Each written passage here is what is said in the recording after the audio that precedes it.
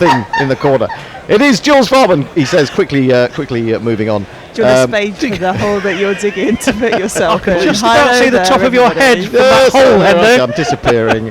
Just cover me with earth. And didn't quite go as I intended. Ramat Shah and Gulbuddin Naib are out in the middle. Shall we Google them up? Try and get the heat off you for a moment. Please. Here's Gulbuddin. And that after I've been getting a nice cup of coffee as well. Over you. All over me, yes. Sheldon Loga province is his homeland. I guess at bodybuilding he just wasn't great, so someone put a cricket bat in his hand. Gulbuddin, ask his dad, he'll go on. Whoa, la la, Mr. Knight goes on. And I'll wait between balls to jingle up the bowler. Our Sheldon. Gulbuddin Naib, he often gets to open the batting and open the bowling at times. That's one of the joys of being captain. Anyway, it's going to be Naib to face the first ball, we think. There's a slip. There's a man on the 45. There's a square leg. Unless that's the square leg umpire, it could actually be the square leg umpire. Anyway, Sheldon Cottrell. Ooh, he seemed a bit stiff as he took off there. He's in, left arm over the wicket, onto the back foot goes. Actually, I think it's Ramat Shah defending into the covers, and there is no run. Here's Sheldon. There's no earthly way to know what kind of ball he will be bowling. There's evil in his eyes showing. It's Sheldon Cottrell, come for killing. It's very sinister. It is very sinister. He's a very sinister man with his salute and celebration. I actually like Sheldon Cottrell a lot. He hits Ramat Shah on. No, it is Gulbuddin facing first on the pad, but it was a little bit too high, and there's no real appeal. The DRS timer that you see every time the ball hits the pads now is counting its way down, but Holder's not interested in reviewing that. Only one review, of course, per team in the ODI format. I can't see a jingle for Ramat Shah. Am I missing something? You are. There is one. Outside the off stump, he gets a thick inside edge as he tries to force off the back foot. They'll run through for a single. The throw was quite sprightly from Nicholas Poran at square leg. It's well backed up by Brathwaite.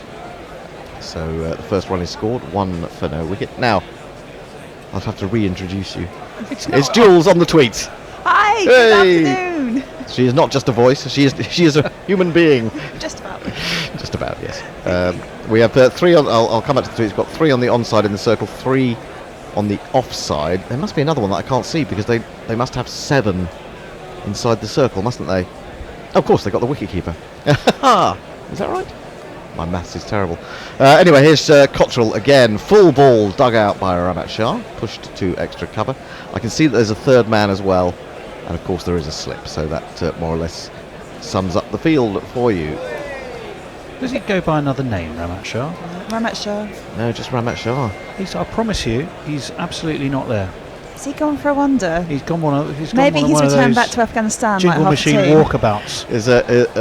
There's been a mid-over disciplinary, and he's been sent home. That's a very full ball, swinging in ever so slightly, shaping in really, as Ramat, the man without a jingle, plays over the top of that. Someone has. Well, sometimes that happens accidentally. You click on something and you just drag, and you drag too far on occasions. Yes. We are going to reinstate Ramat Shah, and we will jingle him up as soon as possible. The good news is that it's not me. I'm just not missing it. It's not you. It's not you. But we'll still blame you. Technical knuckle in support. Cottrell in again. Pleasant drive this time by Ramat Shah. Ramat Shah the unjingled, I think we should call him. Played to square cover, and there is no run. It's the end of the first over. Brilliant name for a prince, wouldn't it? Ramat the unjingled. It's like Ethelred the unready. You're more like Ethelred the unready. Unready to play the jingles. We found him. He's no longer unjingled. Jingle this man. It's this man. Oh yeah. Oh yeah. All are watching Ramat Shah. He's not quite Sangakkar. As long as he can survive, he'll average around 35.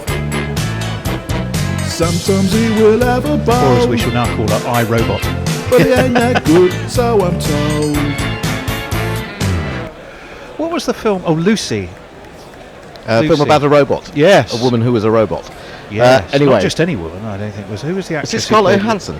Yes. I think it was. Scarlett Johansson, yes, Alright. it was. Kemar Roach will bowl. Oh, God, there's And, more. I love his jingle. yeah. I just got to find it. Oh, yeah. Fast Has he stretch actually between got me one? and Scarlett Johansson. You jolly well, I hope so. I know it in my head. I could sing you this one. Oh, providing it's the right one. Well, he's got many jingles. We'll come back to that as he's running in to bowl his He first has, actually. delivery to Gulbadin. Gulbadin's onto the back foot, plays that comfortably and with a lot of time out into the covers, and there is no run. This is my favourite of them. I hope I've got the right one. Oh, yes. Mine too. No. But I still like this one. I'm your doctor when you need. Want some coke, have some weed. You know me, I'm your friend, your main boy, thick and thin. I'm your pusher man. I actually played the wrong one. I might play the other one just for the hell of it. Oh, I like that one though. I do like that one. Pusher Man, it's a great song.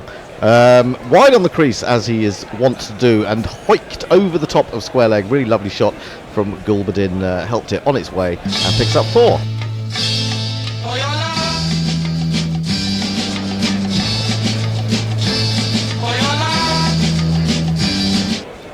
The Afghan fans go wild at that boundary. He picked it up really nicely and put it away.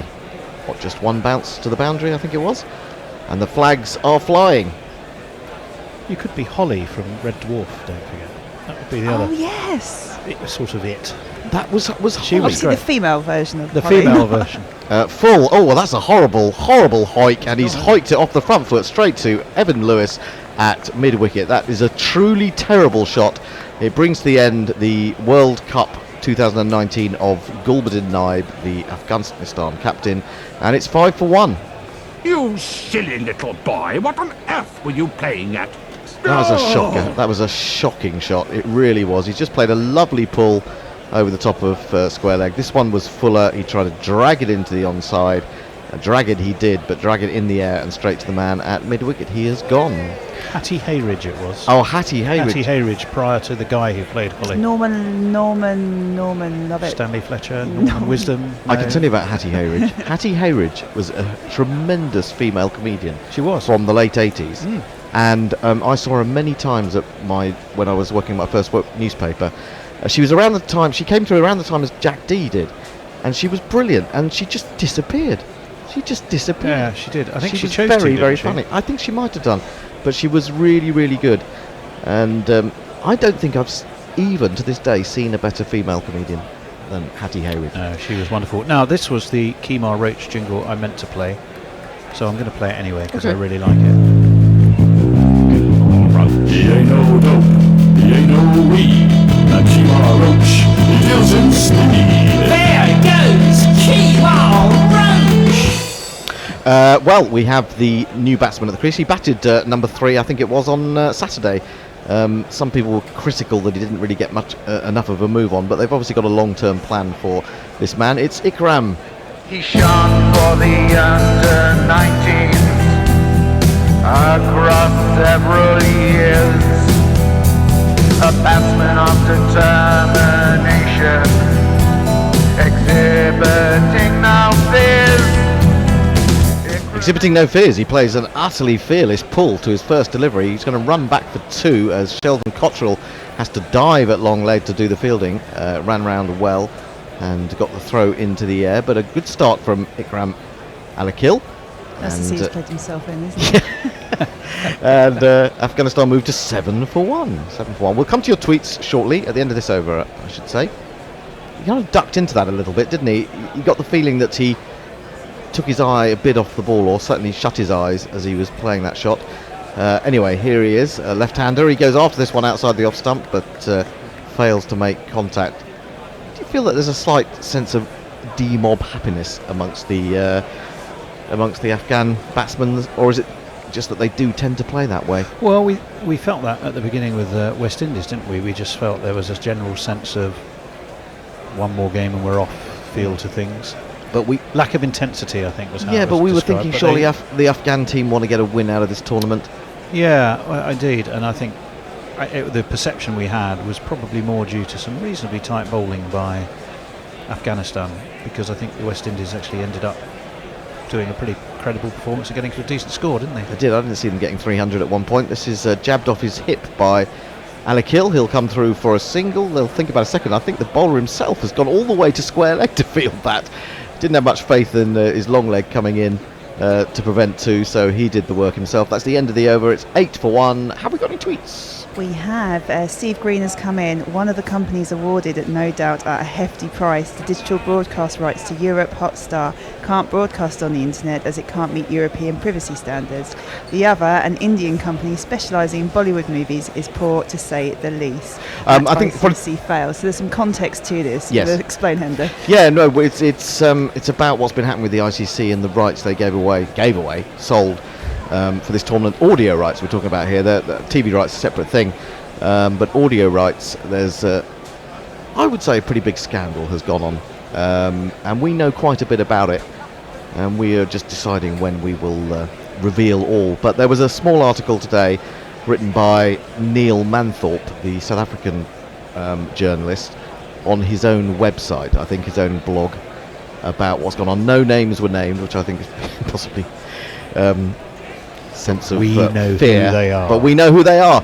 Cottrell bowls onto the leg stump, clipped up to mid-on by Ikram, and there is no run. It is actually scandalous what's been going on. It makes you wonder all about due diligence and various things like that. But as I said, we will tell you more if someone else doesn't get there first. We also have Felix Stock. He's been very complimentary. Thank you for that. And he says, hi team, he's back and he's watching us on YouTube. Great stuff. And we've got Ravi there. It looks like Tammy Beaumont is getting her eye in. She's now 29 off 24 balls. Good. That's in the Ashes game, isn't it? The England-Australia women's They're off to a bad ODI start, series. weren't They lost the first one by 2 wickets, I think Yeah. they did. Down the leg side, hits Ikram on the pad, scrubs through to the wicketkeeper, who did quite well to stop that running away for 4-leg buys. I meant in this match though, they were 5 for 1 or something when I looked. Oh, right. I had no idea. So there's a Hadn't little heard the bit of an early knock for them. I'll have a Okay. quick look and find out what's going on. Well, they were there. struggling, weren't they, in the first one? They were 117 for 7 at one point. Managed to get up to 170 odd. This is brushed down to third man by Ikram Alakil. He takes another single. Score moves to 9 for 1. The target is 312. And, Cottrell. I've been impressed with Cottrell since he's come into this West Indies team. Yeah. Back in the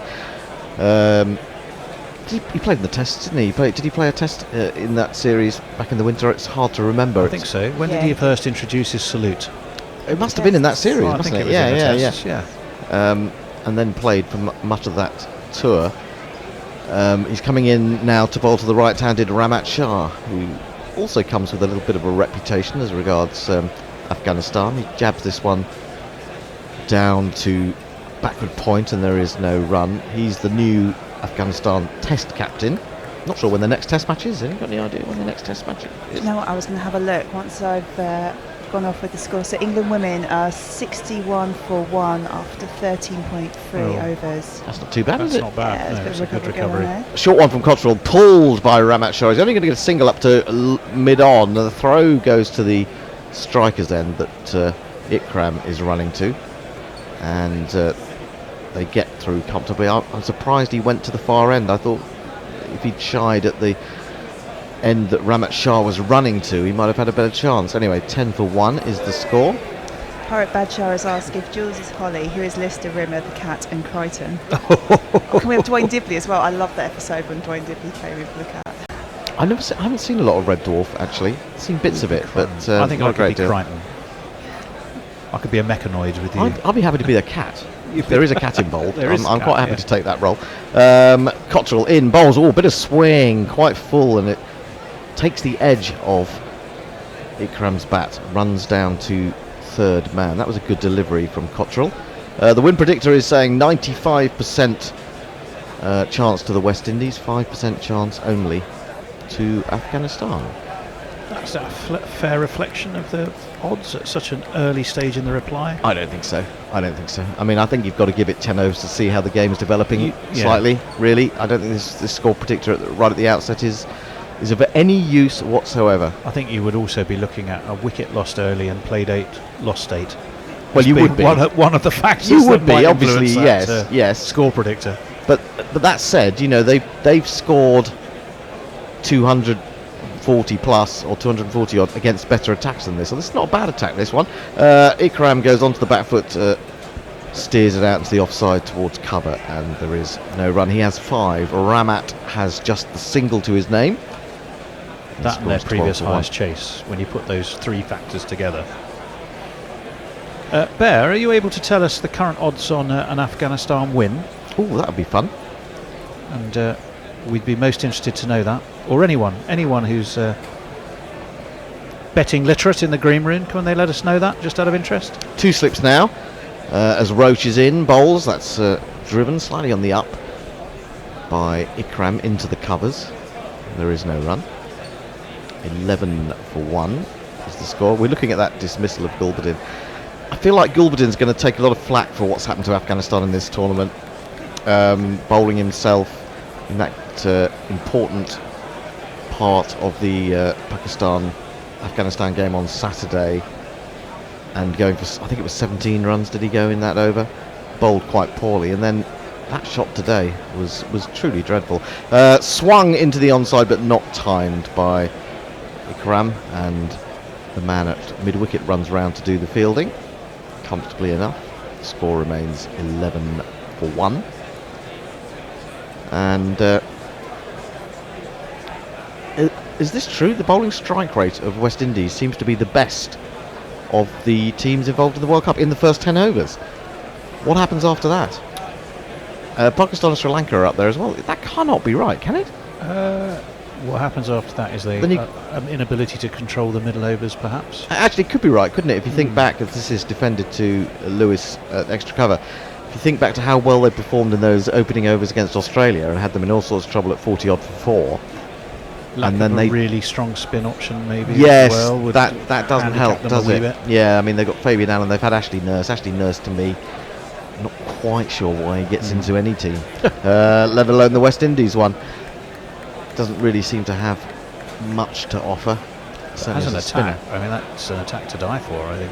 Yeah, it's pretty good, isn't it? Perspective. Roach in, bowls, defended by Alakil up to mid-wicket, and there is no run. Very slight man is Ikram. Do you think he's fully grown yet? He's only 18. Do you think he's going to sprout up? One does. Might when fill does out one a stop bit. growing? About 22, 23? Really, that late? Yeah, you keep growing. Your ears will grow forever. Just looking at Afghanistan's future tours, so it looks like, I mean, it's typical ICC. You try and find out something that's damn useful, and Yes. it's bloody hard to find. This is punched to mid-off. They think about a single, but decide against it. So it looks like they're playing Zimbabwe in August, and then there is some activity in October in Bangladesh, and then the Windies. And it looks like they've got another test in March next year against Ireland. So No, it can't be in it Ireland. can't be in Ireland. That'd No, be not bloody in March. cold. And what Well, Actually, give now in the Ireland a chance. ICC, it probably is actually. Yeah, you wouldn't be surprised, would you? It's cold in the summer. Yeah, let alone... We can tell you that. Yeah, it's pretty cold in that personal box, isn't experience. it? Certainly in April, it's freezing. Yeah. Well, it wasn't April. It was May, wasn't it? Was It was it? May the 11th that game It started. felt like December. No, It so was freezing on a couple of days. it wasn't fine. Now this one has swung in, but actually Ramet's played for a little bit more swing, and he's played inside that. It's gone through to the keeper, and there is no run. Right, betting news. So they haven't got another test till March. That seems remiss of the ICC. They should try and get them as much experience as they can. Afghanistan are 9-1 to win. Wow. And Ramat Shah is favourite to be the top Afghan batter at 9-4, 9-2-4, not 9-4-4. Not That 9 would be a for trouble. 4. They were 9 for 4. No one would be. They wouldn't be favourites to win. This is true. 9 to 1. Ramat 1. defends that one into the offside. He's only got 1 from 7 balls, but he's the favourite to be the top scorer. Well, if you were to fancy a bang on that, you would go to betway.com/GC Radio. Betway.com/GC Radio. Register, deposit, go to #BetYourWay. That's beautifully played by Ramat, although it's well stopped by Fabian Allen, at just backward point. Where they run through for the single there? They did. They did. He timed it nicely off the back foot. It was a good piece of fielding. He deserved a couple of runs for that, really. But Fabian Allen, that is one thing he has been good at. His fielding's been exceptional, and he got across really well to that. 12 for 1, and indeed there are his figures. Runs saved 14 overall. That's pretty good. Well, we looked at, was it Rashid Khan earlier, and he was like -9 or something. Was he -9? In the debit column for his... and he's one of their better fielders, Rashid Khan, has to be said. So yeah. that's maybe suggests One how... of their better bowlers. And one of their better bowlers. Nicely turned by Alec Hill. Past the man on the 45, and I don't think the deep square leg's going to get round and cut that off. In fact, that's 4 runs. And if you kids can't listen, then you bound to see the way you get shot for crossing a boundary, crossing a boundary. Good timing, good placement. 16 for 1. So Afghanistan are playing a couple of one-day series before March, and you mentioned Bangladesh. There was Zimbabwe, Bangladesh, Ireland. Seems to be some fixture against India next year as well. It's hard to see with the scheduling actually in the computer format. The thing is, with Afghanistan playing their games at home in India, there's no real advantage to playing at home to India, is there? Short, and Alec Hill tries to pulverise this, swings round, tries to pull it away through square leg, but makes no contact. Now the Universe boss is getting involved. He's got his hands on his hips. He's making a point. I don't know what point he's making. It's got Jason Holder laughing. So I've no idea what that is. I think they think he got an edge. Oh really? Yeah. Jason Holder doesn't seem to think so. Chris Gale, well, he's laughing now. The boss. He seemed convinced. Do you think are those all his real teeth? Do you know what? I was so waylaid by his sunglasses. I wasn't actually You are looking at his teeth. I will observe his teeth next time. They seem unnaturally white. Anyway, they're not going to review that. With 1 ball remaining in this Cottrell over, his 3rd. And he's in and bowls a big swinging delivery, which has Ikram chasing after it outside the off stump. He aims a drive at it, but makes no contact. Through it goes the keeper. That is the end of the over. 5 have been bowled. Target's 312. Afghanistan are 16 for 1. TV umpires come in. Fantastic bit of research here. So Afghanistan's opening batsman this tournament, the first 2 matches. Yes. Actually, do you want to have a bit of a game for the next 5 overs? Yeah. So who opened for Afghanistan in the first 2 matches, then the next 2 matches, and then the subsequent match, and then the final 3 matches? I reckon the first 2 matches they opened with Hazratullah Zazai and who else? Oh, Mohammad Shahzad. Well done. So that's the first one. So the next 2 matches after Shahzad had his calf injury / had the grump. Yeah, I think it was Hazratullah Zazai and Ramat Shah. No. But Zazai is correct. Zazai and Gulbadin. No, still no. Full driven back to Roach as he starts his 3rd over to Ramat. So I said Ramat and I said Gulbadin. Was it Nur Ali Zadran? Oh, well done. Yes, they brought Nur Ali Zadran in, didn't they? And That's then right. the 5th match, who opened then? That must be when Gulbadin came in to open. Yep, so Gulbadin's one of them. And he opened with Ramat Shah. No. Oh no. Did he open with Najibullah? No. Oh dear, I'm going to go through the whole team now. Defended on the front foot. You've already mentioned him. I've already mentioned them. So it's Gulbadin Naib and... Think about who last opened for the previous 2 matches. Gulbadin Naib and I've forgotten completely. Tony, you're going to help pen down Yes, I'll have a go. I've already mentioned his name. Yes. So we've got Zazai and Shahzad, Zazai and Noor Ali. Yeah. And then Gulbadin Naib and Ramat Shah. No. You've already mentioned him. And Not one of the correct Aftab answers. Hazratullah Shahidi. No. He's one of the correct answers. Who is it? Onto the back foot. Do you know what's answering my lovely Aftab shot. question? Hang on a sec. Let's describe the ball. Played off the back foot beautifully by Ramat, but stopped in the covers. He's played a couple of really nice shots off the back foot. Looks to have a lot of time, but hasn't managed to get them through the field. I've already mentioned him. Mohammad Shahzad opened with was it Hazratullah again? Not Hazratullah Zazai. He got dropped by that point, hadn't he? Yep. So who else we could bring in then? Who else do we open with in the next 2 matches? You've just said his name. It can't be Mohamed Shahzad. He's gone. No. The other guy you mentioned. I've forgotten who I mentioned. This is pushed up to mid-on. They're going to come through for a single. This is how my short-term memory is. I've just said it, but I've completely forgotten it. They've taken the 1, 17 for 1. Nur Ali. Yes. Nur Ali Zadrani. I'm just God. Did I just pip you to that? Yes, you you've did, been 'cause technology. Yeah, I kind of want to give you a nice high five. Thank you for that. Tremendous. Return of the tremendous. Luddites, come on. Are you a Luddite too? I'd like to be. Oh, you're not a Unfortunately, Luddite. cricket scoring is making Of me course, become computer yes. literate. Oh, it's making you become. So you weren't before. That's what I like to hear. 2 slips for Kemar Roach, bowling to Ikram, who comes forward, plays this good length delivery square on the offside. The man fielding there is in and threatening to throw down the stumps, but Ikram was always going to stay at home there. 1 ball remaining in the 5th over. So have we got another pair to go? Oh, yeah. It was described of, this isn't a cricket team, it's a walking clinic from TV Umpire, which I thought was bloody brilliant. Very good description. So we've got Noor Ali and Gulbuddin Nab. Who was the opening batters for the next match? Well, it was Gulbuddin again, Yes. and I think that's when Ramat Shah eventually got to open. Is that right? No, driven in the air, but finding the gap. Well, actually didn't time it very well. Oh, who's that? Nurse is on the field. What's he doing there? They've come back for 2. Well run. 19 for 1 is the score at the end of the 6th over. Gulbuddin Naib. Oh, now was that when Hashmat? I get the Hazratullas and the Hashmatullas mixed up. Was that when? You've already said his name, but it's not Noor Ali. It's not Noor Ali. It's I can't even remember his name now. Nujibala. No, it's gone now. Score is 19 for 1 for Afghanistan after 6 overs. What you're thinking? My poor brain. Najibullah. No. Not Najibullah. Ikram Ali Khair has just gone for a new bat, which pretty much guarantees will be out in the next over. But we'll wait and see. Exactly.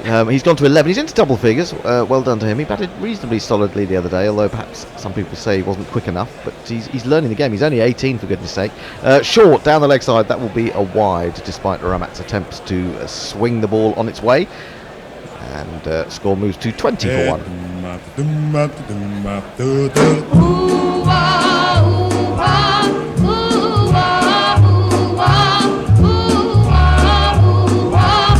He didn't open with Shinwari, did he? No. Shinwari came down further down the order, actually, when he came back in. And now that I've got the team up in front of me, I'm just going to guess names. Yeah. Do you want me to put you out your misery? Played powerfully off the back foot. That's a lovely shot from Ramat. Finally does get one through. And that has run all the way to the boundary in front of the West Stand for 4. 1, 2, 3, 4. Keep it up. 2, 3, 4. Up. 2, 3, 4. Keep it up. 2, 3, 4. Put me out of my misery. So it was Zazai and Naib, and then it was Ramat Shah who came in. Oh, Zazai played one more game, did he? Yeah. How did I miss that? I can tell you the result, though. They lost. You're right.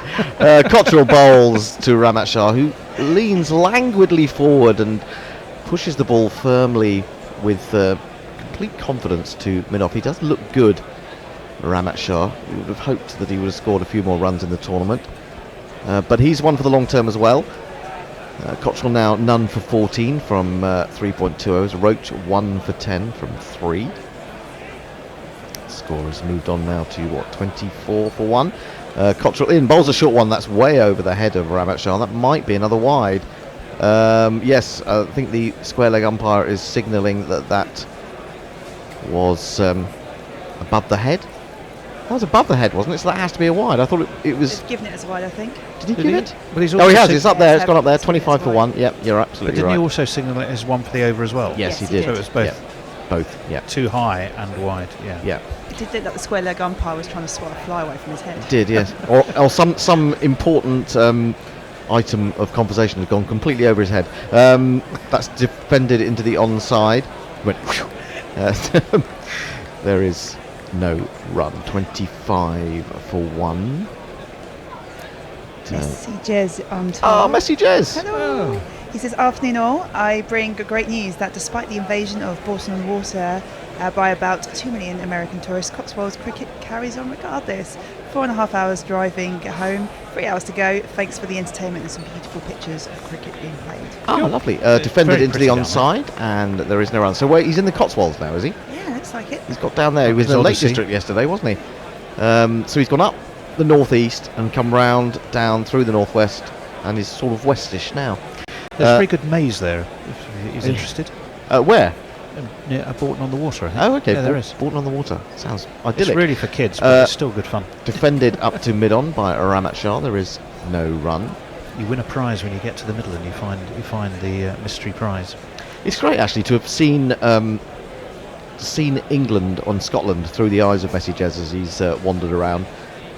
It's mainly been the inside of pubs, isn't it? And the inside of pubs, and looking at fantastic meals of beans and bacon and egg. Onto the back foot goes Ramat Shah. Oh, that's what a shot. Wonderfully timed. That's a glorious shot, really, between mid-wicket and mid-on. The timing there was, well, beyond compare. Really was. 1, 2, 3, 4. There's something about, even though you know how in the first 10 overs you want to see a lot of biffing, a lot of pickups over the field, and in those power play overs, there's something about seeing a shot like that in the power play overs that just makes you think you don't need to hit it in the air if you can hit it that well and you can time it that well. Yeah, 100%. It really was lovely. Any more tweets? Yeah, Ravi Nair says bugger. Knight decides to take the fight to Gardner and manages a high catch to mid-off. She scored only 17 in that 65-run stand with Beaumont, but at least it isn't the collapse of the first match. There's still time, and it's England. They must be doomed. 29 for one. Ikram and Ramat both have 11 from 18 balls. Identical records at the moment. Roach will continue. There's a man dressed up as who is that? Is he dressed up as someone female or male? I don't really know. It could be a sort of a hippie. Dress. Is it a hippie look, or is it? Oh, it's a dress. Is it? Okay, definitely. So I don't know who he's trying to appear like. No idea. Look, isn't it? I suppose. You'd be proud to go out like that. On the Western Terrace, very wise. Roach bowls onto the back foot goes Ali Kill, who's maybe picking up a little bit of confidence from his partner and plays that quite nicely with good timing out to square cover. Rohan says, being an Aussie living in Cape Town, I think it's the best we play England in the semi-finals, but that means losing to South Africa, who've been really crap this World Cup, for a team who were ranked number 3 going in. It would also mean cocking it here on Monday. South Africa have not had a great tournament in the slightest, have they? No, it's been really poor for them. Roach in, bowls full, and they'll get a single as this runs off the face of the bat down to third man, although it was chased by the man from cover almost to that position anyway. 30 for one. Yeah, South Africa, I mean, I'm in two minds as a man who wants to see England get to the final. Do we want to face Australia or India in the semis? I think I want Australia. But then the idea of going out to Australia is so painful after already losing to them in a warm-up and in one of the World Cup proper games. At this stage, you can't choose. You're going to have to beat them, you know. Well, you will have to beat them, but I'd rather will it be worse to lose to them in the final, I suppose? I think you've just got to like take what's in your way and deal with it. Sorry? I like the fact you've got us losing. Yeah, no, I am the eternal optimist, as people will know if they've listened to this programme for several years. Well, I suppose having lost to them in the warm-up and in the proper competition we're due a victory against them, aren't we? So I could look at it that way. Roach continues past the umpire, bowls to Ramat, who lets the ball come to him very nicely, almost reminiscent of Kane Williamson, the great Kane Williamson, as he pushes that out into the offside. And there is no run. Got an update from Stormont as well from Arthurshire. 4-wicket hero Solomon Meyer opened the batting for Zimbabwe with his captain Hamilton. Oh my word, Masakazazi, isn't it? Something like that'll that. That'll do. He was just bludgeoned to 4 off Tim Mehta. Hang on, you spent quite a lot of time in Africa. You should know how to pronounce African names by now. This is worked through square leg for another beautiful 4 from Ramat. I think she hits the number of the day. Who could ask for more? The number of the day is 4. Lovely stroke from Ramat Shah. He's living up to his billing as amongst the bookies as being top scorer for Afghanistan. That was beautifully played. Textbook stuff. Yeah, it was a lovely shot. Felix Stock has come in and said good to see female commentators and hear them. There's a certain nice atmosphere. Thank you very much.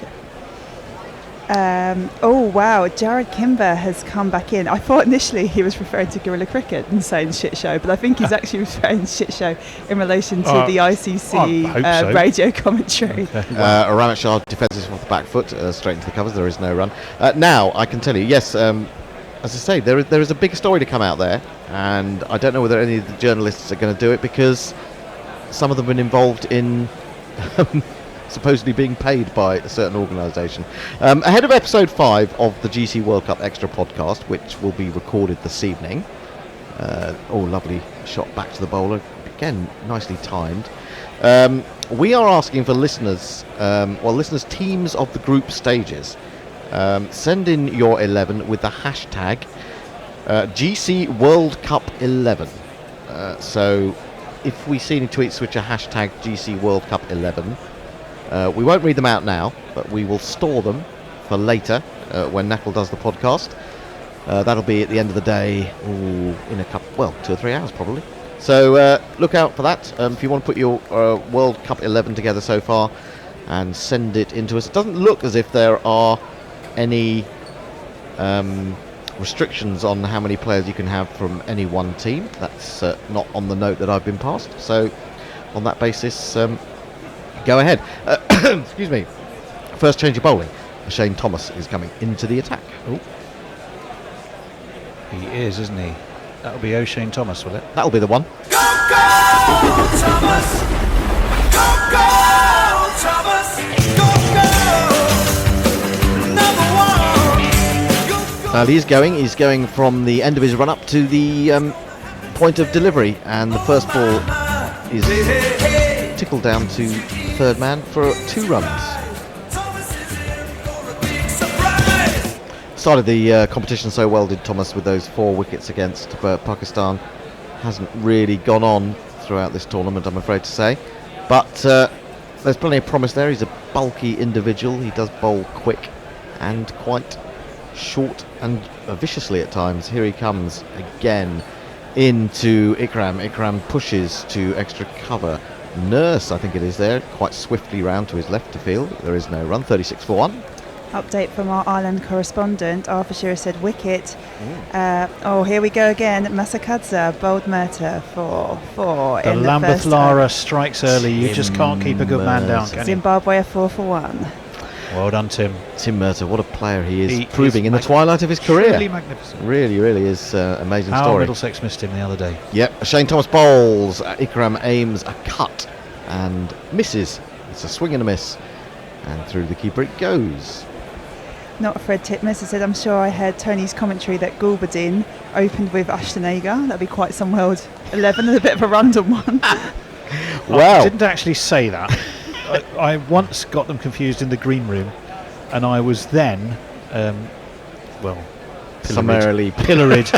Put in the stocks. Mainly by one person. Yeah, who would that be, I wonder? Well, I wonder. Driven wristily by Alikil to extra cover. I can't decide whether to call him Ikram or Alikil, so I'm interchangeable on that.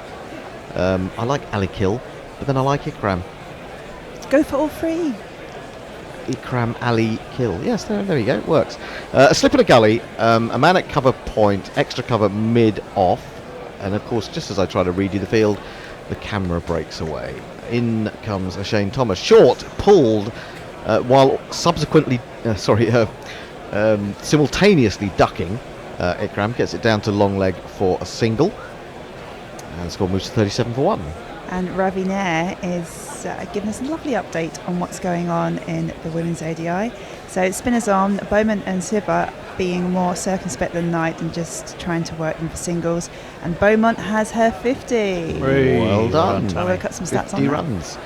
50 runs. Well done. Well done. Shane Thomas stops about 5 yards into his run-up. Goes back to the end of it and then turns.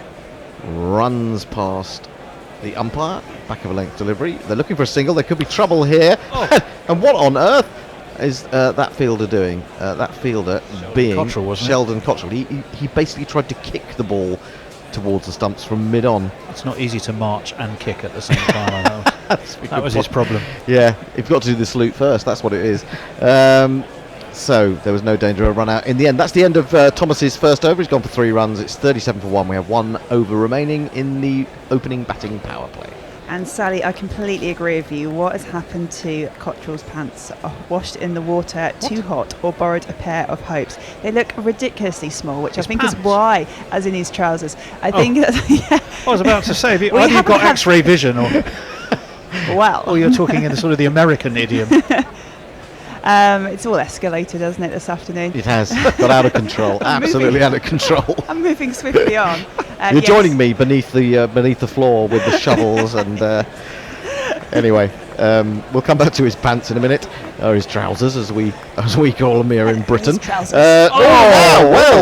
Ikram Ali Kill has gone for the big shot. He's gone in for the kill, as it were, and lifted this over mid-on, and only 1 bounce into the boundary for 4. 1, 2, 3, 4. I'm not sure we were sure that he was capable of that sort of shot, but he's shown that he is. And maybe this is the blossoming of Ikram Ali Kill. That would make a wonderful title of the film. The blossoming of Ikram The Ali blossoming of Ikram Ali Kill. What was the one we had before lunch about the belly? In the belly of the hope. The belly of hope. Belly Into of the belly of hope. hope. Into the belly of hope. Rode the 600. Now this is squirted off the outside edge. It'll bring him another couple of runs, backward a point. And he moves now into the 20s. 21 from 27, 43 for 1. They're making a decent fist of this after losing an early wicket. Afghanistan. Fielder might have done a little bit better there as he dived and tried to scoop the ball up. Cannons to the left of them, cannons to the right of them, into the belly of hope. Into the belly of hope, yes, into the belly of Road the 600. That'll be my novel. Roach bowls turned into the onside to mid wicket, and there is no run. 3 balls remaining of the power play. 6 runs from the first 2 balls of this over. Well, it came from nowhere, that shot, really, from Ikram over the top, didn't it? Hadn't threatened to do that, really. really. Opened his shoulders, and it was just in his arc, as they say. What I think Sky would call the slot. The slot, yes, He's in the indeed. slot to be biffed, and biff it he did. Roach turns, coming in from the Kirkstall lane end, down the hill, wide of off stump. Played into the covers again by Ikram. Sense that he wanted to go after that one and then didn't quite have the courage of his convictions. Sort of looks to the sky as if to say, maybe I should have gone through with that stroke. It was given quite a bit of width by Roach, it has to be said. Might have been better off trying to play it with more of a cross bat. Anyway. Some discussion going on the old Twitter land Oh, really? in terms of the World Cup 11. So, Arthurshire, you need to clarify if it's the Gorilla Cricket World Cup 11 or the Gorilla... or the Gorilla Cricket World Cup 11. Oh, the hashtag. So is it XI or written out 11? Oh, good point. This is Great down work. to third man. It's GC World Cup X1 or He's on XI. Yeah, we're on it. We're on it. That's what we need to get. 44 for 1. 1 ball remaining. Then there will be a change. I think we're going to hear the first ball by ball from Abdullah today. In a moment. That'll So be really he'll good. be on his way with 1 or 2 other people. Roach in, bowls. Ramat plays off the back foot to extra cover, and that is the end of the over. After 10, pretty similar to what the West Indies were on, I think. 44 for 1. Ikram Ali Kill has 22. Ramat Shah has 15, and well, in the absence of any new commentators, we'll just continue until they realise. Here they come! Here they come! Let's play a tune. Let's play a tune. It is a word from our sponsors. Bet your way with Gorilla Cricket. We partnered with Betway to bring you daily World Cup special offers, available only to Gorilla Cricket listeners. Sign up at betway.com/GC Radio. That's betway.com/GC Radio. And help keep the bear up to his neck in beers. You get so terribly unruly without it. And really unmanageable. Turns into a bit of a bear, really. And nobody wants that. Do you want that? No. I didn't think so.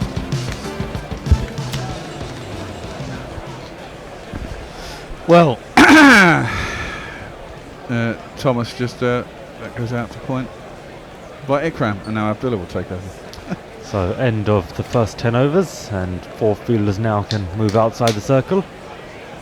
So 44-1 Afghanistan in pursuit of 312. And it's a big task in front of them. We've seen chasing's been so hard in this tournament. Getting harder and harder as the tournament goes on, it seems. Yep. And obviously Afghanistan's confidence levels will be down there. 0 from 8 so far. And that's played to mid-on for no run from Ikram. So I did my team of the group stages, which I scribbled on the back of a cigarette packet. And it's Bairstow, Rohit, Shakib, Root, Stokes, Pooran, Carey, Stark, Archer, Shami and Chahal. It's not a bad team. It's not a bad team. Few arguments. I don't know. It's so difficult to choose. There's too many players to fit into not enough slots, I think. And O'Shane Thomas into bowl. Big strapping fast bowler, and that's clipped away for a single to the lakeside boundary. And strike is rotated. Tim Murtagh has taken 2 in 2 balls. Nice. Stormont, Arthur Shea tells us he's got Murray caught behind, so not an all-round performance from him. And he's got Brendan Taylor LBW for naught, so Zimbabwe are 14 for 3. Thank you, Arthur Shea. Ravi's 11 looks a lot like mine. I'm not sure whether to be pleased or worried. He's gone Bairstow, Warner, Williamson, Shakib, Butler, Stokes, Holder, Nabby, Stark, Archer, Ferguson. So maybe not that much like mine. O'Shane Thomas into bowl to the right-handed Rahmat, who plays off the back foot out into the offside for no run. Yeah, I think you can perm openers, can't you? Of one of Warner, Rohit, and Bairstow. Warner's been 2 out of 3. Warner's been too slow, too selfish for me. Couple of really big scores though. Yeah, but he took his time. No, the 163 or whatever it was. But is that not playing conditions, playing the situation rather than being selfish? It's almost some of the things he was saying afterwards about how he particularly wanted to do it himself. And that's gloriously punched off the back foot out of the cover boundary for 4. That's a good shot. 1, 2, 3, 4.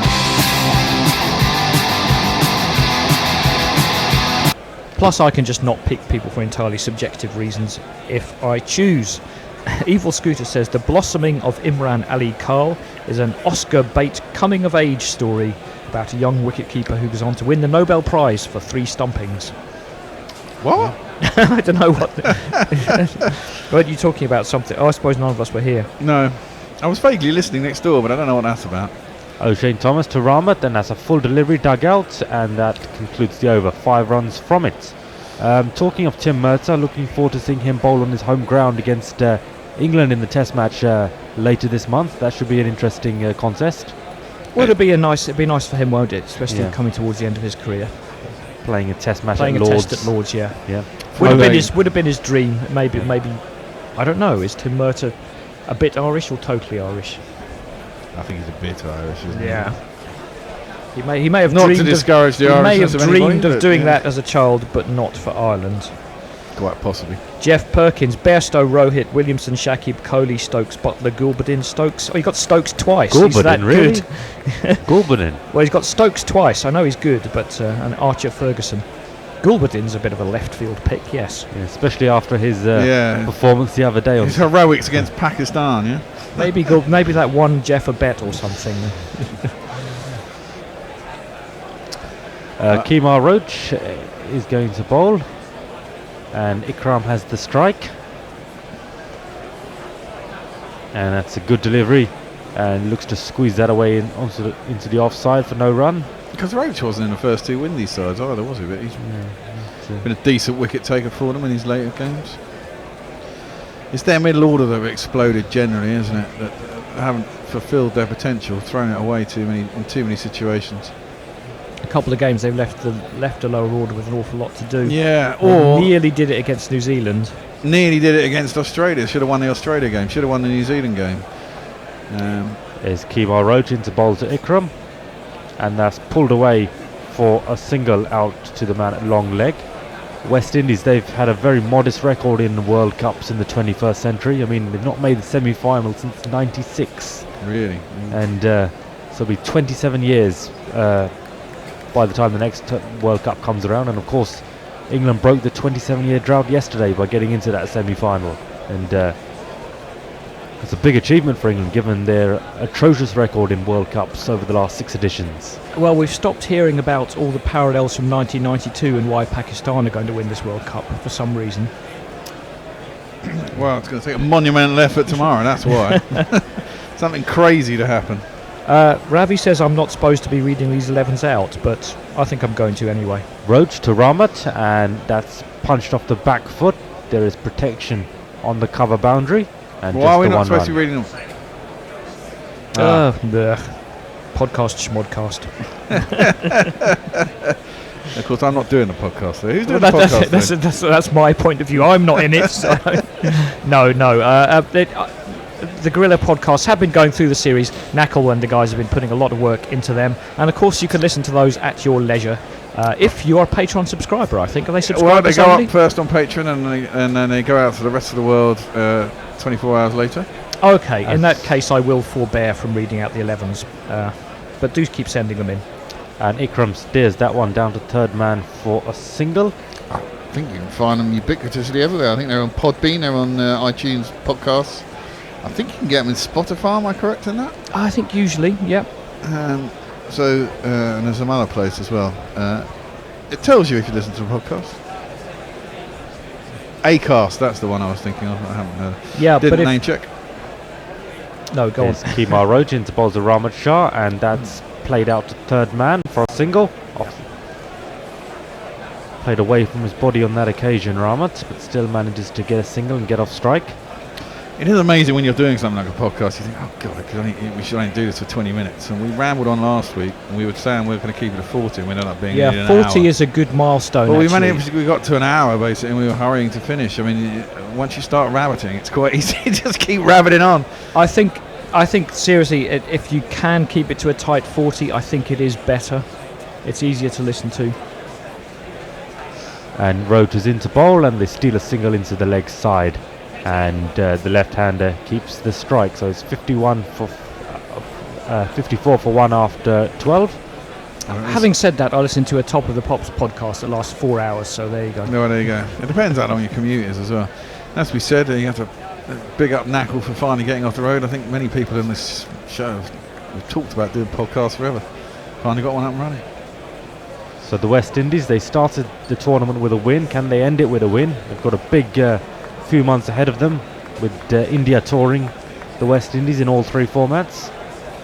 Yeah, that'll be interesting. They produced the pictures they did against England. It'll be quite fun for the Indians, I imagine. You want India to come back again, though, so you don't want to make it too much fun.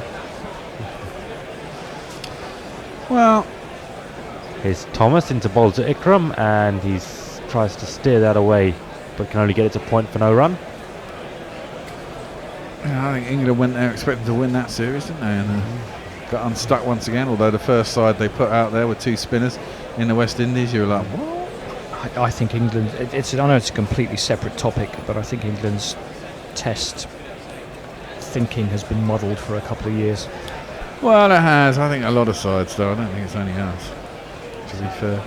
O'Shane Thomas into bowls to the left-hander, and that's nudged away into the leg side for a single.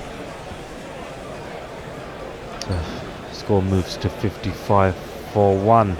So yes, please keep your teams of the group stages coming in, and the guys will be having a look through them in the podcast, which will be available on Patreon very soon. Good partnership this after the loss of the first wicket early on, but stiff task ahead of them as far as winning this game is concerned. I think they might not even really consider that. Might just bat the 50 overs, see how far they can get. That's pulled away, well in front of square for 4 runs. That's a good thump from Ramat Shah. That's a really 2 good plus shot. 2 is on man. 2 plus 2 is on man. I don't know. I mean, they're going along at a rate that's keeping them up with a possibility, as long as they keep wickets in hand. Yeah. They're still only going. Well, they're still only going at 4.5. That rate is increasing. You can't let it go much north of 8. No, you can't let it go much more than north of 8. I think even if they get close, their lack of experience at closing out games against big teams on the world stage, and that's driven away out to the cover boundary for a single. I mean, the other day they should have won comfortably. But they've got to try to get themselves in these positions as much as possible. I think it's worth being rolled once and then getting really close once, compared to just ending up 50 short twice. Because at least in that second, when you get close, you are now gaining this experience, and that's one thing Afghanistan can take from this. Absolutely. I mean, you have to have been there before. You have to have been close to winning to get the win often. Here's O'Shane Thomas into the left-hander. That's pulled away to the fine leg boundary for a single. No, I agree. That's why we were arguing earlier about more teams in the World Cup, bigger format. I think the only way that the lesser teams get experience and will have the chance of beating bigger teams is if they play them more often.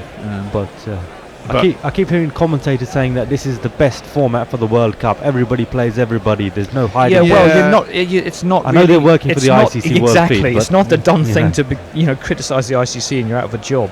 And that's driven out for 4 runs through the offside. That's a great looking stroke from Ramachar. I'm going to change. It's Nissan Shi.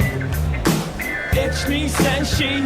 But of course, there was that big furore earlier, wasn't there? Michael Holding, yes. Criticising rightly the told them where to go. Exactly. Sorry, I missed that. Could you expand on that? So Michael, after I think it was the Australia-West Indies game, wasn't it? Yeah, Australia. Someone was given out, and it wasn't a no ball, or it was a no ball. No. So it. I think it was Chris Gale was. The ball before was a no ball. Yeah, and then it was out the next one, and they said it should have been a free hit, which is a bit contrived for my liking. Well, he got hit on the pads from a full ball by start, which was a no ball, which was given out. He reviewed and got to stay in, and the next ball he was bowled. So the actual ball that hit him on the pads, it should have been a no ball. The ball that got him out should have been a free hit. Yeah. But you bowl a free hit differently. You would bowl a free hit differently, but the point is that he couldn't have been out that ball if the no ball had been given. Whether it was bowled it differently, free hit, he got caught on a boundary, bowled, whatever. For me, it's still a bit like Jason Holder into ball, the attack, and that's just dabbed down to third man for a single by Ikram. It's a bit like in football when someone scores from a corner and it shouldn't have been a corner. You've still your job to defend it. Just to get to the point, where did Michael Holding come into this? Well, so Michael Holding, because they missed the no ball on the ball before. Yeah. Michael Holding said it was a disgrace because it should have been called as a no ball. Yeah. Especially as it's appealed as a. I don't understand why I wasn't given a no ball, but maybe. I thought it was an overstep. It was an overstep. Yeah. Exactly. Maybe it wasn't LBW then, but it wrapped him on the pads, and there was an appeal that wasn't given out or something. I don't know. But I mean, the point was the ball that should have been an no ball wasn't called. And Jason Holder goes past the outside edge of Ramat, who looks to steer that away to third man. And Holder was perplexed as to why it wasn't given as a no ball, because the net ball he was out. And said it was poor umpiring, wasn't very professional really. And the ICC, being the ICC, and wanted to be as vanilla can be, were upset that Mikey had called out the umpires, And did they have a word with him after the game or something? Well, they did, but Mikey refused to step down, refused to back down, and I think he was right. I think he was incensed about it. Okay, that's the way it should be, shouldn't he? Should be entitled to his opinion. Absolutely. Jason Holder to Ramat, and that's played into the offside for no run.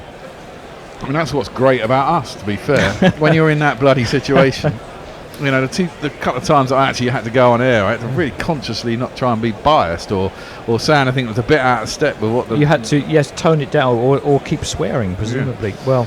Well, Ravi is keeping us in touch with the women's ODI. He says, Kimmins hits Shriver in the quotation marks box. I think they have cups. And the umpire gives it. England are 3 down. And Holder into bowl to Ramat, and that's tickled out to the fine leg boundary for a single. Now, I was at someone's house on Tuesday, and they had the Women's World Cup on in the background. If you like it, great. It's not for me, the football. But you got the sense that Jonathan Pearce was running everything through his head first to check for innuendo before he said it. A little bit. That was actually quite a good game. Women's football was coming on a lot. It's not as quick as men's football. But certainly the skill levels are there. And they went out on due to a missed penalty with tears. So that's the way England do it. That's the way England do it. Yeah. Absolutely. That's what I was trying to explain to the kids, and the wife was having a massive go at me. And you need to be more positive. I said, look, I'm English. What the bloody hell do you expect? Holder to Ikram, who looks to pull, and he plays and misses on that occasion. Let's hope it's not a semi-final heartbreak for English fans at the cricket at Edgbaston next Thursday. If we go down in the semi-final, at least I can go, well, we got to the semi-final. Yes, and which we haven't which we haven't done, as you said, for 27 years. Yeah. So, and I think that was the minimum requirement. Yeah. I've said it before. I think the minimum requirement for England was to get to the semi-finals, just to prove that you can lose an odd game in an ODI, and we've lost 3. So. Yeah. And Holder through bowls to Ikram, and he goes past the outside edge. because none of the England players have ever played a World Cup semi-final before, obviously. So no, it'll put them in good stead, even if they don't come over the line this time. Yeah, hopefully. Arthur Shearer has sent us in their Guerrilla Cricket World Cup 11. Thank you. That'll be on the podcast later. Evil Scooters confirms Skyver LBW Kimmins for 15, 109 for 3. Have you seen the fuss being created about possibly having the Cricket World Cup final on free-to-air and Sky not being too keen on that? Well, BT have done this kind of thing before. They did the Champions League final, yes. So presumably people are kind of pressing Sky to do the same thing, and I just wonder if they'll reconsider the decision if England get through. I think it would be the right thing, good for them to do that. I think it would help them. And O'Shane Thomas into Rahmat Shah, and it's a dot ball. Yeah, this is it. I think they should put one test of the summer. They got that channel, haven't they? Freeview Sky on free to air. An entire test, I'm not sure. What I'm saying is whether we can all say from outside they should do this, they should do that. I think if England reach the final, it would be in their interest to do it. Yes, no, I agree. And it was interesting. But will they do it? Will they do it? That's another question. Yeah. What do you reckon? They may disagree. Yeah. What do you reckon? It's O'Shane Thomas to Rahmat Shah, but if England get through the final, if there's a lot of public pressure, will they back down and give it to free to air? Sky seem more evil than BT, maybe. Yes, I think they are. They might. I think they might just push. Look, you can watch it on Now TV for $8.99 or whatever. Exactly. They might do. They might put it on YouTube or something. But I doubt it. I mean, their model seems to be that they don't care the fact that no one watches as long as there's enough people paying subscriptions. Here's Rahmat Shah on strike to O'Shane Thomas. That's a leg by, I believe. And confirmation from the umpire. But we'll be here next Sunday. Don't worry about Absolutely. that. Well, I might not be. I might actually be there if things get up and running again. It should be nice. Yeah, good. Never been to any sort of final of any major competition. So. Ooh, I don't suppose you count the Championship playoff final, in which case I haven't either, I don't think. You support a team that doesn't get to many finals, then there you go. So O'Shane Thomas into Ikram. And that's a good tight delivery on the stumps, and they squeeze a single into the offside. Direct hit, but I don't think there's much interest from the West Indies fielders. He was well in. 69 for 1 Afghanistan. Good partnership building, but a stiff task ahead of them. It is. Do you think they should put it up a gear at this point? I think someone's got to make a decision. I think once the spinner comes on, that's the bowler they'll be targeting. It's a target, yes. Or perhaps Allen. One of these batsmen should say maybe, well, these again, not the most expansive batsmen. One of them should say, I'll go for it, and you try and get through a bit. So Rahmat Shah on strike to O'Shane Thomas. Big strapping O'Shane Thomas runs into bowl, and that's just defended into the offside. 69 for 1. I think Thomas has got a big future ahead of him. He's got a big backside behind him. If he can just work on his run-up, I think we'll be seeing plenty of him in West Indies. He's bowling colours. 90 miles an hour at a young age. West Indies colours in the years to come. And here's O'Shane Thomas into Rahmat Shah, and he plays that onto the front foot to mid-off. They get a quick single, and Rahmat pinches the strike off the last ball. 70 for 1 after 15. Need a few more boundaries, don't they? They need one and over, really. Well, where are they going to find sixes from? Well, it doesn't have to be a six. No, but generally throughout the innings is maybe Ashgar, Nabi. Yep, Arthur tells us Zimbabwe 35 for 3 after 10 overs. Craig Irvin and Sean Williams are batting. Rashid Khan can hit sixes. So the last game of the tournament for West Indies, but they do come over here next summer for some test matches. They're the touring team next year. Yep. The touring team or a touring team? Touring team. West Indies in the first half, Pakistan in the second half. Okay, yeah, it's fine. But both test series are part of the World Test Championship, so good. A lot of context in them. We still don't know how the final's going to pan out in the World Test Championship, do we? Have they nailed that down yet? No, I don't think so. There was some point of the final top 4 or top 2 playoff at Lords in the final in 2021, June 2021. As Holder runs into bowl to Rahmat, and that's played to mid-on. And do you think they'd have that if it was a draw? The team who won the group would win then? A team that finished first. You're saying, the team that finished first out in the league. That's what they do in Sheffield Shield, I think. Wouldn't it be a timeless test? Not these days. But either way, there'll be plenty of context in Test cricket over the next couple of years. With there'll be some, which is good. There'll be some, which is good. Yeah, I mean, the fact that they get down to one test in Lords seems a bit. Maybe it should be a final series, or the top 4 teams play a couple of months in one country or something. I've said this before. Well, there's only so many days in the year. Yeah, but it's important. So like the Ashes Test match is coming up, 24 points up for grabs for each Test win. Oh, is it starting with this series? Yes, the Ashes is the first one. And as Holder runs into bowls of Ramat, and that's played to mid-off. And like when in India saw the West Indies, they play 2 Test matches, but because it's just a 2 Test series, 60 points for a Test win. So again, it's really got to be standardised a bit. So are India actually going to play Pakistan in this?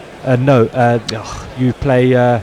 You don't play everybody. You play 3 series at home and 3 series away. That's such a fudge. That is a fudge.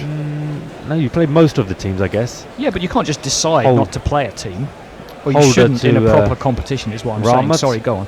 And that's played to mid-on for no run. So I'm sorry, this kind of thing just infuriates me, that India can just say, no, we're not playing Pakistan. The Liverpool say, no, we're not playing Manchester United. No, exactly. Like England won't play New Zealand or Bangladesh in it, but... Right, but that's not because they've said so. Yes, yeah. But well, hold on, we're playing New Zealand. Yeah, but those aren't part of the World Test Championship. They're like why? They're like friendly tests. Holder to Ramat Shah, and that's played to mid-off for no run. Like England, after that they go to South Africa. Those tests are part of it, and then they have to go to Sri Lanka. And those tests are part of it. They are. Yeah, so South Africa and Sri Lanka are. New Zealand aren't. In terms of England's winter schedule. That's a bit mad. Yeah. I mean, you could scale it as per the amount of tests you play, take an average. They just don't have for whatever reason, but they're not controlling it. They can't tell India what to do. Personally, I think it's the best thing that's happened to Test cricket. His Holder to Ramat Shah, and that's guided down to third man. Too much work to do for O'Shane Thomas. That's 4 runs. 1, 2, 3, 4. I totally agree that it's a good thing, and it adds some much needed context. It's just annoying that it's still being fudged. Yeah, but I guess there are only 9 teams playing it, and if you play a series against 6 different teams. Only 2 teams are missing in terms of the teams you play. Yeah, but no other sport. You don't imagine a Premier League season where Arsenal just don't play Tottenham. But I think that's one of the reasons is because to avoid India and Pakistan clashing. Well, fuck them. Make them play each other. Or you lose the points. Yeah, exactly. I'm sure they'll play should they finish in the final. In terms of, just say India finish first and Pakistan finish second. That would be because it would be on a neutral ground, I guess. Anyway, it's not... It's Fabian Allen into the attack, the left-arm spinner. To this game, to be fair. Well, you could always play one of those tests in England, couldn't you? I mean, for fuck's sake. I mean, not just the final. I mean, any neutral series between India and... There's plenty of support here. Why am I going there? Well, Sudanva says India not playing Pakistan has got a lot to do with the political tension between the countries. Don't ask me how they play each other in the World Cup, though. Well, okay, you don't want to play them, fine, but you schedule it, and if you say you're not going to play, you lose the flipping points. Forgo the points. I seek him here, I seek him there, from Sabina Park to Eden Gardens. I know I've got to see him play, 'cause he might turn out the best. I'm a dedicated fan of Fabian Allen.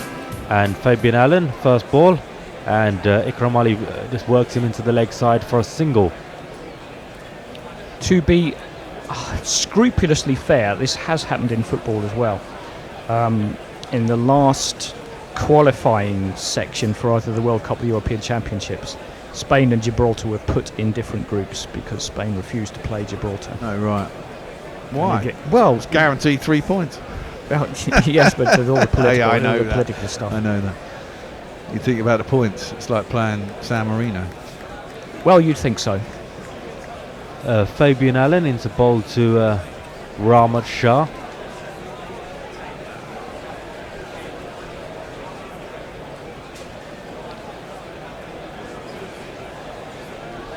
And that's pulled away It won't go to the boundary, but certainly he'll get one for that. So a bit of aggressive intent against the left arm spinner. Mistimed, wasn't it? Just flapped at it, really. Interesting. Fabian Allen, the left arm spinner, being preferred as opposed to the off spinner Ashley Nurse. And I think West Indies are badly missing a mystery spinner. Yeah, that they are.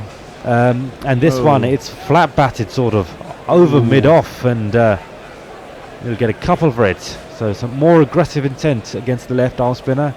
Ikram looking to go over the top. It was short, it was there to be hit, but could have done a bit better with that. Well, of course, that's all the talk about Narayan, isn't it? And, you know, yeah, all why of that. isn't he playing? Why isn't he playing? It's all to do with his action, I presume. Got a few tweets. Roger Melly has a rugby question that I can't field. Can anyone take a rugby question? Probably not. And this time, can't beat the man at short 45. Chris Gale fielding in that position. He says, he basically says, none. do you think we can beat the All Blacks at the Rugby World Cup? I honestly don't know. I wouldn't know. There's always a chance in any game. Chances are we won't, but I'd say it's probably 70-30. You're a betting man. Yep. James in Twickenham, free-to-air cricket. Sky tolerate counties screaming domestic games despite holding the rights. Well, different thing is different. And that's cut away out to the point boundary for a single by Ikram. I think the World Cup final's in a bit more demand than county cricket. Well, yeah, I mean, when it comes to that, I wonder if is the pressure coming from the ICC or the authorities to show it, or is it's just coming public? from us whinging public, yeah. Oh, okay. Who don't want to pay for anything. Arthur just says, while we're at it, let Pakistan play in Pakistan. That's probably up to Pakistan. And the left arm spinner coming into bowl here to Rahmat Shah, who eases one out to long off. It's interesting, Pakistan's first series in that World Test Championship, they're hoping to convince Sri Lanka to play a test match in Pakistan, or if not the test series. Again, that's only a 2-test series, so 60 points up for grabs in each game. Now, if they convince them, I mean, Sri Lanka, was it Sri Lanka who were getting shot at? But they did come over a couple of years ago to play a one-off T20 game, so there is hope with Sri Lanka, and obviously Sri Lanka have had their own problems, with civil war, and they're a bit more understanding of these sort of issues, and they're very supportive of Pakistan cricket, and they're keen to help out Pakistan in some way, even though they did suffer. I was going to say 10 years ago. Sri Lanka can put it behind them, and surely the rest of the world should really. But, I think we're probably on a drinks break, by the way. Any team going. Personally, I have my own theory about this, that the attack did happen during a test series, and test cricket in Pakistan, I mean, there's hardly anyone at the ground, and naturally when there's not much interest in the game, the security will be less, and so forth. I don't think they could afford that, could they? And I think any test going there now, who we had named bingo for Knuckle, Wazam Akram was in, and he said there's a recent series where I can't remember who went over there and played. Was it the West Indies played a couple of ODIs? T20s only, T20s. Yeah, T20s, but obviously the grounds were packed and everyone, it was like he was saying it was like a festival in the streets because it had been so long since there had been any international cricket there. Even though, West Indies, the team they sent there, the criteria for selection is, are you willing to visit Pakistan? It wasn't, West Indies best 11. It was any sort of team they can get together and arrive at the last minute and play some T20s. That may be true, but it was a starting point. But exactly. Sudanva says, well, that would require the ICC to grow a backbone. Good luck with that. He is, of course, correct. Ravi says asymmetrical competitions do happen. County championships, you don't play everyone at home. Some teams you'll only meet away, some only at home. It's not quite the same. It's not the same as India refusing to play Pakistan. And Evil Scooter says, the more you think about the Test Championship, the more you'll be convinced it's not going to help at all, but at least they are having a go. I think it's going to be good. I think it's going to be very interesting. The next 2 years in Test cricket, culminating in that final at Lords. I think all the formats of the game are almost competing against each other for time and for the players. But after this World Cup, 50-over cricket definitely will take a back seat. It will go in a bit of a lull, yes. Yeah, I mean, the next two world events are T20 World Cups, and of course, with the World Test Championship starting in Test cricket, I mean, 50-over cricket will become sort of the least significant format. Is the T20 going back to every 2 years? It's It's supposed to be after this one, isn't it? Like a 2020, they're going to be back-to-backs in 2020 and 2021. Are they? Yeah, Champions Trophy's been scrapped. Ah, okay. Oh, they've done that before and brought it back. A good thing. I like the Champions Trophy. No, I don't mind the Champions Trophy. I mean, the Champions Trophy is basically this minus 2 teams and done in 3 weeks. I think it should be held in England every 4 years. If the Champions Trophy is exclusively played in England every 4 years, I don't think it can work anywhere else. Why? I'm not sure the crowd support, the interest India? is there. Say a Champions Trophy played in New Zealand, you know. Possibly not. I think, but I think anywhere where there's an international tournament. I mean, the thing Yeah. is about ODIs is exactly the point that England have missed out in this, and the reason they lost 2 games thinking they could chase is that actually, you know, knockout cricket is slightly different than a bilateral series. But I'm where with you. fuck all means fuck I'm with all. you. I'll have the Champions Trophy, but if it was up to me, I'll just make it an exclusive tournament held in England. Like they did with the World Cup back in the 70s and 80s. It was exclusively in England every 4 years. Oh, I'd be happy to do that. As you said, it only takes 3 Yeah, weeks. all us Englishmen here would be absolutely fine with that. Well, yes. it means that as guerrilla cricket, we'd never have to get up and do it through the middle of the night for a start. Yes, you know, we could always do it at 11 o'clock in 3 the morning. votes, yeah. Ravi says Beaumont in the 90s, and he's helpfully added hashtag Ashes, so I didn't think he meant Bill Beaumont because we were talking about rugby. That will be Tammy Beaumont. Yeah. A very long break where I think Ramat Shah was having some chiropractic on the pitch. Whilst the drinks race going. The required rate is only 7.03. I mean, I know they're only going at 4.71, and maybe they don't look like they can get 7 and over, but it's not out of the realms of possibility by a long shot at 7.03. So Jason Holder into bowl to Rahmat Shah, who defends nicely on the front foot out to cover. He looks like a proper player, you know, someone who's suited for Test cricket, long format cricket, and if I'm not mistaken, he's the Test captain now of Afghanistan. I don't know enough. Yeah, about I think Afghanistan they've changed it around, and Rahmat Shah is going to lead them in Test cricket. Although it should be interesting to see how many opportunities they get, because obviously they're not in the World Test Championship. See, that's stupid as well. You know, if you've just been elevated to Test match level cricket, that's why they should have 2 divisions. Yeah. Go on. Yeah, so that's just played out to mid-off. So Ireland, Zimbabwe and Afghanistan, although they hold Test status, they won't be involved in that inaugural World Test Championship. Well, I've said before, and I'm sure most people would agree, the whole concept of status is complete bollocks anyway. Yeah. If two countries play each other at cricket in 50 overs, it's an international, or it should be. Jason Holder to Rahmat Shah, and that's played to mid-off. For no run. So that's true, and if you have world divisions, you could go up them, couldn't you? And you could improve. Well, this structure already exists. Yeah, it just doesn't have the top. Yeah. Evil Scooters. It's hard for me to believe that Sri Lanka would actually go to Pakistan in the current climate. Wilson caught in the deep by Garden, 140 for 4. He also says, "Is that's going to be Ashes, the women's Ashes, isn't it?" And Jason Holder to Rahmat Shah, who pulls for 4. That's a good shot. And another boundary scored.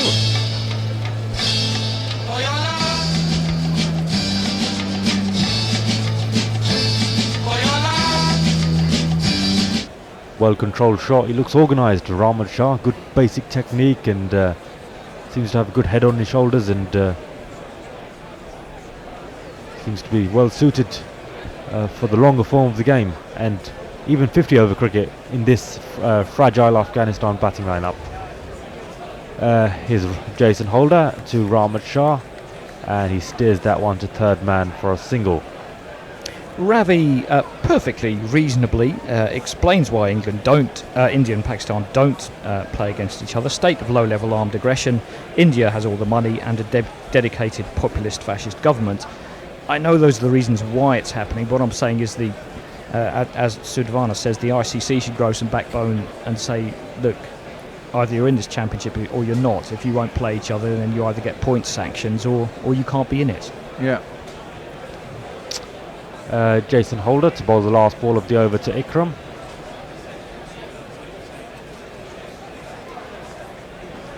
And that's pulled away for 1 run.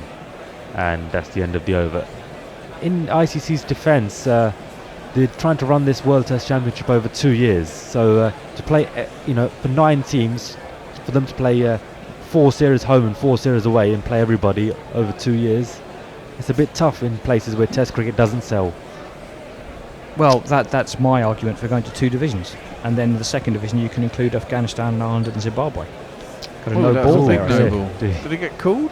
I don't think so. I think it did. I think he just made a free hit single. Yep, it's been corrected. So last ball of the over coming up, additional delivery, and it will be a free hit. It's the right hander on strike.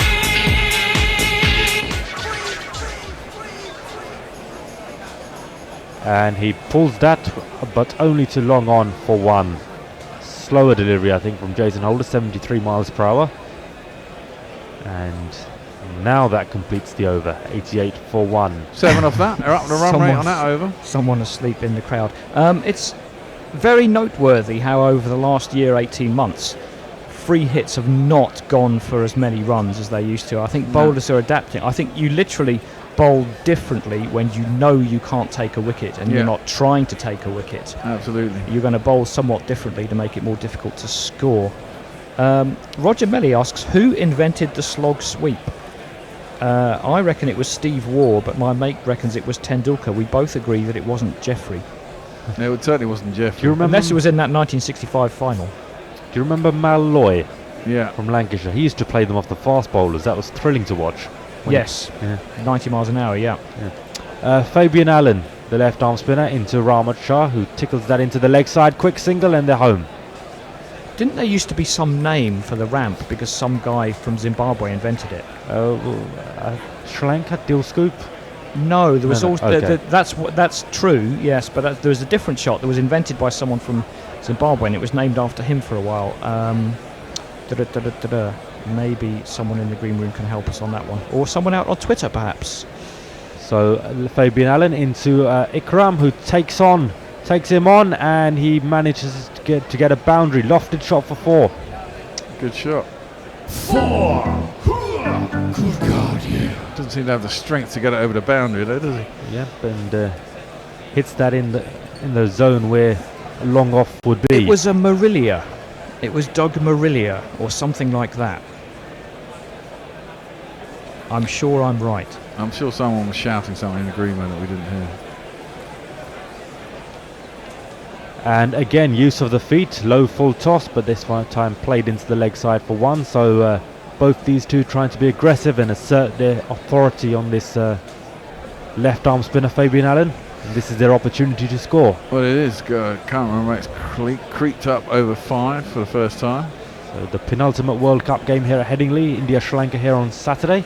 And that's cut away for, and that could go to the boundary for 4. I think misfield in the infield. Fabian Allen is not amused. It's 4 runs. Well,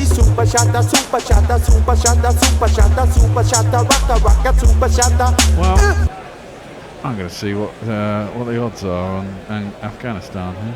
Not Fred says abdicate is entirely the wrong word. The ICC taking control of bilateral series would be an epic power grab.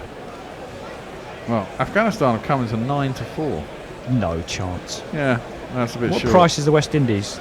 30 to 100.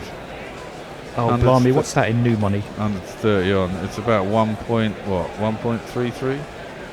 Yeah, I might be tempted. So Fabian Allen into bowl, and that's driven nicely down the ground to long off for a single with the spin. And that brings up 50 for Rahmat Shah. An impressive innings from the Afghani opener. Well done, sir. 50 runs, your 50 runs. Well done, well done, well done, well done.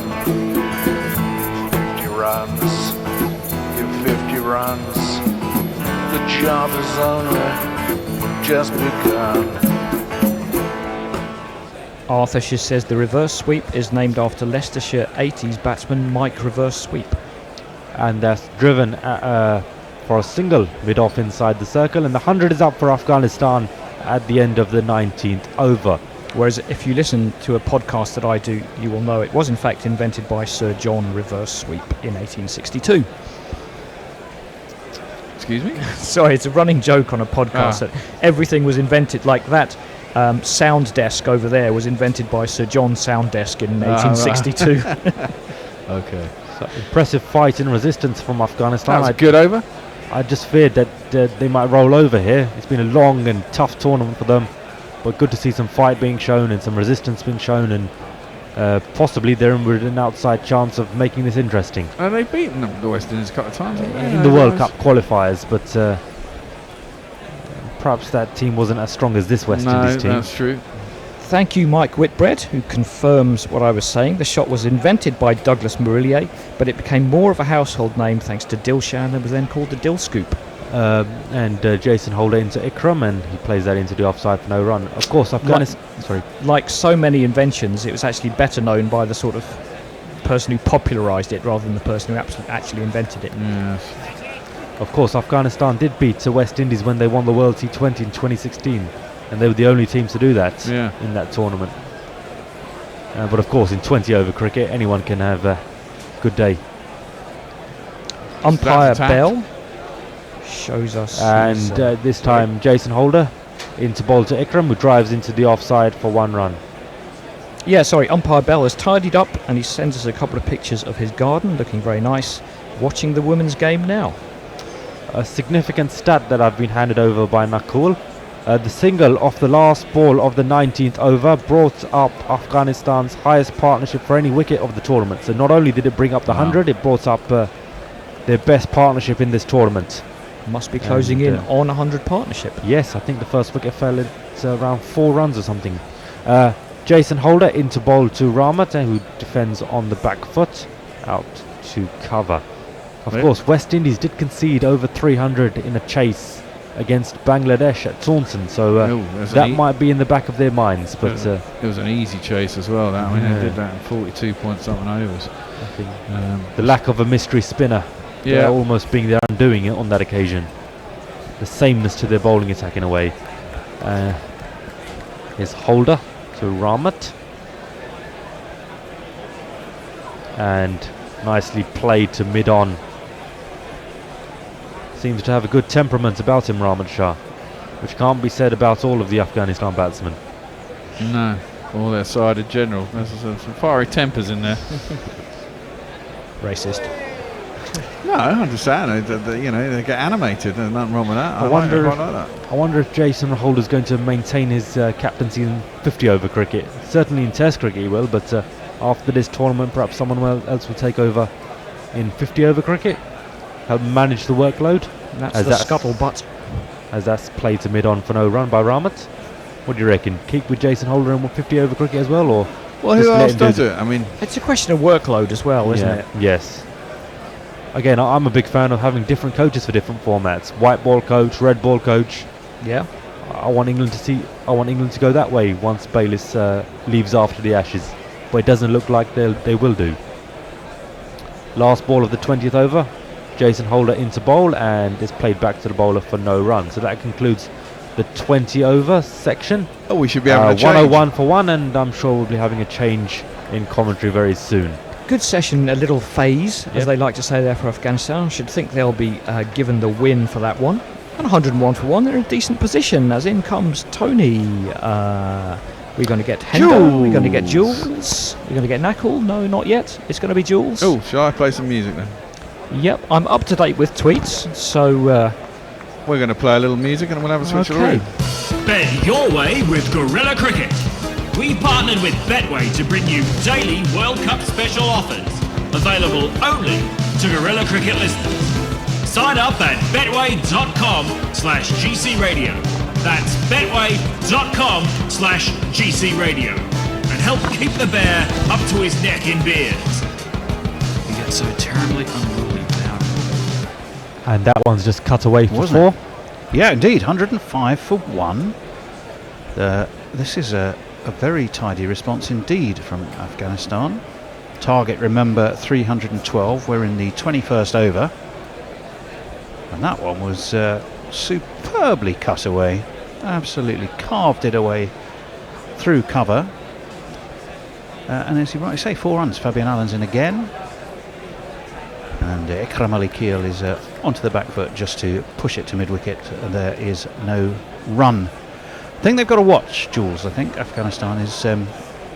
hold on 1 second. And this has pulled away by Ikram Ali Keel. That's going to go all the way through mid-wickets. That's 4 more. 1 2 ka 4 4 2 ka 1. My name is Lakhan.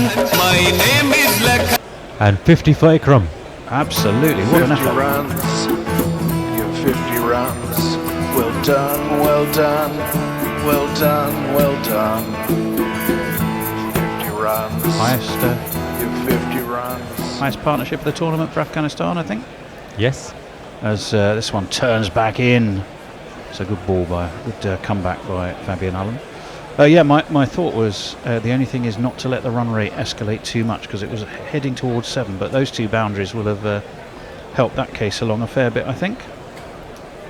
In comes Allen again, onto the back foot goes Ikram Ali Keel, just dabs it down to the offside, and wicketkeeper, who is Shy Hope, will just skip over and field that himself. Yeah, 2 50s. Is this going to be the day for them, Abdullah? Are they finally going to get that win, as this is swept by Ikram Ali Keel? Nice but around the corner, and there is a short fine leg, and that will mean they don't run. It would be nice to see them go home with at least with 1 victory to show for their efforts, and obviously it's been a long and hard tournament for them, and can they finish strongly here? Even if they don't quite get over the line, can they get close? Well, that's very true. So that was the voice of Abdullah on my left, who is reading your tweets and Crick Tracker messages and emails and any other medium you choose to communicate with us in. And to my right, none other than Jules Farman. Hello. Lord's bell ringer extraordinaire. It shouldn't be extraordinaire of ringing the bell, but I gave it a go once. You gave this is dabbed down to Dangadang, third man by Ramat Shah, and he will take a single, so he moves on to 51. Jason Holder, the bowler. Yeah, currently they are. It is still just over 7. Look, see, that's the only thing they need to ensure that they keep. They need to stop bringing that down now and not let it just creep up. Yeah. Because that's one of the issues they've had, has been just sustaining a chase, isn't it? They've fallen away. Well, their results, tell the sad story. This is up in the air. Has he got all of it? He has. It may not. It's plugged. Will it go all the way? Yes, it will. That almost came down with snow on it, but it just about, despite that, crawled its way to the long on boundary. It's 4 more.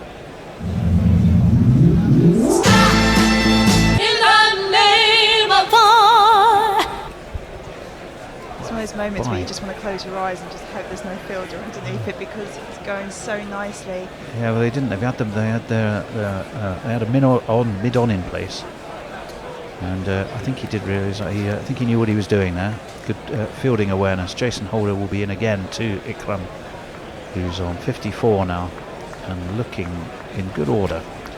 Holder right arm around the wicket. Ikram Ali Keel just leans forward straight to mid-wicket. Is that Chris Gale there? It was. I wonder if he's going to turn his arm over. Yeah, I wondered that.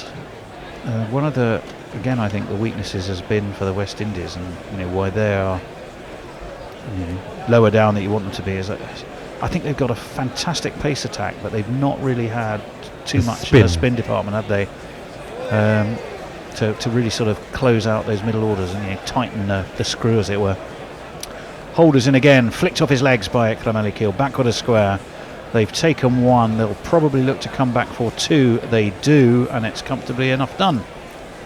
So I think here, as long as they keep the scoreboard ticking over, you've got some absolute biffers coming in. So you've got Shinwari from Ethan Snap, and you've got Nabi, he can snap the ball around. I think if these guys can just stay in for a bit, it's a nice sort of an innings.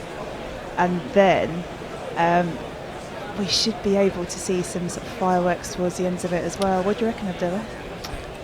It's going to be tough. It's just they're not used to getting over the line, particularly on the big stages such as the World Cup. In comes Holder. But Ikram's up onto his toes, dabs this away to point. No run. But the romantic will like to see Afghanistan get a win here.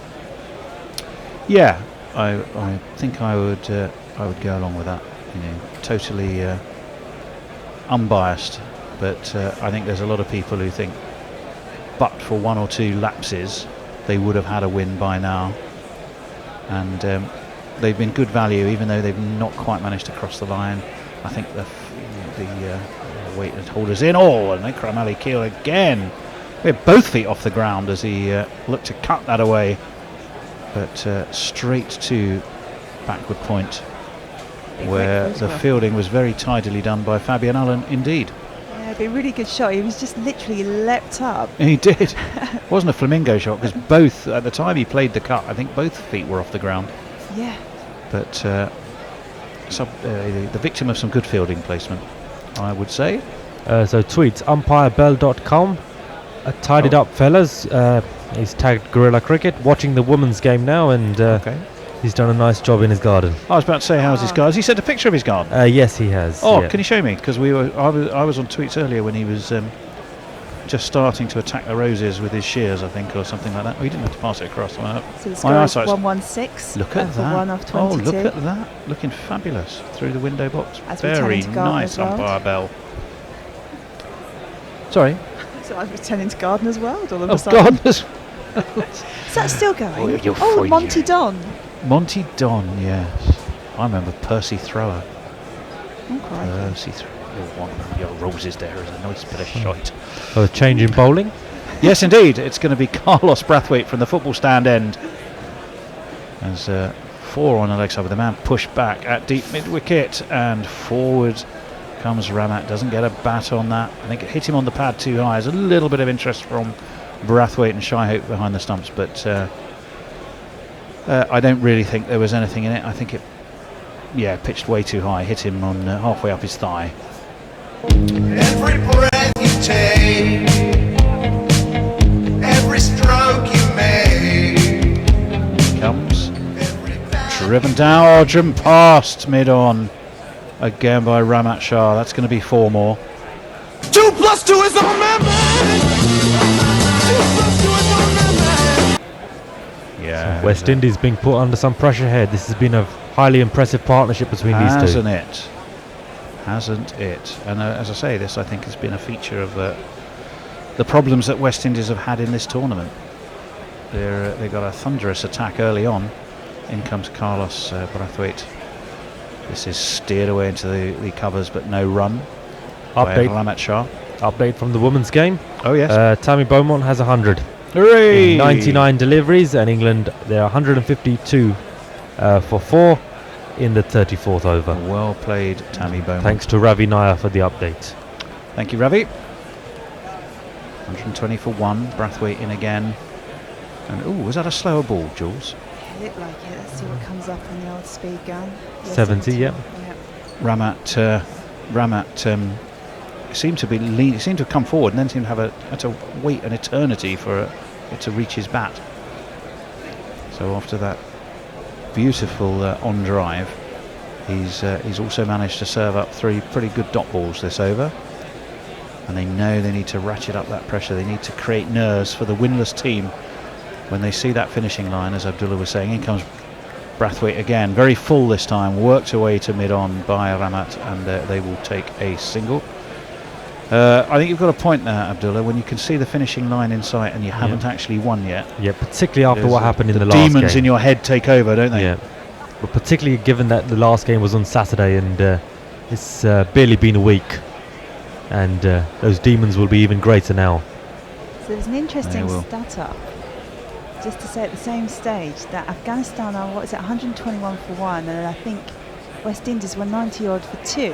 As Brathwaite's in, and that's chipped to mid-on by Ikram Ali Keel, and he will get himself a single. That's the end of that over from Brathwaite, so he's gone for 6 in the end. Which is not a bad recovery after 4 off the second one. But so again, just 1 run behind the required rate. Every time they don't hit that required rate, there's just that little ratcheting up of the pressure of the chase. We're having a look at the respective worms, and Afghanistan are at this stage though ahead of the West Indian worm, aren't they? Update from the island Zimbabwe ODI, the second of those in that series. They're 70 for 4 Zimbabwe in the 17th over. Who took the 4th wicket? I'll just get back to you on that one. Okay, thank you. 122 for 1 meantime after 23 overs.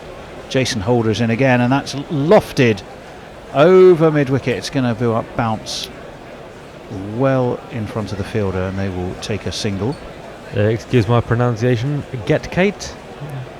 Oh, yes, yeah. Get Kate. That is his name. Okay.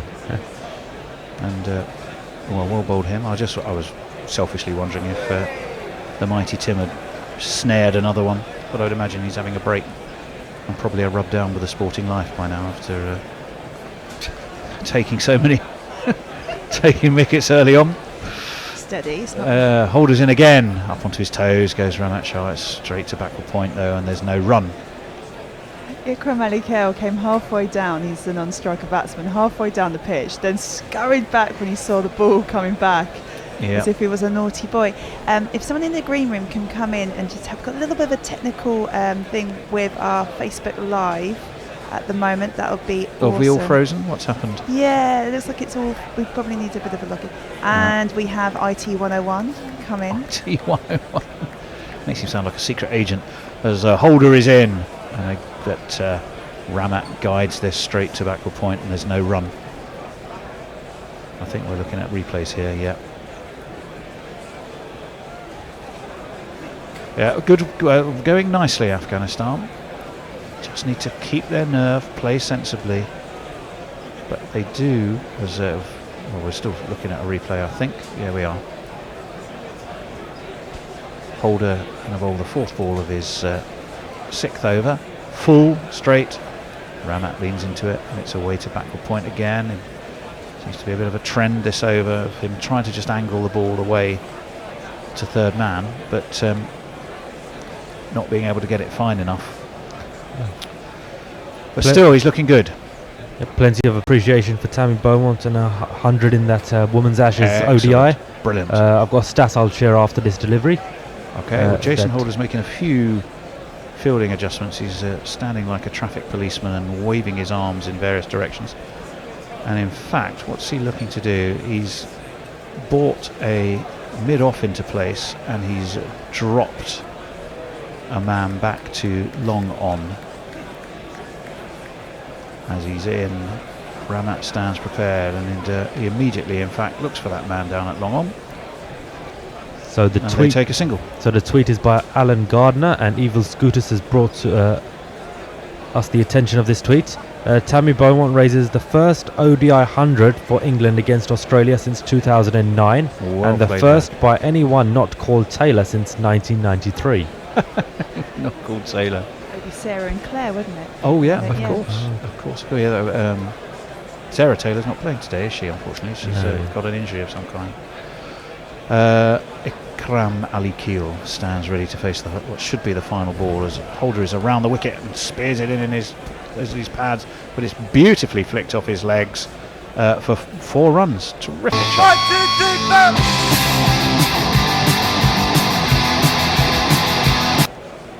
Again, so 6 runs, but I do fear that as good as that sounds, that's just again slightly behind that asking rate, which just creeps up that little bit.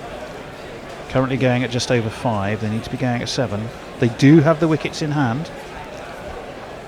It's a question at which point they feel that they need to stage some form of acceleration. We shall see.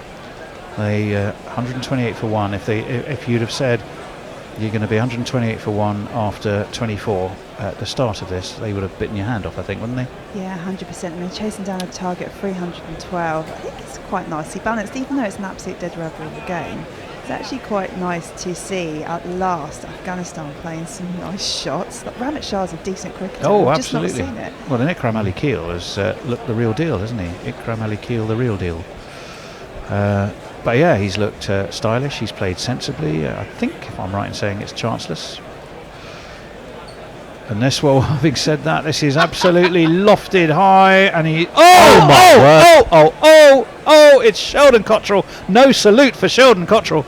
That was lofted down to the man who'd been put back there, especially at long on, and Cottrell got himself underneath it, steadied himself. It should have just dropped into those great big bucket-like hands, and it just bounced out. Hard hands. Oh, and onto his shoulder, and he had another desperate grab. But I'm afraid, oh dear, he bounced off his shoulder, and he managed to get a hand on the rebound. Carlos Brathwaite, well, he gave him a look that was like thunder. The pimps in the crib, mom. Drop it like it's hot. Drop it like it's hot. Drop it like it's hot. That was handy.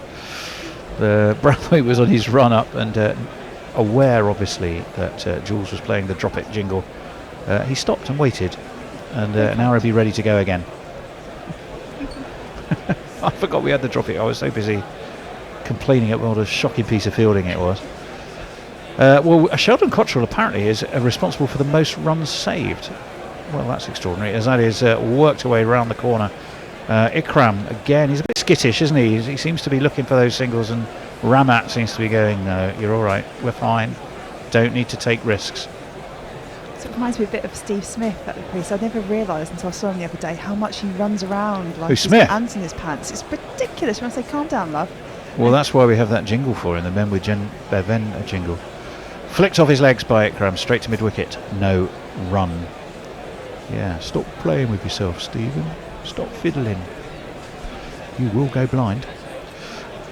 62 for Ikram Ali Keel. 58 for Ramat Shah.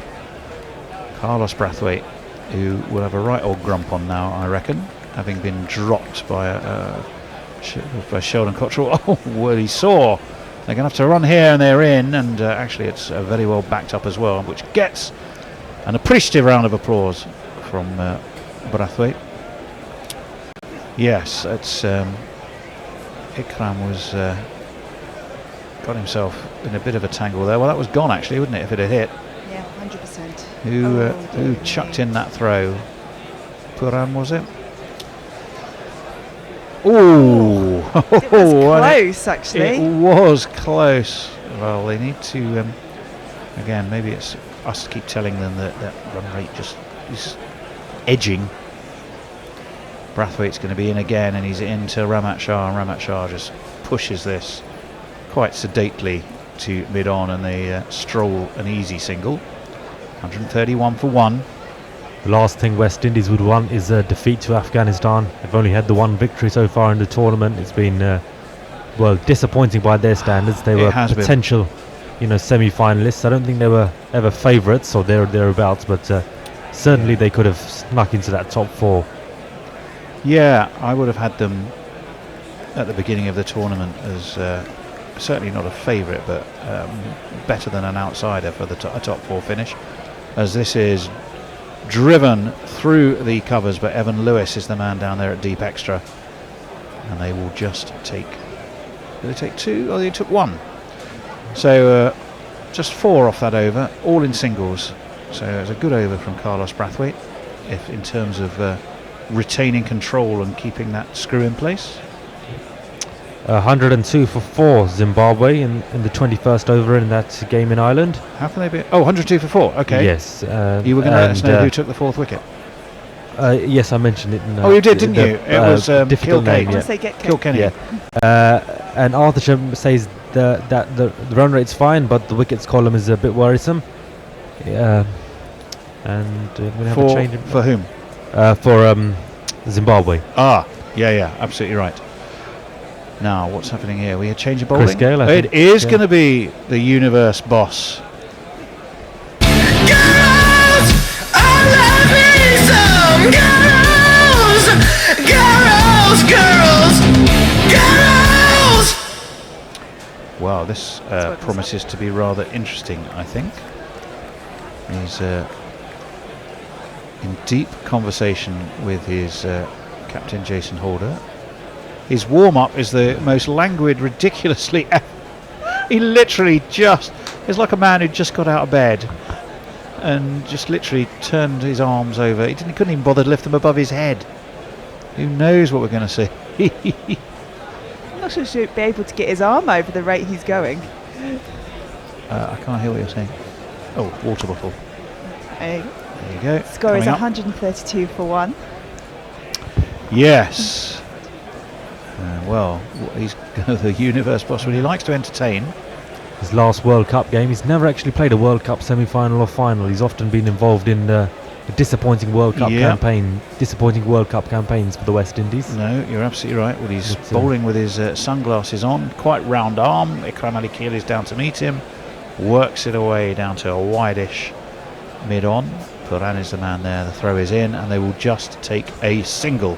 Surely it cannot be that sunny in Leeds or Headingley to have worn those sunglasses while you're bowling. That is extraordinary things of fashion from Gale. I was about to say, it's about looking It's like great. the universe boss. It's nothing to do with the overhead or how sunny or not it is, I think. I hope we have Gale over here next summer for the 100. Well, Hope one of the teams snaps him up. He's bowling from the Kirkstall lane end. He's bowled just the one ball so far, so he's got Ramat in his sights now. Strolls in, flicked off his thighs, off his pads rather, by Ramat. Down to backward square, and it's another easy single. But I suppose the West Indies, George, won't mind if it's if they're restricting them to singles. Again, if they're 6 singles in an over, that run rate will just ratchet up just a tiny bit. Gale's coming around the wicket, and has he got one? No, did he drop that? No. Was it a bump ball? Bump ball. Oh, it was a bump ball. Yeah, it would have involved stretching a bit too far above his head, so they managed to get themselves a. Yeah, it was a. Oh no, he did get 2 hands to it. Could have been a run out the way the ball came down, didn't it? Yeah, it And was then back almost into the stumps. well, it would have been. You're absolutely right. He wouldn't have known anything about it, Chris Gale. He's in again. Ramat pushes it away through mid-wicket. They will just take another single. Going back to what Abdullah was saying, I think you might be right. I mean, there's cash involved, so I imagine that Gale might turn out for the 100 next year, and it'd be quite good to watch, to be fair, if you're a spectator. It's a bit of a character. Yeah, well, there's no doubt he's box office. Just whether he's got the body to get him there, really. I think that's half the battle with Yep. Gale. He does look doddery trying to bowl. In he comes, right arm round, and this one is wide. And it's only going to be a single though, because it's down to deep extra.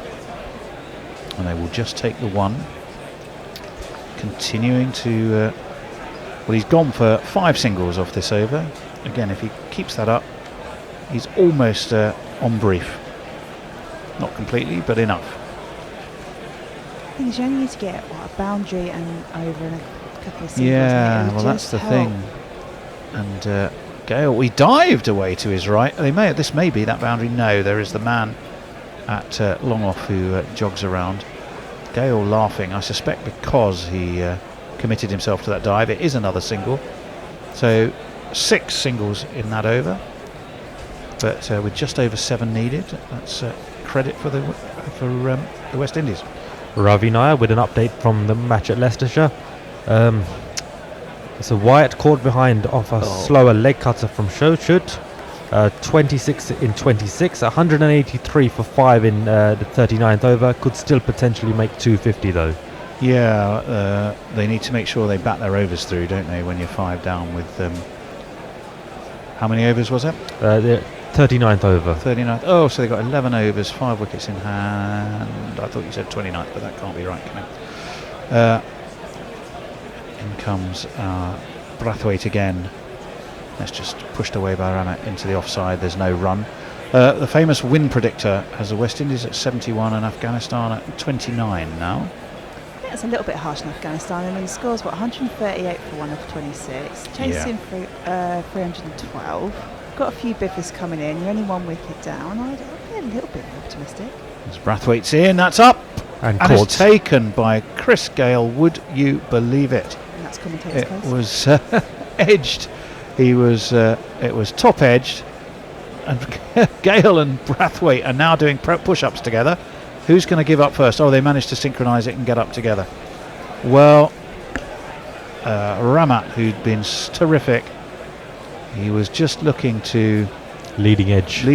He was looking to just push that back down the ground. Gale didn't so much dive forward as fall forward like a felled tree, but it was enough. It was enough to get both hands of both of his meaty paws on the ball, and Ramat Shah has gone for 62.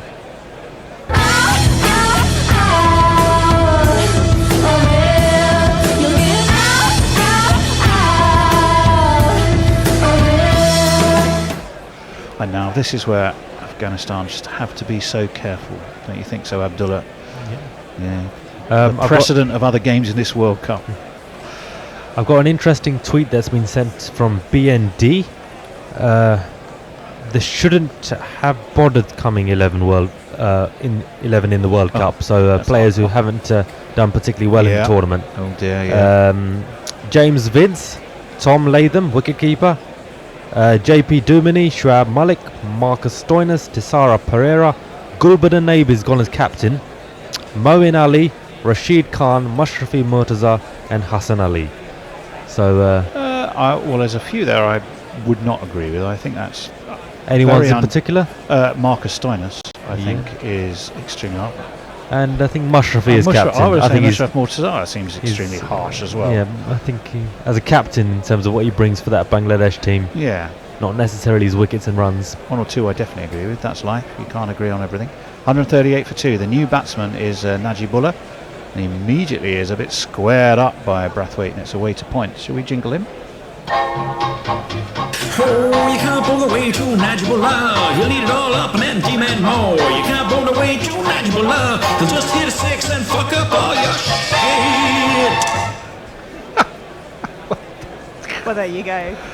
I'm loving the Brathwaite and Gale press-ups, which we're having a look at again. Good ball by Brathwaite. He's found his range now. That he's A, taken a wicket, and B, got a new man in his sights. That new man, Najibullah, yet to get off the mark. Who was the Pakistan guy? It was captain, wasn't it? He was doing all the press-ups. It was Misbah-ul-Haq. Haq. Yeah. At Lord's. At Lord's, in front of the pavilion, after they'd famously won there, and very well, won well. In comes Brathwaite again, once again.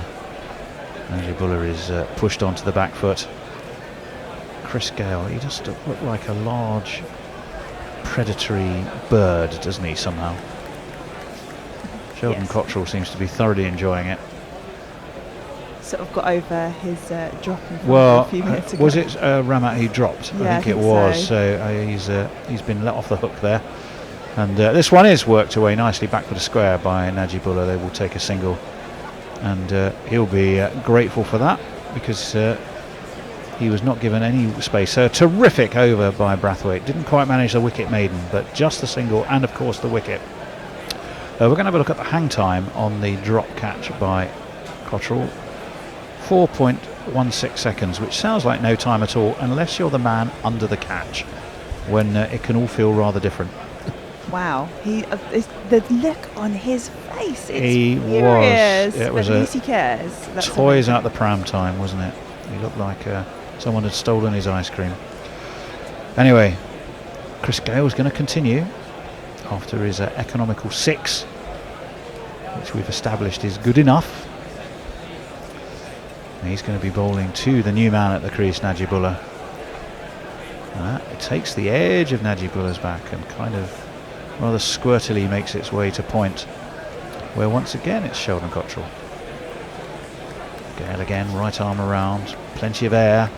Najibullah forward, drives away to wide mid-on where Evan Lewis is in place. So they should have got 2 there. They did. Roger Melly, Tammy Bowman has just got dismissed. Oh, Tammy. As she walked off, most of the Australian players shook her hand. I'll come back to this one. That's good. In comes Gale around the wicket. Onto the back foot goes Najibullah. Steers it though straight to cover, and there's no run. Sportsmanship is one thing, but wouldn't you wait until after the day's play? Interesting question. In comes Gale. Good full length delivery with plenty of flight, and Najibullah just drives it away to cover. There's again no run. Why is the question I have then? Yeah, I think that's a very fair question. Oh, and that's edged.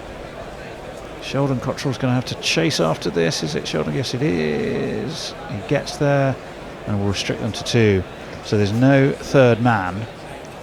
And it took the edge of Najibullah. Well, you know, if you were being kind, you'd say he steered it there deliberately. And Cottrell from backward point had to go herring after it, which he did, and restricted them to 2. Gale, right arm around again.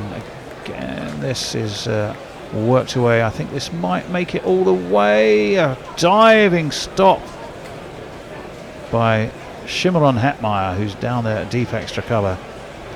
And it'll be another 2. Wasn't it another 2? Yes, it was. There's a 3. They did take 3. So the end of that Gale over, he's gone for 7 from that over. Ravi for 13 off his 2. Ravi Nayar's got a tweet in. Well, Tony's not going to like this then.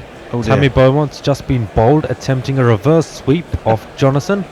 Bottom edges onto stumps. 189 for 6. Great innings, though. It was a great innings. Ashes. It was, as the Telegram boy has just delivered something here. Let's have a look. Yeah. Telegram, sir. We'll let you know this in a minute. 146 for 2, the West Indies. Carlos Brathwaite's going to continue. Flushed with his success. His right arm around 2 left-handed Najibullah. Some smart running. He had to be smart. He just pushed it into the offside and was able to get away with a single. Now, what's the news here? Ikram Ali Keel was born 1 year and 18 days after Chris Gale made his international debut. So Chris Gale was already made his international debut and had been playing for a year then, basically. A year and 18 days before Ikram Ali Keel was even born. Love it. Love that. Good stat. Mind you, some of these Afghanistan ages are quite deceptive. Rashid Khan being a prime example. Well, let's have a look. There's Brathwaite's in and he's hauled away over mid-wicket. That is going to go all the way for 4. What a shot.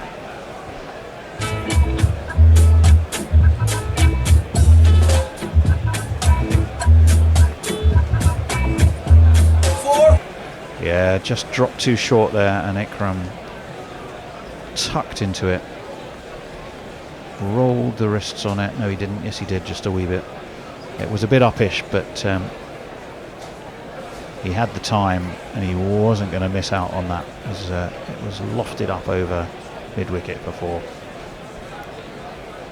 Actually, it's been quite a good last 10 balls, hasn't it? It has, yeah. They've been putting runs on the board. Ikram Ali Keel's on 71. You feel that he could be quite crucial now because he's the man set. If he can stay there, he can help Afghanistan home here.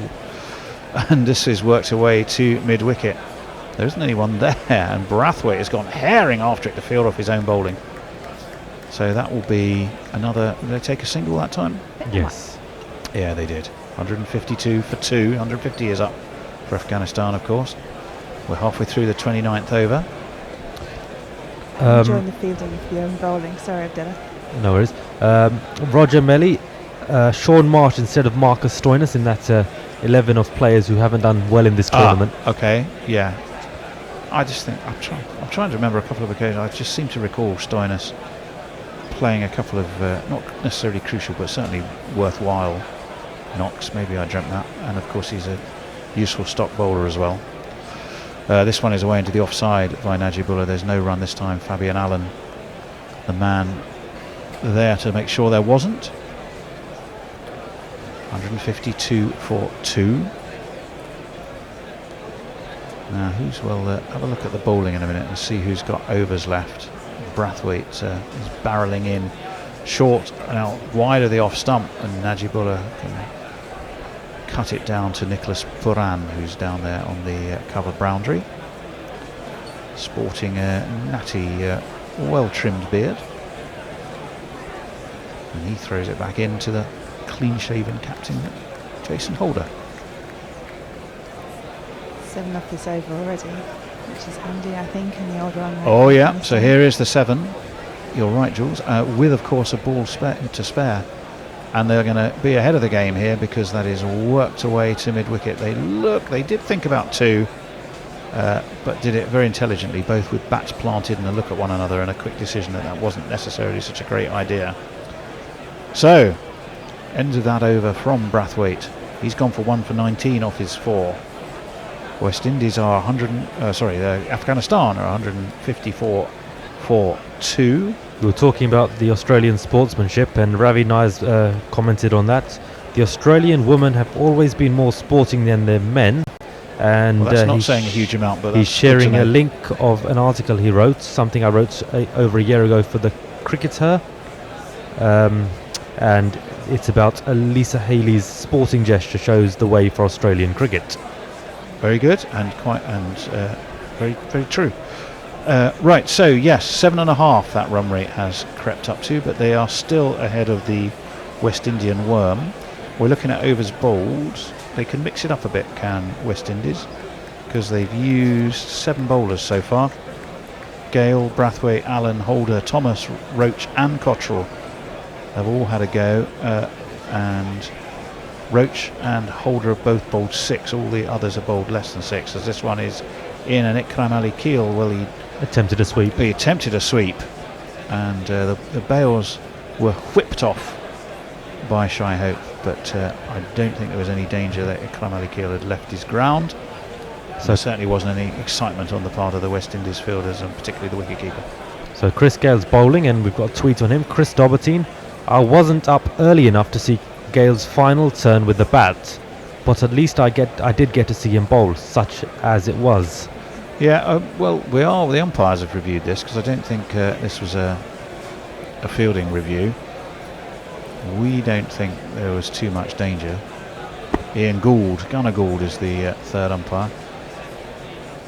I think I may be wrong here. I think he's gone. He has gone. He's gone by. Oh no! No! Shy Hope had dropped the ball and he took the bails off with his gloves. Oh, that is so embarrassing for a wicketkeeper. I think that's why there was so little excitement. He must have known that's what he'd done. And Ikram Ali Keel lives another day. Ikram Ali Keel lives, gets a let off, gets a reprieve. Shy Hope is going to hate looking at that. It was horrible, frankly. I've often happy to concur with the view that a few people have put forward he's one of the best wicketkeepers of the tournament. Sorry, was that Shy Hope you're referring to? Yeah, but that was just horrible. Horrible. It just bounced out of his gloves, and we're seeing Stump Cam's view of it. And Ikram Ali Keel was just way too far forward.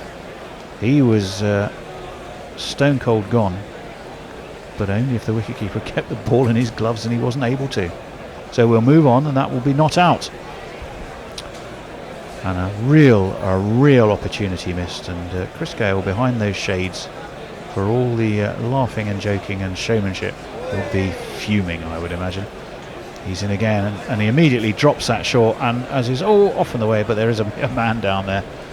So again, it will just be a single, because it sped its way to deep mid-wicket. 155 for 2.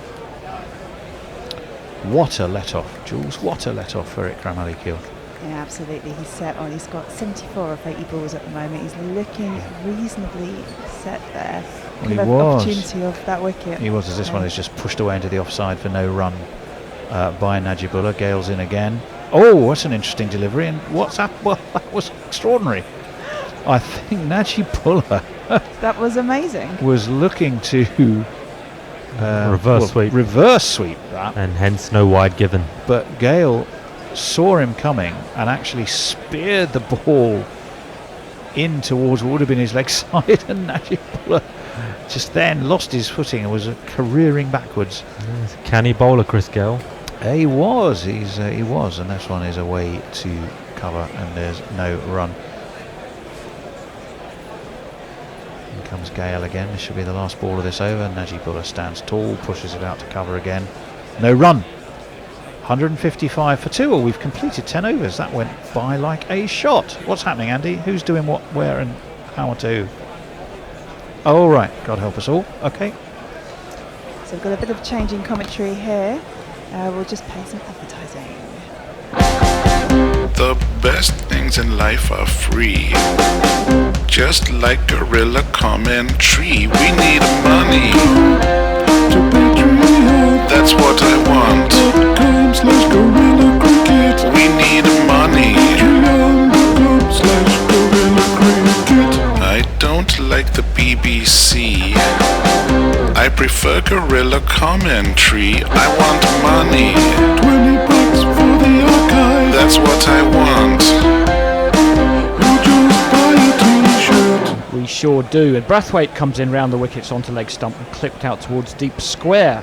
So 2 big misses by the West Indies in that phase, Tony. The missed stumping and the dropped catch. Yes, one they got away with. because Brathwaite got the wicket fairly soon Right, afterwards. yep.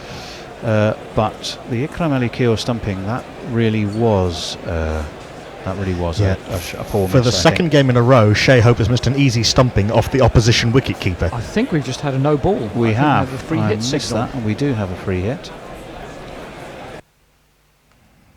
Someone shut the window all of a sudden. I was looking for our in play. It's in extras? Is it? Free hit? It's in extras. I'm there, I'm there, I'm there.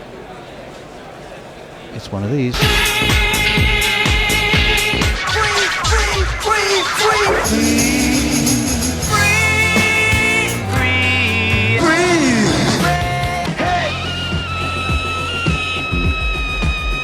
Everyone's back on the leg side except short fine leg.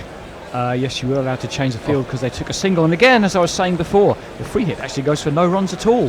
So Najibullah and can he only looks club it up to mid-off. Look, blaming his bat. Yeah, there's something bad on the end of your bat, mate. They probably should have taken a single there to long off, but You'd think so. I think Najibullah was camped on the back foot, trying to go deep in his crease, so maybe they thought discretion was the better part of valour. That's maybe it. Afghanistan 157 for 2. They need 155 more in just under 20 overs. Brathwaite's in again. Length ball. Drop down and Najibullah's halfway down the track, but he does scurry back in time.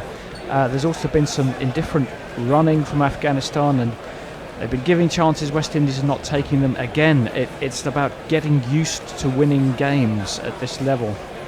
Yeah, Afghanistan are a little bit where Bangladesh were a few years ago, although in a much shorter time from their inception as a top-level cricketing nation. They've got themselves into winning positions a few times in recent years. Shorter ball from Brathwaite, and it's clubbed away by Najibullah, but only straight to Hetmeyer in the outfield, and that would just be a single. Yeah, they got themselves into winning positions. They did it 3 times in the Asia Cup, got into last over situations, lost 2 and tied 1.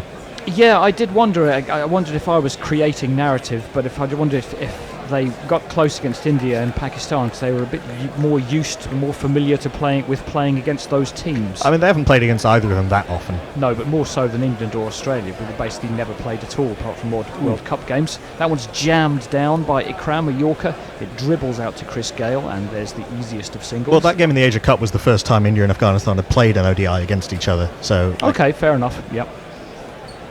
Afghanistan have played a lot of cricket against the West Indies in recent years, and Bangladesh and Zimbabwe, and the higher-ranked associate nations. Can they pull off a win in their last World Cup game of this competition? A slower ball from Brathwaite, a thick outside edge. The field dived over it like a Scottish goalkeeper, and it's gone for 4. It has one of these. I'm looking over a 4. Yeah, you rather have to hide Big O'Shane. They tried to hide him at short third man, but the fine edge snuck his way under him. Yeah, maybe more like an Irish goalkeeper, O'Shane Thomas. O'Shane Given. Yes. Mumakil Jan on Facebook Live says, very good wicket Carlos Brathwaite a few overs ago. Yep. Chris Dobberteam says, I wasn't early enough to see Chris Gale's final turn with the bat, but at least I did get to see him bowl, as it was. Yep, Brathwaite's in again. I think, can I say slower ball? Every ball's just slow. That one's out to deep cover, and Puran makes the fielding, and they'll just be 1. You see face-off is the order of the day. You see how delicately Carlos Brathwaite holds the ball? He does. He's a bit like Eric Bristow throwing a dart. He's got massive hands, but right in the end of the fingers, so he can really get a lot of revs on those cutters, and he does bowl them well. That's what he's trying to do, and that's again why he's not bowling with any pace at all. Not that he's the quickest, but anyway, he's bowled 5 overs, 1 for 28, which he'll be pretty happy with. And should have had the wicket of Rahmat Shah. Which one was that? The Cottrell? The drop catch, yes. Yeah, I'm surprised. I think Cottrell's been cleaning the toilets ever since, or at least he should have been if he carries his military metaphors through to their fruition. Abhishek Chopra says, apropos of nothing, Paul Sterling. Paul Sterling. Anyway, Chris Gale, perhaps a similar bowler to Paul Sterling, as in not very good. And that's when it's clubbed out towards deep cover for the single. Chris Gale has a happy knack of getting wickets there. I think Chris Gale certainly used to be a very decent part-time off-spinner. Has a very good record, 165 wickets at about 35 in one-day internationals. 165 wickets in ODIs? Yeah, playing for a long time, but even so. That's about 5 times as many as I would have guessed. Ikram plays a single out to deep mid-wicket and gets through comfortably. It's 166 for 2. Target of 312 after the West Indies posted 311. Shimron Shai Hope, the top scorer with 77. Gale hurls one in, a bit in the style of Joe Root, and it's played out towards extra cover on the full, and there's no run. News from Stormont. Crucial wicket. Secunda Raza mistimes a drive and is caught by Kevin O'Brien off Boyd Rankin. Ireland on top there. Gale fires that one into leg stump, very full, out to backward square leg, and it's another dot ball. 31 of 21, the kind of innings which, if he was Joe Root, would have had people purring and offering him big bash contracts. Zimbabwe 127 for 5. Well, being an international captain does help you with that kind of thing. Reverse sweep there, and that one is collected by backward point, so there was no reward for that risk. The single savers are all pretty much, apart from the extra cover, behind square. Yes, interesting field, so that's why Afghanistan are trying to get those shots through for 4. You feel they're searching for 4 a little bit rather than taking singles. They do take a single up to long on with the last ball of the over. There's only 3 off it, and Gale's got away with 4 overs for 17. And that run rate has crept up over 8. It is creeping up, because Gale and Brathwaite, who you expect to be the 5th bowler, have managed to bowl 9 overs for 45. Yeah, there's an interesting position for Najibullah, who was sent up the order, got the promotion ahead of Asghar Afghan to try and get on with things. He's only 18 of 27, and you're sort of caught between two stools. You simultaneously can't get out and suffer a clatter of wickets, but you also can't let the required run rate build too much. Well, I think it's a flawed strategy when you start saying, well, we've got to slow down, because if we don't, we might lose a wicket, and then we'll have to slow down. No, I think they're right, and actually the thing that slows you down most is losing a wicket. But simultaneously, you could get yourself into a position where you have to try and slog everything. They're not at that stage yet with 8 wickets left. I prefer the England method. Just go out and bat and score runs. Yeah, what have we got? We've got mid-off, backward point, short third man and short fine leg up. Brathwaite around the wicket. It's a big straight shot. Is it far enough? I'm betting that it is. Yes, it is. Lovely straight 6. Najibullah's got plenty of power. That was a beautiful shot, actually. The high elbow, sort of a checked straight drive, launched back over Brathwaite's head. Absolutely. And if it was a golf shot, you'd have been delighted with it. No hint of fade or draw on that one. Straight down the middle. Out of the middle of the middle, back over the bowler's head, 84 metres. Roger Melly, about that article that Ravi Naidu wrote for our friends at Cricket Her, says, and regarding to Alyssa Healy's sportsmanship, screw me, Alyssa Healy needs to get a DNA test. Was that a plea to Alyssa Healy? I don't think Mitchell Stark would be very happy with that. Najibullah plays that one down behind backward point for a single. Well, or Uncle Ian Healy, which I think is the reference he's making. Oh, I see. It was the screw me part I was referencing. I see. I think I edited that. In fact, I did edit it. Right, even more so then. Dropped. Some more fumble fingers. Dropped in the hospitality stands. Yeah. Brathwaite again round the wicket. Slower again. It's clubbed past the umpire at square leg, but whoa! Kemar Roach, a bit of when you try to get a part in acting. Bit part? Extra? No, with the mugging? The procedure through which you try to obtain the part. Auditioning. Kemar Roach was auditioning for the circus in much the same way as I'm auditioning to be a commentator.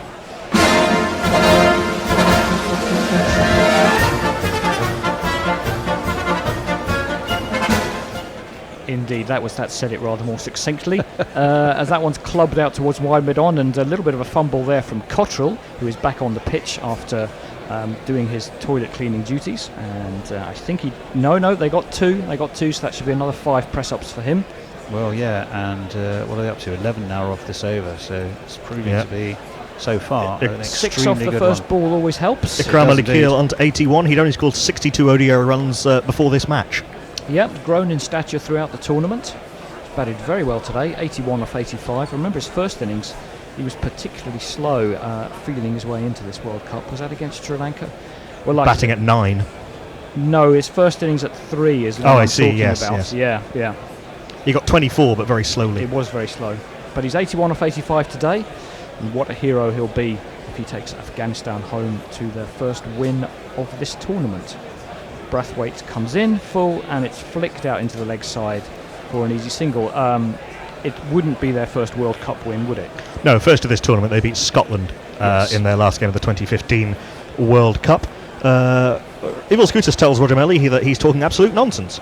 Complete nonsense. It absolutely does happen all the time in the men's game. Word he used? Yes, I've seen it many times in men's internationals, including numerous times when I was at the ground. This is shaking the hand of someone who's just been dismissed for 100 or 100 or more. Yeah. Brathwaite, it's a slow ball again. Middle stump clipped into the leg side. For a long single, Najibullah's on to 26. It's 180 for 2. Afghanistan need 132 off 17 overs. Otto Seaman talking about the previous commentary triad. The lady on comms, Jules, is either softly spoken or her mic is turned down.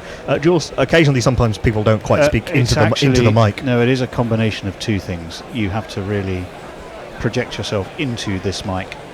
Yeah, you have to hold. Occasionally there was a gap. So if I'm holding the mic here, it's actually not particularly loud. But then if I move it closer, you can hear the mic.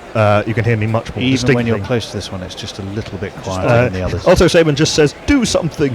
Well, we've done something. Yeah, we've sent it to the green room. Ravi Nara says, "Finally, Brunt, after many lusty swings, some of which connected, is stumped to 11 for 7."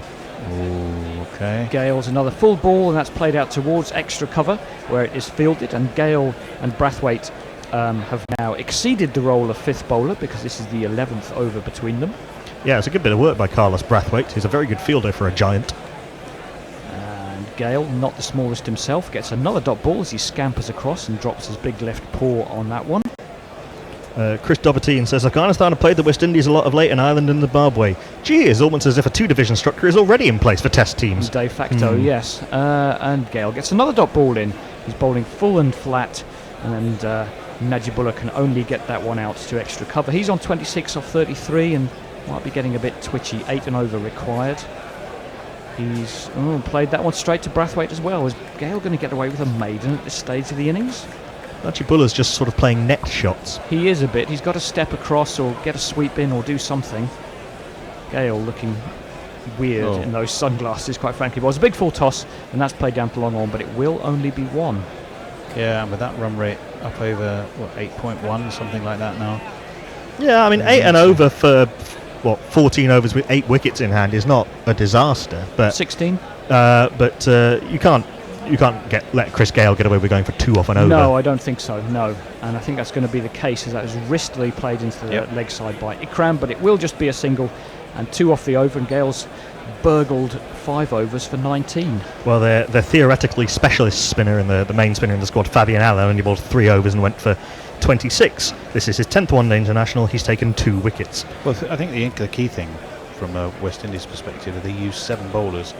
So when Afghanistan are really going to have to put the pedal to the metal, they've got a pretty full armoury Plenty of in options. place. Yeah. Sheldon Cottrell's been good at the death. Kemal Roach is a very clever bowler. Got Big O'Shane. No, that is going to be that. So in a way, it's quite smart by. Well, they're sticking Jason with what Holder, works. I I mean, he may have just been trying to get a few overs in from Brathwaite and Gale, but flexible like any good captain. This is working. I'll keep going. Yeah, no, I think that's we right. We may be on a drinks break. Have we got any we tweets or trick tracker things? Yeah, Ravi Nada says, that's Shrubsole gone. Sky and Delisa Cummins to Beth Mooney, 2-12 for 8. It's down to Sophie Eccleston, good, and Laura Marsh, former opener, that's right. So, Laura Marsh is batted how many overs gone? To make most of the last 4 overs. Roger Melly says incorrectly that Ian Healy is Alyssa's father. No, Ian Healy is Alyssa's uncle. Abhishek Chopra does outscoring your career runs record in 1 innings mean you get a new jingle?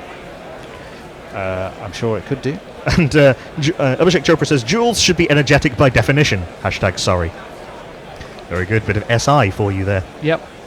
Even though it's not spelt the same, but we'll allow it as a homophone.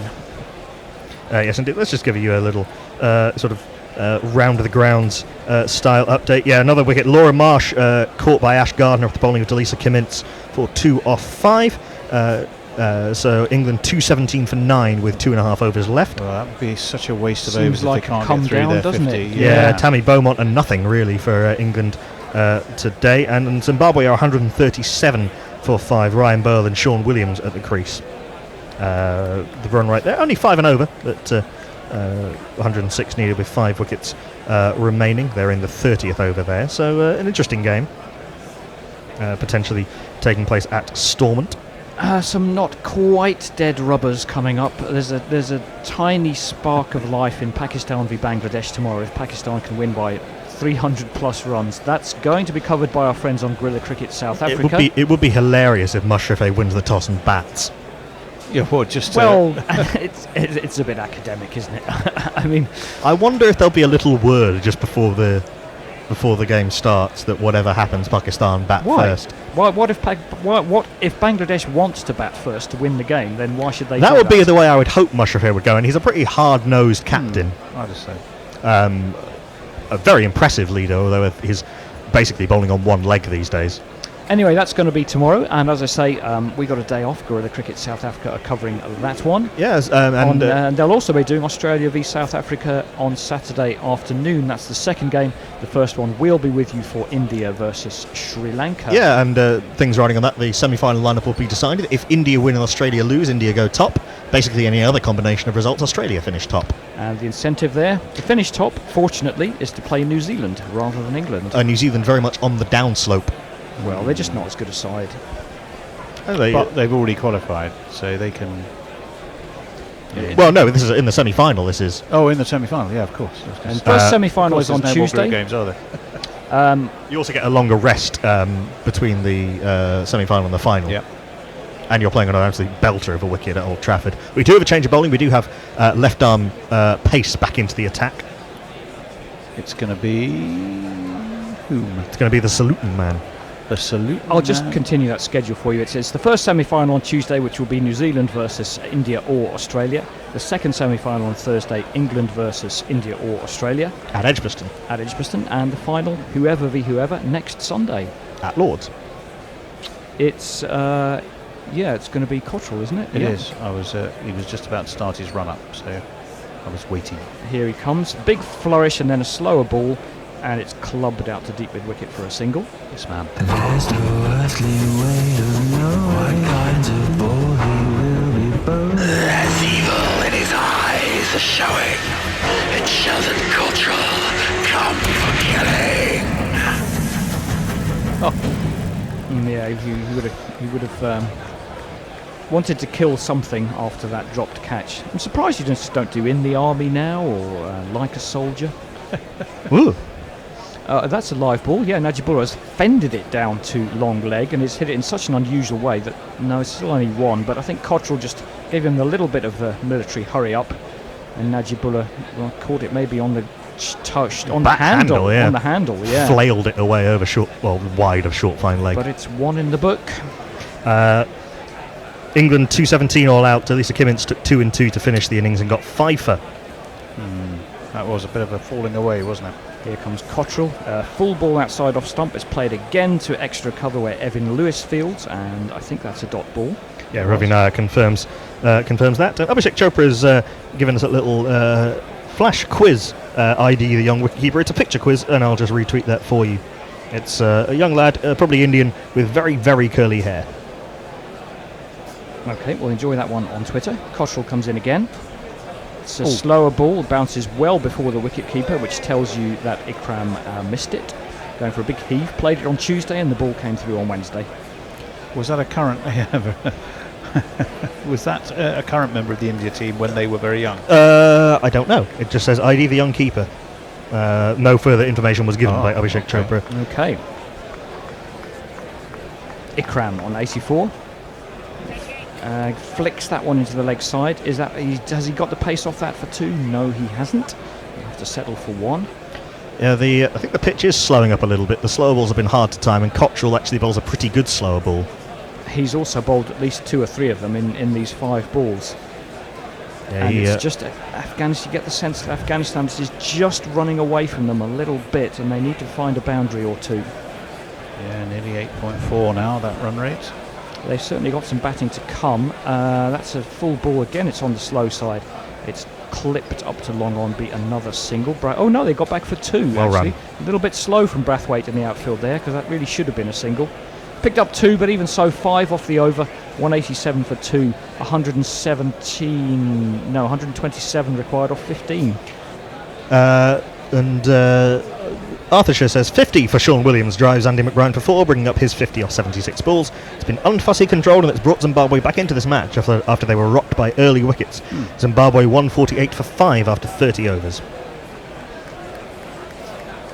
So well in that chase. Their current run rate is almost exactly the same as the required run rate. always a good sign. Afghanistan, on the other hand, are a little bit behind. They are going at just about 5.5 per over, but they need 8+ from here. Yeah, they're 3 runs and over behind the required rate. They don't have. Do they have anyone who really can Well, clear the field on a regular basis? Najibullah, who's at the crease at the moment. They've got Samula Shinwari and Rashid Khan, who are both powerful. Asghar Afghan, who's in next. Hit a very quick 40 against someone in this tournament. Can't quite remember who. Pakistan. Quite possibly, yes. A big reach outside off stump by the batsman there, and he had to wait for the ball and played a very inelegant sweep into the leg side, but he did pick up a single. Najibullah's given it the hurry up a couple of times in this tournament, so there's power to come, and Ikram's batting pretty well. There's a shot of Asghar Afghan. Big swing, but that's gone up too long off, and it will just be a single. He's probably thinking, get me in before too much damage is done. It's been a kind of bonus overs, these, really, for the West Indies, because Chris Gayle has whirled away and they've really done a job, hasn't he? Brathwaite. Oh, that's not a bad shout. He's gone across the slip he's been given. Oh. It's a bit leg-sidey, so they might think about reviewing. It was a very full ball. The batsman stepped across the stumps, the left-hander, with Gayle bowling right arm round. The timer is ticking. West Indies look happy. The batsmen go for a chat. What Surely are they they're going to do? review this. I think they probably should, especially with a match situation. And they have. I was definitely in. Were you definitely in? I don't know. My suspicion is this is out. But it may be clipping, which is also a reason to review because you get it back. I think it's Ikram, the batsman. It is. No danger of Gayle, no balling, as indeed he shouldn't. And the ball's arrowing in. He's got a decent step in, though. It's turned. It's turned back a little bit. Yeah, I think I'm leaning towards out as well at the moment. It's clipped the corner of the pad. The pad's almost come off his foot a bit. That was an inside edge. Oh no, there isn't. The bat's hit the ground. The bat's hit the ground, but I think they'll run this through a couple of times just to check, because it's one of those where there's a lot of noises. There's a lot of things going on at once. Oh yeah, you can see the bat's a long way from there. Looking front on, when that spike goes up, the bat's a long way from the ball. Yes. So there shouldn't be an issue there. We've had 1 or 2 controversial decisions in this tournament where it's been bat and pad together. Here we go, red. The third one's going to be the key. It's red, hitting middle and leg, and Ikram is dismissed. An excellent innings. A slightly ignominious way to go, LBW, to Chris Gayle, but he was looking to move it along. Afghanistan are 189 for 3.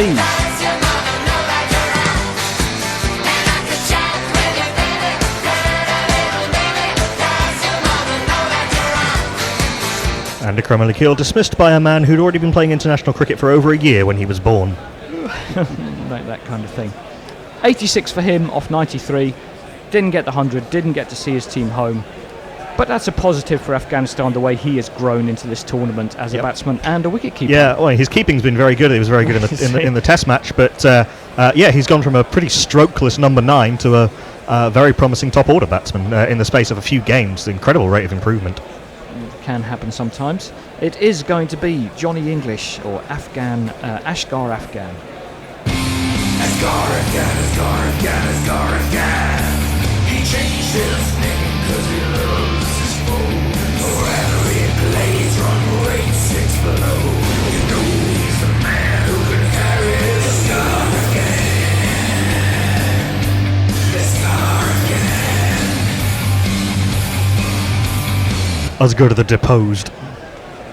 Oh, I can't place that tune quite. I normally get the rock ones. I can't quite place that one. Is he a relative of Ramat the Unjingled? And thank you to that jingle for explaining my joke. Asghar did, of course, changed his name from Staniksai to Afghan, which is a bit like changing your own name to Johnny English. Yes, I'm with you. Got it. Or the former football manager Mike England of Wales. Centre back, fine centre back, played for Tottenham and Wales. Yes, not England. His name, he was correct. Here comes Gayle, back over the wicket to the right hand. It's a big full toss. It's gone through the field of the legs. Terrible cricket from the West Indies. 4 runs to Afghan. And if you kids can't listen, then you bound to see the way you get shot for crossing a boundary. Couldn't ask for a better concatenation of circumstances to kickstart a faltering run chase. No, or to start your innings as you've just come in. Gayle in a position where he might be angry with the fielder if he hadn't bowled a big pie full toss that really deserved to be. Was it Jason Holder? It was made into a full toss by the stretch from It was Kemal Roach. I think it was It was made into a full toss by a stretch from Asghar Afghan. I think it was too high, too full anyway. It was a decent shot, headed straight to the fielder and straight through him. 3 men in the ring on the offside, 2 on the leg. Gale stops, he's not going to mankad, don't worry. Or don't get excited in my case. This World Cup needs a mankad, I think. Gale comes in, and it's clipped into the leg side. They're going to run quickly because they're looking for Look, 2. is that Chris Gale? Gale's after it himself. Oh, he runs off his Surely own not. bowling, but this could be a run out. Oh, He's he's run gone. out. Oh, He's run out. dearie me. They took 2 because they thought Gale was going for it, but the fielder, I think Hetmeyer, ran in quickly, and that certainly looks out. Do you know what? I think they fell for the dummy there. They were so transfixed by the fact that Gale was galloping after it. Lumbering after they it. lumbered. Yeah, there's a few people miming Chris Gale in Chris the Gale crowd running. there. And in fact, yes, there's no review, umpire review. No, he's they're gone. out by They that are far. Yeah, they took And the it's one. the non-striker Najibullah as well. There was a little bit of a stutter. He's miles Yeah, out. decent throw, hard in, just over the top of the bails, and I think that's Holder coming in to feel it might be Brathwaite actually. I think it was Brathwaite. Uh, A bit of bat damage going on there. Najibullah is furious, and his partner had better stay out there a while to let him cool down.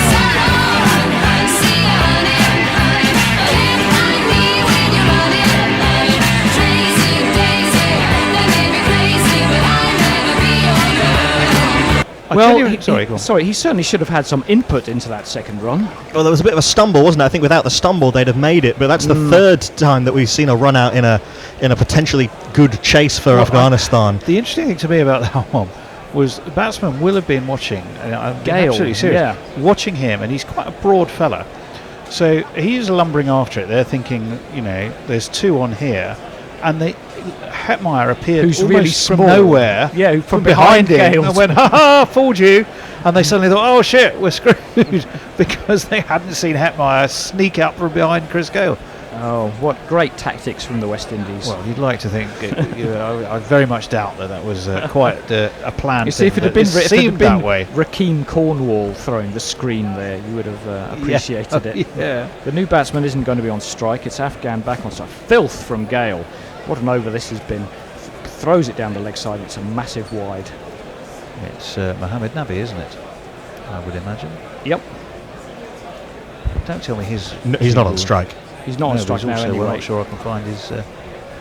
Afghan clips that one to the leg side. here it is. Again, they're having a think about 2, but you know what? This time they don't.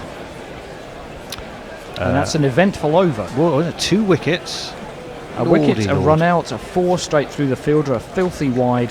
It's all happening when Chris Gale's in the house. Yeah, he's box office, no doubt about it. Was that the end of the over?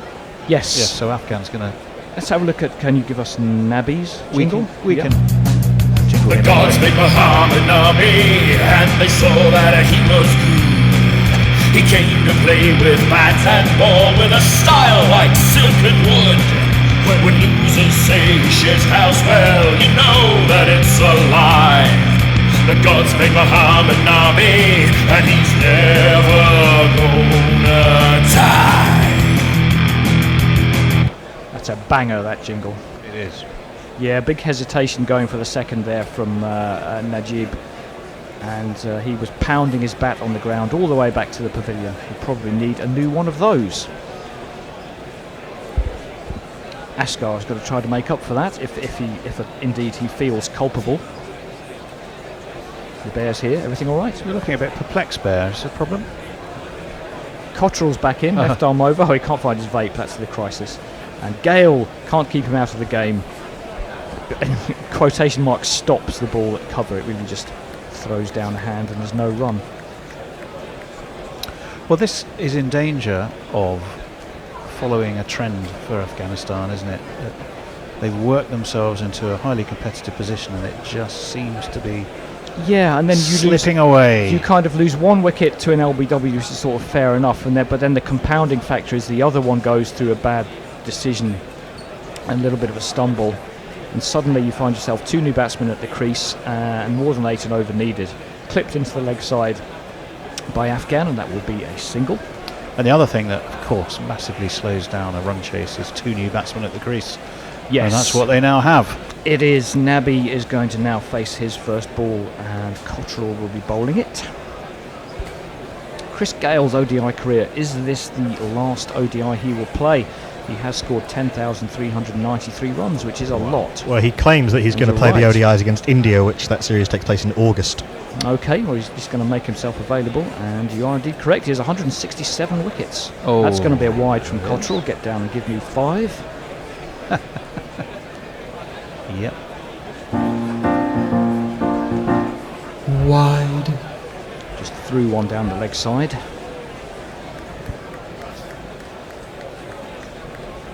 I don't think that run out was quite as bad as some of the other ones that we've seen. We saw Najibullah and Gulbuddin both run out, not really sliding their bats in. Silly things, yeah. That's a better ball from Cottrell. Well, it couldn't be much worse than the wide. It's up to mid-off. It's a quickish single, but it's fairly comfortable. Yeah, again, Asghar just sort of plonking the bat in. I mean, they were home fairly comfortably. But that was, I think if they'd gone immediately, they'd have made the 2.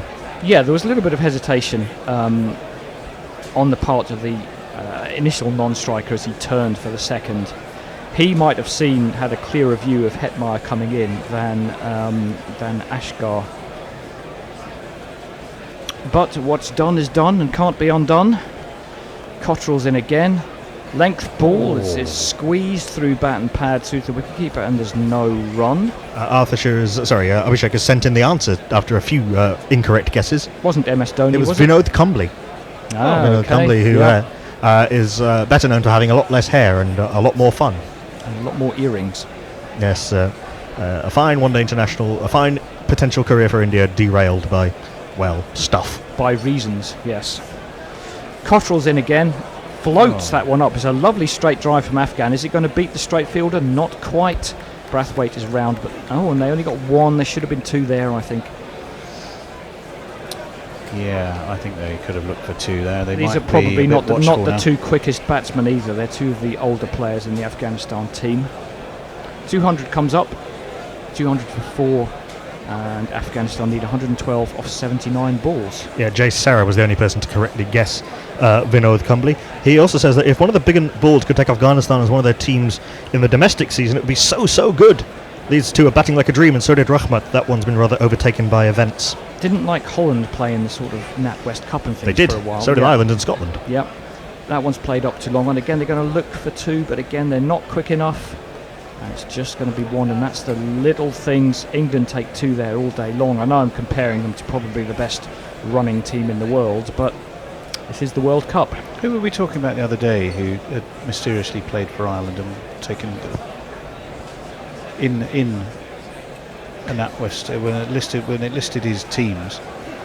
There's quite a few. Rahul Dravid, I think, played for Scotland at one point in that run. Really? But I suppose international rules didn't apply. Well, no, it was essentially playing as the overseas player. They were treated like a county for the purposes of the tournament. Yes, yeah. Interesting. It would have been an older player, but someone who's playing in this World Cup who had Ireland listed as one of their countries. Goodness. As one of their teams. Can't think who it was. I shall look up in a second who Ireland's overseas in the CG40 were. Missing anything except some rather bizarre wigs in the crowd. One on a small child, which is acceptable. Not sure about the others. No. Oh, going to be a change of bowling. Yeah. They chorus. It's at Kemar. It is West Indies going back to their big guns, their main That's seamers. Enough from Chris Gale for now. He's done enough. Did pretty well. Yeah. He ain't no dope, he ain't no weed. That Kemar Roach, he deals in speed. Allegedly. Tapped into the offside by Afghan. Thinks about a run, Nabi in fact, sorry. But they don't get one, and that run rate is climbing and climbing, 8.6 now. Yeah, run rate climbing, wickets falling. That could be another disappointing game for Afghanistan. They've competed reasonably well in this game. Yeah, from the second half of the England game onwards, basically. They've seemed to have their heads more in the game.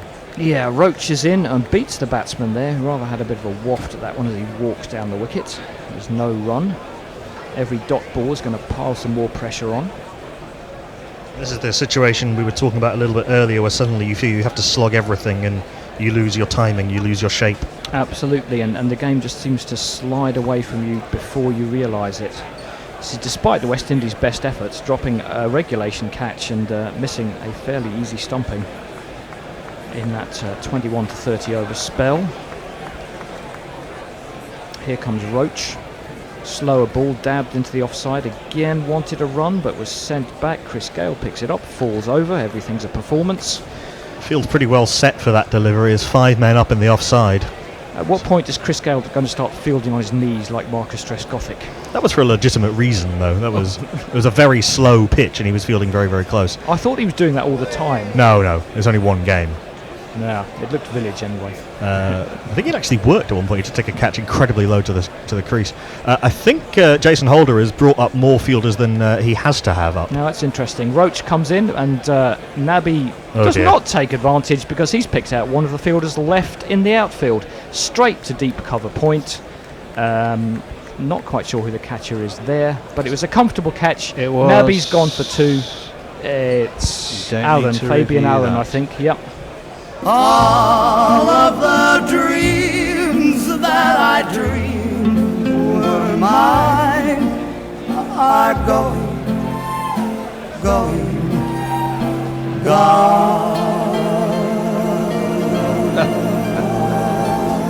Is that our friend Flanagan and Allen? Fabian Allen kisses the ball, which I wouldn't do on some grounds I've played on. Joe Root actually did get himself ill doing that in Bangladesh once. Yeah, it's probably not the smartest move. Going back to what you said, that would be an interesting tactic, and I think an underused tactic if Jason Holder is indeed putting extra fielders in the circle. I think didn't Faf du Plessis do it against Sri Lanka? Yeah, Mushrafeh did it. Mushrafeh did it to very good effect against Afghanistan. Had 7 men up in the ring long into the sort of mid-20s. Well, it's a minimum. They say it's a minimum. It's not a special. Yeah, for sure. But most teams obviously are conservative. But yes, if Holder has done that, that's good aggressive captaincy. Arthurshire says England was of course named after Sir John England, who invented it in 1862. Correct, thank you. Umpire Bell says Blackburn Rovers and Lancashire League cricket legend Mike England. Oh, that same Mike England also played for Blackburn and Lancashire, it seems. Is it the same? Lancashire League. Was he a football cricketer? Maybe.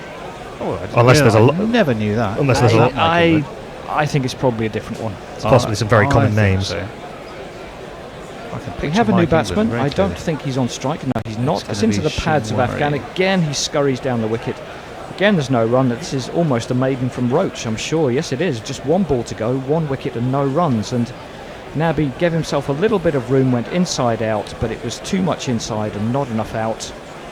And it's a simple catch for Fabian Allen. Seemed to enjoy it as well, didn't he? He's waggling his finger. Well, he hasn't really done much today. I don't think he faced a ball at the end of the innings, and he's bowled 3 overs. He's 12 runs in credit. Well, he's a very good fielder. Yeah. That was 14 earlier. Got to do something. Well, he must have missed 2 then. Afghan. Perhaps he's the last hope for the country whose name he has taken. As he plays that one up to mid-off, and there's no run. And that's a wicket maiden by Kemar Roach. Would you believe it? We don't know where to start here. And Afghanistan need 111 off 12 overs. Mike Mehall Wood says, not been able to listen today because of work. Just turned on after I finished, and 2 wickets fall in the over. I'm sorry, Afghanistan. Abhishek Chopra says, Arthurshire listens to the Mohammed Nabi jingle, even when he's not listening to the Mohammed Nabi jingle. A wicket for Ireland. Sean Williams departs at 58. Pulls motor hard, but Andy Balbirnie takes a very, very good low catch, diving to his right at square leg. Zimbabwe now 157 for 6. Here's a jingle we don't get to use too often. Beware the demon bowler. He's crafty and deceitful, and he'll try to LBW.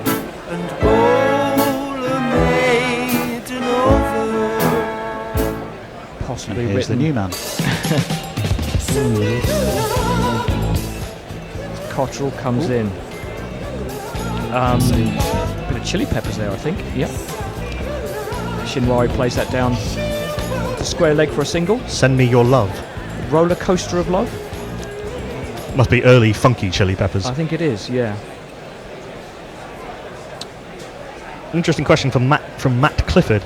Can any team who has had a game or result affected by rain in this World Cup feel hard done by as to their final position in the tournament table? Probably not in practice. It certainly could have happened. Big hit this time from Afghan. Is this game back on? Because he's pumped that one over deep square. Well held in the crowd. And a catch. in the crowd. Super shatta, super shatta, super shatta, super shatta, super shatta, rocka, rocka, super shatta.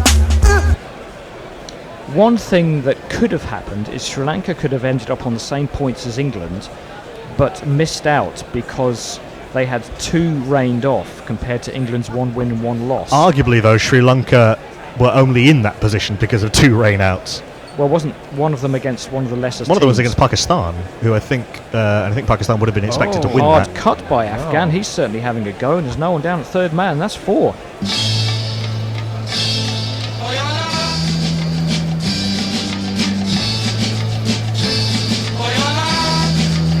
Probably Asghar Afghan's last 50-over World Cup. He was denied the opportunity to captain his team at a World Cup by the board, and he's not going to give this up without a fight. Nope, and they've got the target down to 100 runs. Cottrell not having the best day after I know it might sound like I have it in for him, but it was quite a poor dropped catch. He's had a good tournament hitherto. He has had a good tournament. He's taken quite a few wickets. He's been very good in the field. And he's even hit the odd 6. He hit one absolute monster at Old Trafford, which went into the sort of a hospitality boxes up in the second tier of the point. So who am I to say? Here he comes. Short ball, a swish from Afghan, a little bit of a slower ball, bounced before the keeper. There's no run. That was a difficult ball for the West Indies to hit towards the end of the innings. The one that sticks in the wicket and goes across the batsman. England were bowling quite a few of those against India, which Dhoni was finding very difficult for whatever reason. Cottrell lumbers in. And a full toss has surprised Afghan as much as everybody else, but he has clipped it into the leg side. They're going to take 2 this time, the longer boundary, and they get home. So, a ball to go. So far, we've had a bit of everything. 1, 2, 4, 6 dot. Yeah, important over for Afghanistan. Just they need something. Slightly, just sort of rekindle hopes and sort of remind themselves that they are in a chase, that they could win. Boundary off this ball That's would right. help, wouldn't it? Yeah, as not Fred likes to say, you can't win if you don't try to win. He's not wrong. No, he's not. Don't Last tell him ball of the yeah, fair enough. Cottrell clipped into the leg side, and again they might try to scurry 2.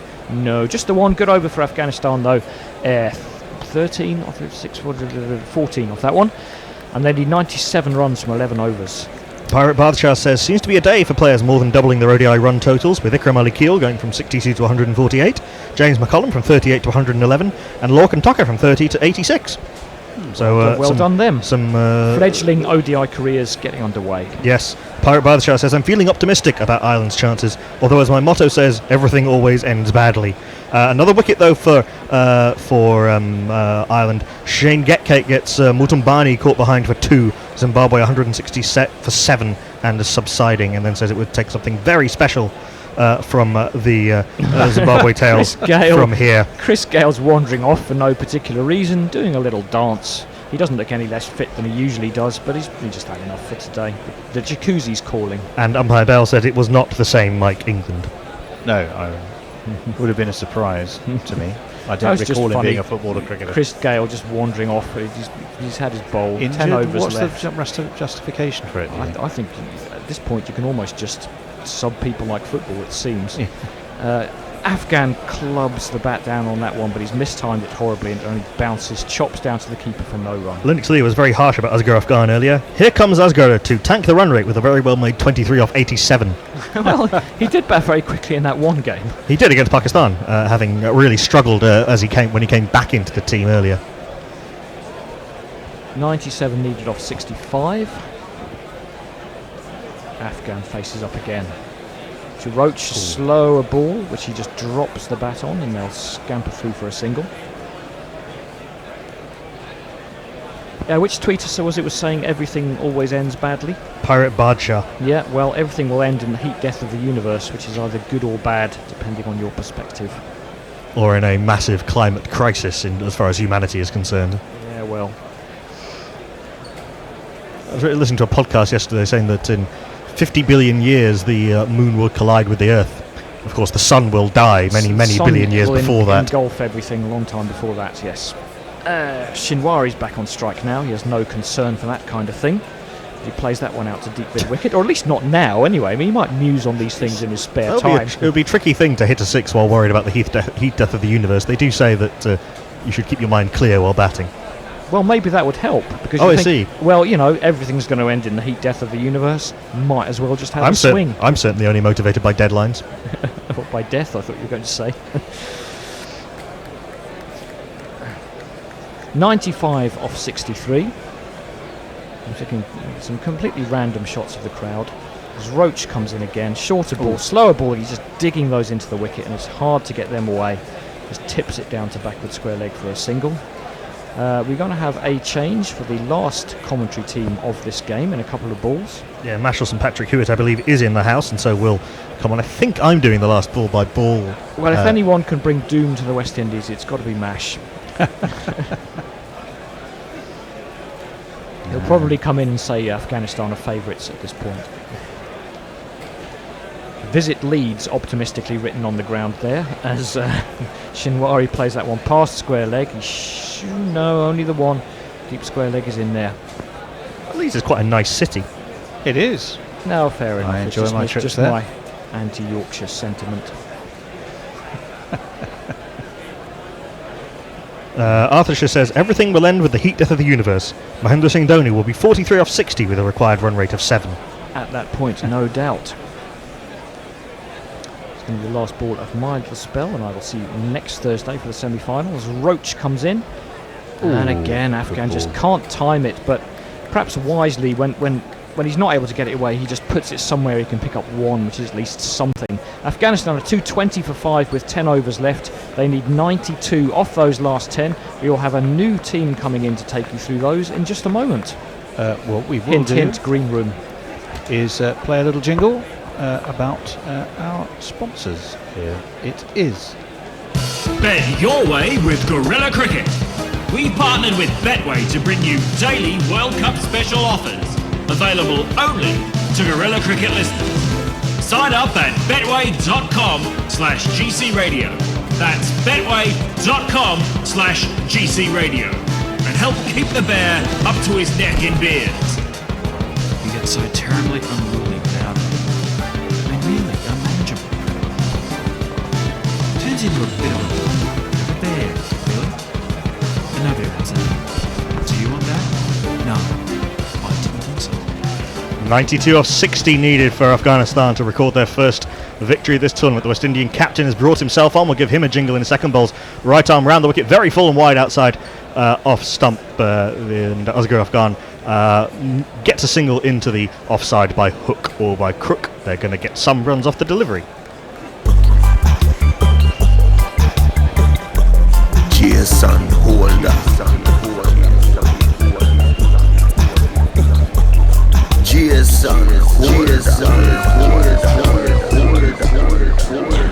Afghanistan 224 for 5. You're listening to Gorilla Cricket's coverage of the 2019 Men's World Cup. I'm Nakul M. Pandey taking you through the last 10 overs, and I'm flanked by super fans as Holder comes in, continuing round the wicket a little bit quicker, and Samula Shinwari misses this as he tries to power it through the covers, beaten on the top edge. There is no run. To my right, Afghan super fan Jules Farman. Good afternoon. And to my left, for the first time today, eating potentially ill-advised iced sweet Mashels and Patrick Hewitt. Yes, hello. This was purchased by Jules at my request. So West Indies are winning, and I'm eating a freeze pop. As you do. Jason Holder into Samula Shinwari. Outside off stump, a little bit fuller and straighter, and Shinwari times this very nicely. He's powered this down the ground, and I don't think that the man coming around from long off, he might have actually done brilliantly there, hurtling himself round.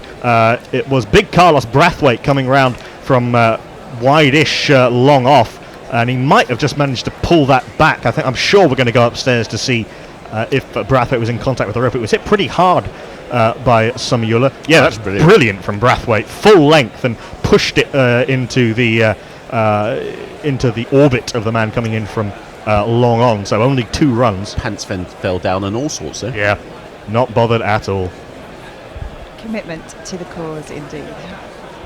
As Holder is in. That's length outside off stump and too far outside off stump, and that is surely going to be signalled a wide.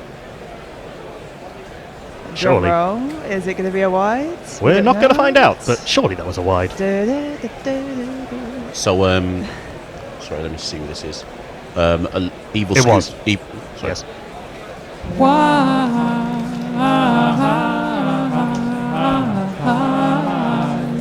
I think you tweeted out earlier on, Knuckle, for people to get their teams in. Yeah, let's not read the teams out. Now we'll do this on the podcast, which the three of us will be recording at the conclusion of this match. That's full outside off stump. Shinwari with a real whip of the foot with the wrists, using those powerful forearms to power that down into the offside, but fielded on the third man boundary by Evan Lewis. They come through for a single. 87 runs are needed off 56 balls as well. Yeah, boundary needed for Afghanistan if they're going to keep their hopes alive. Those 2 wickets in 3 balls, and then followed by the loss of Mohammed Nabi, have brought the West Indies well and truly back into this game in terms of them being favourites.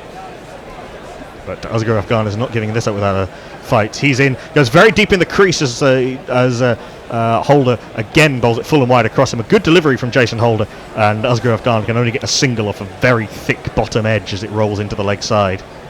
It's an interesting plan from Holder. Bit of a surprise to see him bowling at the death. They don't have any options. I think they've tried Brathwaite at points in the tournament. Holder used to bowl at the death and usually got carted all over the place. And this is why they should have picked Kemo Paul.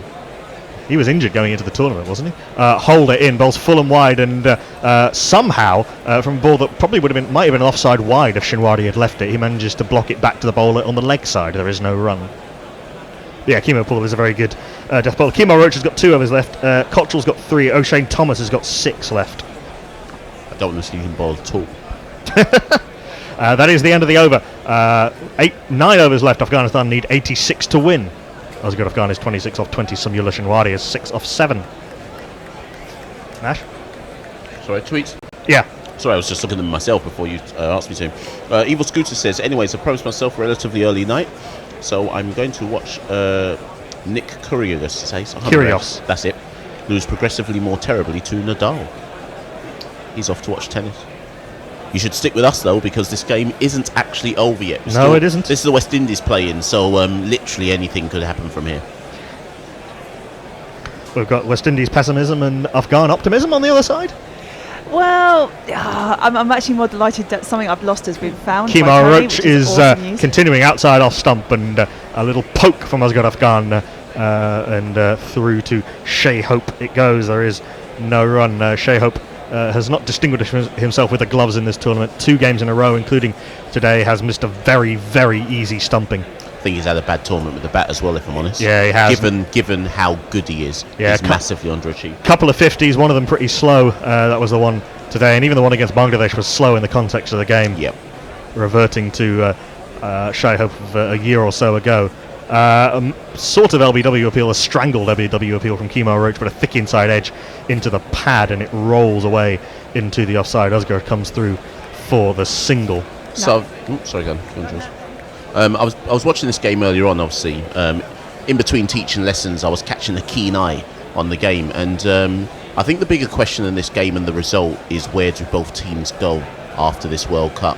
Because both are in a state of transition, so to speak. I think there's positive signs for the West Indies off the field with the change of board as Roach is in. An off cutter outside off stump which beats Shinwari, dies through to Shea Hope, who lets it thud into his pads. There is no run. With the new, slightly more pragmatic management approach, and they're likely to end up poaching Phil Simmons from Afghanistan. It's going to be tricky for Afghanistan. I think they have made such rapid progress, and even over the course of this World Cup, I think they can say they've made some progress despite the results, but with the off-field machinations and a board chairman who seems intent on running everything himself, changes of captaincy, some transition needed there between the players who've got them to this page and the players who'll move them on. Slower ball, which Shinwari tries to fetch him outside of something. That's a very good catch from Shimron Hetmeyer, who's not always the safest in the outfield, but he came a long way in off the mid-wicket fence and took it well low to his right. Samyullah Shinwari falls for 6 off 9.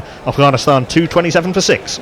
All of the dreams that I dreamed were mine are going, gone.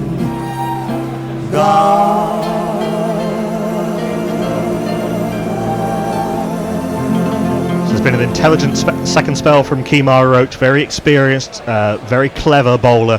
The off-cutter just stuck in the pitch a little bit, Shinwari too early on it, and Shimmer and Hetmeyer did the rest.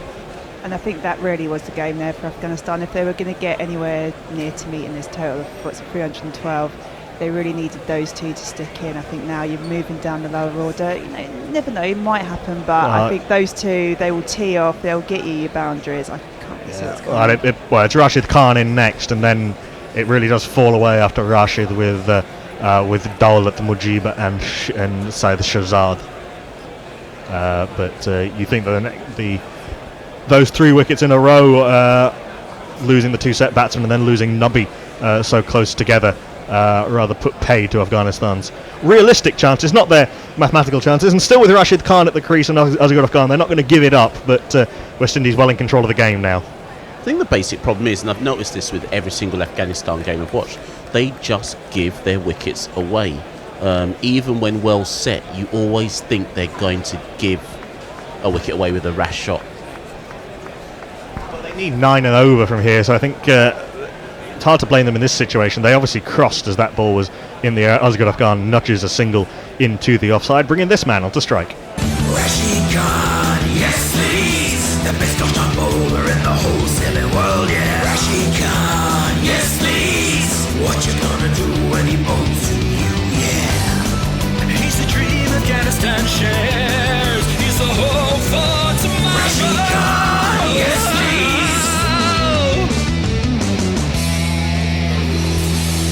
Bouncer from Kemar Roach, which Roach rather ducks in. With Rashid Khan rather ducks into, but it's still over his head for a wide. Wide. Abhishek Chopra has said that Knuckle, J. Kim, which sounds like my arch nemesis, has mentioned that Simmons has already put pen to paper for our Barbados gig, but I've got to assume that he means CLP. The Barbados tried into the Caribbean Premier League. Must be.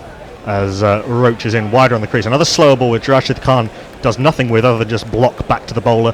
There is no run. A very good over from Kemar Roach. The required run right now up over 10 and over. 83 needed off the last 8. Yeah, just to clarify for those who are interested or even just want to know in general. So the management team or coaching team, I should say, that are currently in charge of the West Indies, so Floyd Reefer and co., they are in interim charge until the end of the India series, which takes place immediately after the World Cup. The board has already put out to tender that anybody who wants the job after that India series is over should now be applying. So that doesn't rule out Floyd Reefer, but given West Indies are going to come 9th, I think it rules him out. This is a horrible delivery from Holder. He's trying to bowl round the wicket and bowl that wide Yorker, but he's got that badly wrong and sprayed it well wide of the off stump for one of these.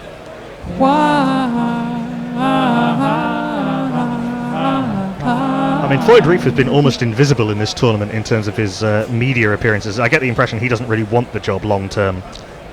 I think he probably does, just not good enough. Holder in, bowling from very wide of the crease and round the wicket. Asghar sets himself for that, goes deep in the crease. That's a great shot from Asghar Khan. There's a man back at sort of deep cover point and a long off, but he's gone over the top of extra cover for 4.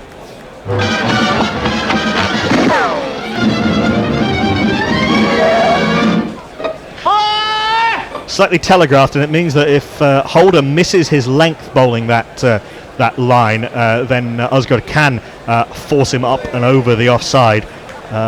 It worked for a while, but I'm not sure this line of attack will work for that long. And whether they can still keep on, they need to keep on just pushing the boundaries. And I think if they can keep on rotating the strike, putting Afghan on, I think that's the only way they're going to actually do this. The field's now changed. Deep points come up and extra cover's gone back. It's actually Nurse there at sort of backward point, also short to the man, short fine leg, and backward square up in the circle. That's a terrible delivery from Holder. He's tried to go leg side. He's got it horribly wrong, the cutter, and Asghar Khan mixes subtlety with power, nudges it off his hips for 4.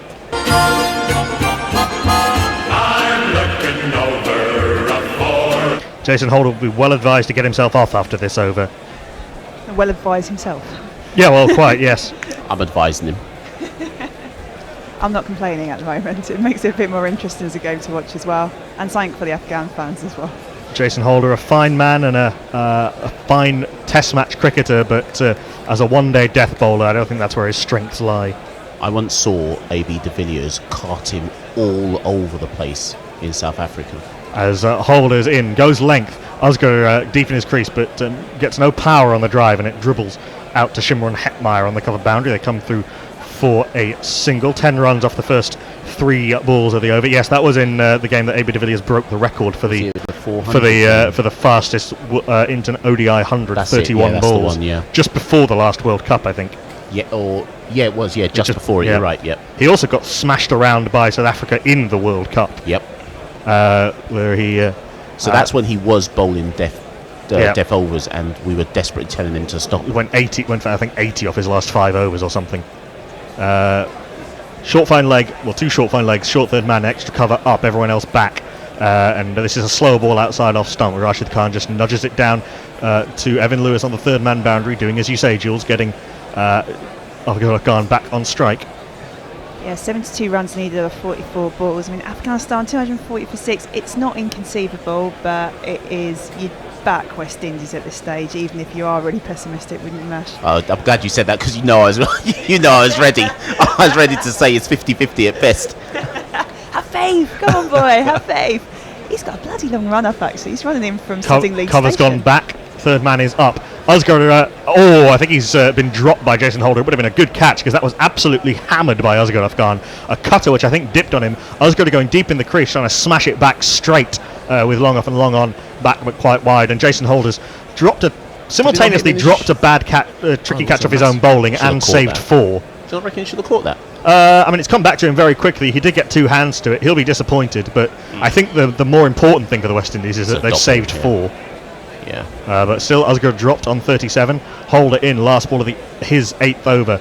Outside off stump and cut by Asghar Afghan. Bit of a stumble as they run through for the single, but they make it fairly comfortably in the end. O'Shane Thomas backs that up. A good over for Afghanistan. What is that? 10, 12 runs off the over, but still 71 needed off the last 6 overs. 7 overs, rather. Just trying to think what... Because there's no death bowler in the side, Brathwaite, I guess, has to bowl some. Cottrell's must still have 4 overs left. Dare they give Thomas a bowl? Listen, Afghanistan can still win this. I can only hope. Chris Gale is back on the field after a break for reasons. Reasons unspecified. Yes, quite. Sheldon Cottrell's got 3 left. Roach has got 1 left. Thomas has got 4 left. Holder's got 2 left after this. Brathwaite's got 4 left. So there's plenty of options. It is going to be Roach continuing. He'll bowl out wide outside off stump from over the wicket. Asghar Afghan flees this out to Fabian Allen on the cover boundary. They come through for a single. I think Kemar Roach has only played 3 games in this World Cup, and he should have every right to wonder how he's played so little. Yeah, he was ill for the last game, which is why he didn't play. Apparently a very bad, debilitating bout of hay fever. Yeah, I had that last week. So said Michael Holding with a snigger this morning. No mercy there, then. No, indeed. As Roach is in to the right-handed Rashid Khan. It's down leg side and tickled away, but straight to big O'Shane Thomas at short fine leg. A couple of yards either side of him, or a yard either side of him, given O'Shane's lack of mobility. That would have been 4. But there is no run. 17 needed off 40. I've been furious with O'Shane Thomas this tournament at what I think has been generally brainless bowling all tournament. But then I remembered he's only 21. I've got to give him time. He's a big man, he bowls fast, he's a bit all over the place sometimes, and he can be worked out very quickly. He's quite line-upable, but a talent for sure, if he can be harnessed correctly. Roach is in, third ball of the over. Slow ball outside off stump, Rashid Khan too early on the stroke. Bottom edge on the bounce through to Hope. There is no run. Great stuff again from Kemar Roach. Abhishek says, retweet if you want Mash as the next West Indies cricket CEO. Okay, once I'm off air, I'll retweet that. School teaching career is now down the pan. Actually, the new West Indies president did retweet my support of him prior to him defeating Cameron to become the new president. Ricky Scarrett. Roach turns at the end of his run in with that very front-on action of his that we've come to know over the years. Good delivery, full and straight, and a little bit of away movement just straightening a little bit. Rashid Khan blocks back to the bowler. There is no run. This is unusual for Rashid Khan to be 1 off 5 in this situation. 70 needed off 38 balls now. Yeah, you say that. I think he's another one who sometimes plays himself, usually plays himself in a bit and then starts smacking it about, but he doesn't like slightly faster balls. I would just get himself a strike and put Afghan on, especially at this stage. He can be vulnerable to the short ball. He does sort Yeah. of duck into that a little bit. That's a ball which hits Rashid Khan on the knee roll, another cutter which stuck in the wicket. Half an appeal from Kemar Roach, but it was too high and probably going down leg. They take the leg by 68 miles an hour from Kemar Roach, and very well disguised. He has bowled well in this tournament in the few outings he's got. A fine cricketer, an intelligent bowler. Sheldon Cottrell is warming up. So, one of our listeners and a good mate of mine tweeted me earlier today when I was talking about Chris Gale, whether he's actually going to retire after this World Cup or not, and said they should give the ODI captaincy to Gale. That would be a retrograde step, wouldn't it? Another slow ball, a cutter from Kemar Roach, full outside off stump. Osgood nudges a single to the rather pantomimey Chris Gale, who for some reason decides to fall on the ball at backward point. They come through for a single. Excellent stuff from Roach. Only 3 runs off it, including a leg by. 3 for 37 off his 10 overs. He can emerge from this World Cup with credit, even if it doesn't tell us anything we didn't already know, that he's a good bowler. And he's rather limping off the field. I don't think he's going to be fielding for the rest of this innings. Afghanistan 244 for 6 after 44. The run rate climbs. Yeah, just slowly chasing down that 312. You just kind of think that if Afghanistan hadn't given away so many runs towards the end of the West Indies innings with the bowling, you just think that this might be doable, but I think it's actually out of reach. And I'm usually an optimistic person. I haven't given up yet. I nearly am, though. I'm now saying it's 60-40 in West Indies' favour. Well, Big O'Shane is coming on to bowl the 45th over. 68 is needed of the 36 balls that are remaining. Thomas! Go, Thomas! Go, number 1! Go, Thomas! Something good's gonna happen today. Oh my, hey, hey, hey. Use your ears, use your eyes. Thomas is in for a big surprise. It's been expensive today, O'Shane Thomas. 41. Oh no, they've thrown a bit of a curveball because instead of Big O'Shane, Big Carlos is coming on to bowl. Every breath you take, every stroke you make, every bat you break, every breath you wait, we'll be watching you. Got the wicket of Rahmat Shah, who spooned a slower ball to Chris Gale. Also was the main architect of the run out of Najibullah Zadran. He's in outside off stump. Osgood has a swing, misses, through to the keeper it goes. There is no run. 68 needed off 35. Osgood's just going to swing from the hip at everything, isn't he? Yeah, he's absolutely just trying to smack everything. He's 40 off 31 balls. If he can stay in, it could be quite entertaining.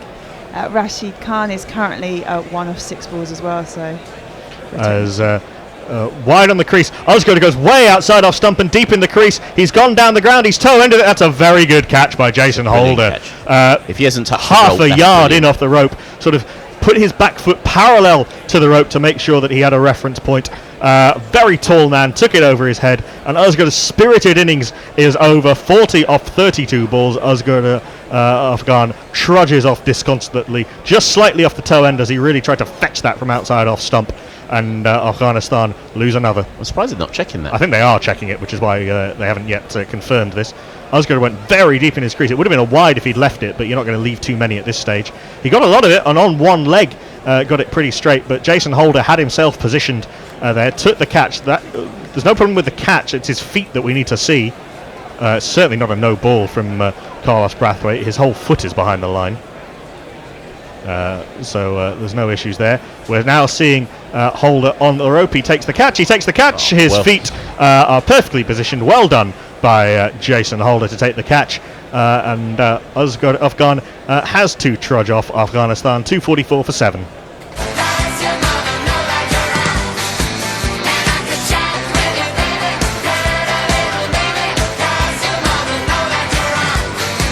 Wickets falling at Leicester too. Australia are 17 for 2 in the second women's Ashes test. Anya Shropshall has had Alyssa Healy caught by Danny Wyatt at backward point, and in the previous over Amy Jones took a catch off Kate Cross to dismiss Nicole Bolton. So Elise Perry and Meg Lanning in both on naught. We need to get the big chance for England there in the game at Stormont. Zimbabwe 193 for 7, needing 50 off 45 with 3 wickets left. So you'd think Ireland would be favourites there, but not out of the question. It looks as though Afghanistan are going to end this World Cup without a win, as Rashid Khan, Daulat Zadran, who's facing up to his first ball. Somehow they didn't cross while that ball was in the air. Could have run 3 in the time that ball was in the air. It was batted out to backward point by, out to backward point by Daulat. Daulat's a giant Afghan bowler who rolls in with languid grace. He smashes stumps all over. And he's at the non-striker's end, watching Rashid Khan leave a filthy, filthy wide from Carlos Brathwaite.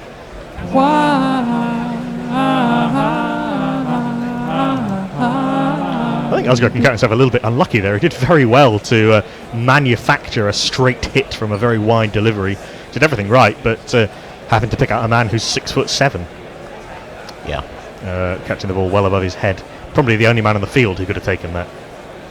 I'm getting very close to calling this game for West Indies. Brathwaite goes wide on the crease. Full outside off stump. A bit of a cutter again. Rashid tries to smash this through deep point. Misses. Through to the keeper it goes. There is no run. The run rate very nearly 12 and over.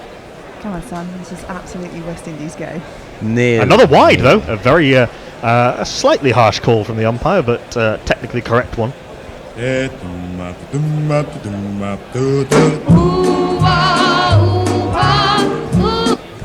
That is another one that's wide of off stump. And again, signal wide by Chris Gaffney.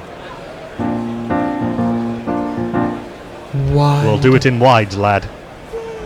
So 4 runs off the effectively 3 balls of this over.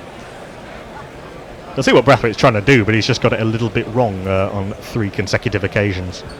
Cottrell is just looking at him going, what the hell are you doing? Is that Cottrell? I think it was. Yeah, it was, yeah. Brathwaite in. Can he land this one? Well, it's not going to be a wide because Rashid Khan's hit it for 6.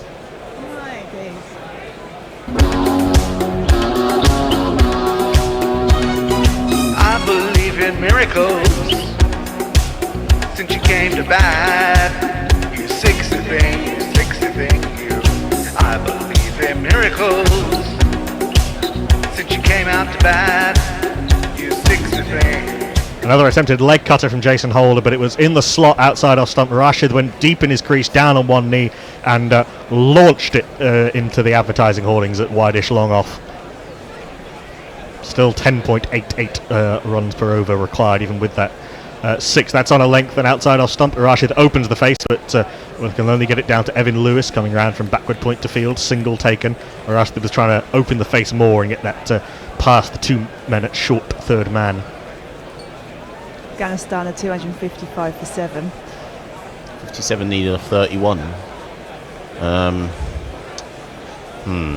3 wickets in hand, and really Daulat is a man of character, but not particularly talented with the bat. Rashid's gone big into the leg side this time, but he's holed out. Good catch from Salutin Sheldon down there, who's been very good in the field throughout the tournament. That awful drop earlier in the game notwithstanding. He takes a couple of steps around to his left, holds on low to the ground. Rashid Khan is out for... In fact, no, they took a single off the last one, so it's Daulat Zadran who's out for 1. I beg your pardon. Afghanistan 255 for 8.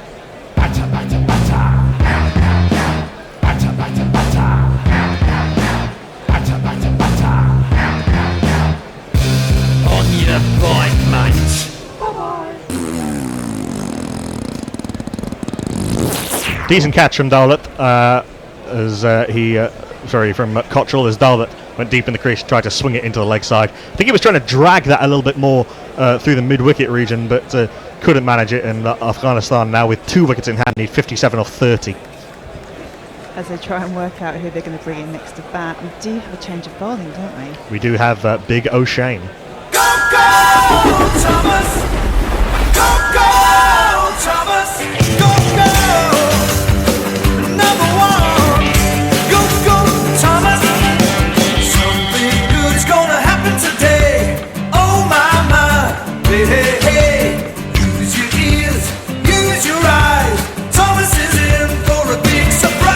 went for a few runs, but Carlos Brathwaite got 2 wickets in that over, so I think they'll take that. It is going to be the man having his first bat in one-day international cricket. He took his first wicket in one-day international cricket earlier today, but he won't be on strike because Rashid will take the strike for this. They didn't cross.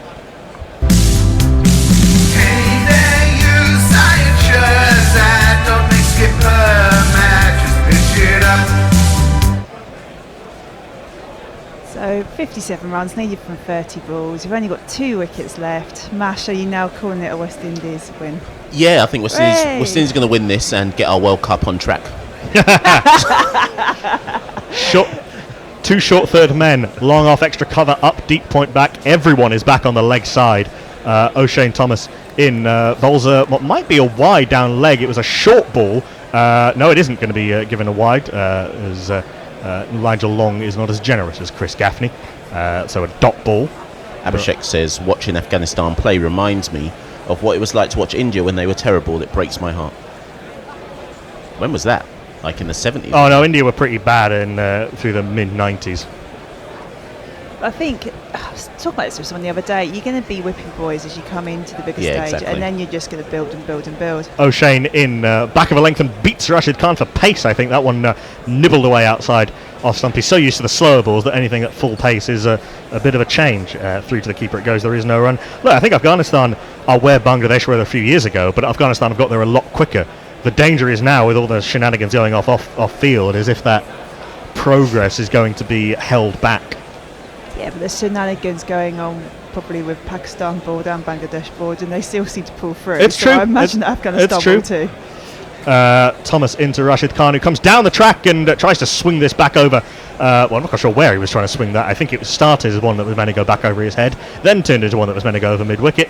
Where it went was past the outside edge, through to the keeper. There is no run. O'Shane Thomas has bowled 3 dot balls to start his 5th over. And I think what Afghanistan have to battle with, which probably to some extent maybe Bangladesh didn't have to battle with, is everyone's weight of expectation. Given the fastness of their rise, given the love for cricket in Afghanistan and with the Afghan diaspora, I think everyone just expects them to beat the big boys straight away, and that's just not going to happen. O'Shane in back of a length, and Rashid's missed this one too. Has a poke outside off stump, misses it completely. Through to the keeper it goes. There is no run. Yeah, I think it's also a combination of the fact that a lot of their good players are very effective in 2020 cricket, and people have extrapolated that to just automatically assume that translates into ODI cricket. I think people have rightly got a lot less sniffy about teams emerging and teams who are trying to make their way in the game. People were very patronising towards Bangladesh for a very long time. Very true. This is a full toss, and it's been dropped on the 3rd time of asking by the man on the edge of the ring at cover. I think that's Nicholas Pooran. Yep. It was smashed by Rashid Khan, and somehow Pooran put that down. They don't take a single.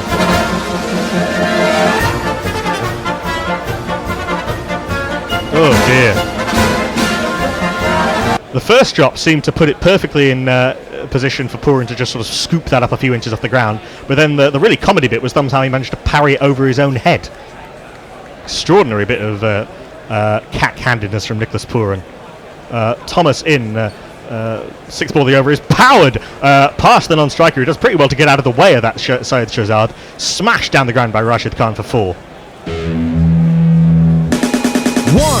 2, 3, 4. Rashid picks up Syed Shahzad. Afghanistan 260 for 8. 52 needed off the last 4 overs. Rashid's just going to have a little bit of fun, I think. So for everybody on Twitter, we will be compiling the World Cup best 11 so far. Yeah. In fact, I'm sorry, they did take a single off the drop, and so that was Shahzad who smashed it down the ground, and that's his first runs in one-day international cricket. Hey! There you go. Yes, we will be recording the podcast, the GC World Cup Extra podcast, episode 5, at the conclusion of this game. I think producer John is in the house, and one of the things we'll be doing is compiling the team of the group stages so far, and we've got a few listener suggestions that we can drop in as well, which you've been tweeting in all day. There's still time for that. Hashtag Guerrilla World Cup 11, GC World Cup 11 rather. This from the new bowler, I think, is still Carlos Brathwaite, as a cutter outside off stump, which Rashid swings over the top of, and through to the keeper it goes. There is no run. 52 needed off 23 balls.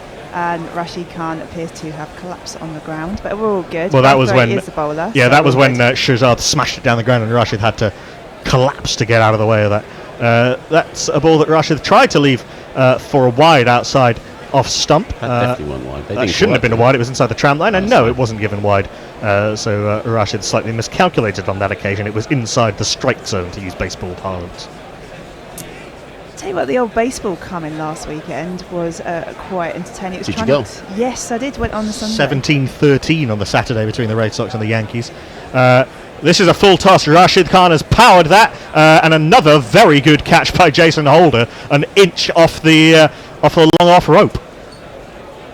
Just making sure. They're going to have a look check. at this again, but I think Holder's done That repeated the trick. That one was. That one wasn't even in doubt compared to the last one. We're going to go, but we were absolutely calling this. Let's go for it. 100%. Go OUT the window, go OUT the window, go OUT the window, 'cause OUT spells out. We see again Holder jumps, takes the catch, and he was very, very well aware where his feet were, made sure that he didn't intercept with the rope. And Carlos Brathwaite's picked up a few wickets at the end, taken 3 wickets in his last 7 balls, and is now on a 4, is now on for a World Cup fifer potentially. Rashid Khan gone for 9 of 16 balls. And Ghana also, Afghanistan's hope of trying to get a win this tournament. They're 260 for 9. They're chasing down 312. They've got 1 wicket left, and it is Mujeeb. And he's a quality spinner, but he ain't there with the bat. But let's have his jingle anyway. Don't joke about the Taliban with Mujibur Rahman. Don't joke about the Taliban. He's not a fan. And he just takes a single off the first ball. Yes, indeed. It just nudges it out into the leg side. As the laughing man Sunil Ambris, who's on as a subfielder for someone. There's a lot of subfielders on today. I think we've seen almost all of the West Indies team, apart from Darren Bravo, on as a subfielder at some point today. I'm wondering if they're going to... As this is a full toss, Shahzad launches this up in the air. Where has that gone? That's gone for 6.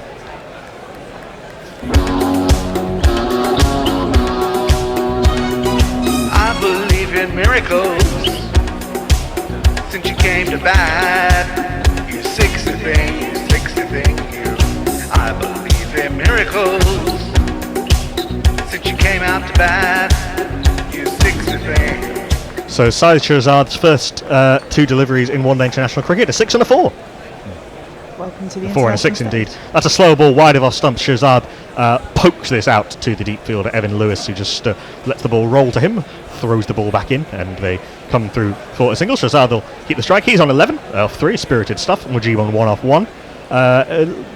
What is that? 8 runs off the over, but the wicket Brathwaite won't care too much. 44 needed notionally off the last 3 overs with 1 wicket left for Afghanistan. Yeah, I'm just wondering if when this game ends, if the West Indies players are going to give Chris Gale a guard of honour. Not because he should be getting one, which he should obviously, but more to kind of be like, come on, retire. Force him into it. Well, Like a and marriage proposal. it's almost certainly his last one-day international in England. Yeah, so maybe they'll give him one anyway, but I'm his biggest fan, but I don't think he should be continuing to play for West Indies, apart from in 2020 cricket, obviously. Well, presumably the retirement after the T20 World Cup next That's year what makes I'm sense. assuming, yeah. Yeah, I don't know how much more you can wring out of Gale at this point, and it's holding people back. It's holding the West Indies back from looking for a long-term solution at the top of the order. As Big O'Shane continues bowling to Syed Shahzad. It's a short ball. Shahzad really does flat back this down the ground. The bat face was basically pointing at the floor, but it goes straight to mid-on. There is no run. Yeah, Evan Lewis looked good today, actually, and I think if he's at full fitness, he's a very useful player. Wonder if we'll see Nicholas Pooran come up the order at some point and open. They'll go with John Campbell when he's fit again. Sure. Yeah. I mean, he's batted well in one-day international cricket this year. He's had a good introduction to West Indies cricket in all forms. This is a short ball outside off stump, which Shahzad is very early on, tries to swap this into the leg side. Beaten, there is no run. John Campbell's not that old, is he? He's in his mid-20s. 25. Then that's the thing with the West Indies team. A lot of them are holders old at 27 in that team, so that tells you a lot about where the team could go. Obviously they won't, but where they could go. as O'Shane Thomas, a young man himself, only 21, is up to the crease and bowls full. It's slogged over long on by Syed Shahzad, but he rather dragged it, and Shimron Hetmeyer, another of the young guns for the West Indies, comes into field. There is no run. A possible future ODI captain for Shimron Hetmeyer, given that he captained the West Indies under-19s to their first ever under-19 World Cup triumph.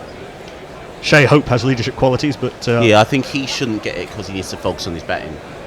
Just allow some players to bat. This is a length ball outside off stump, and a rather poor bit of fielding by the man at long on, who sort of arthritically falls at the ball. And Mujib's picked himself up 4 down the ground. Evan Lewis not really making much of an effort there.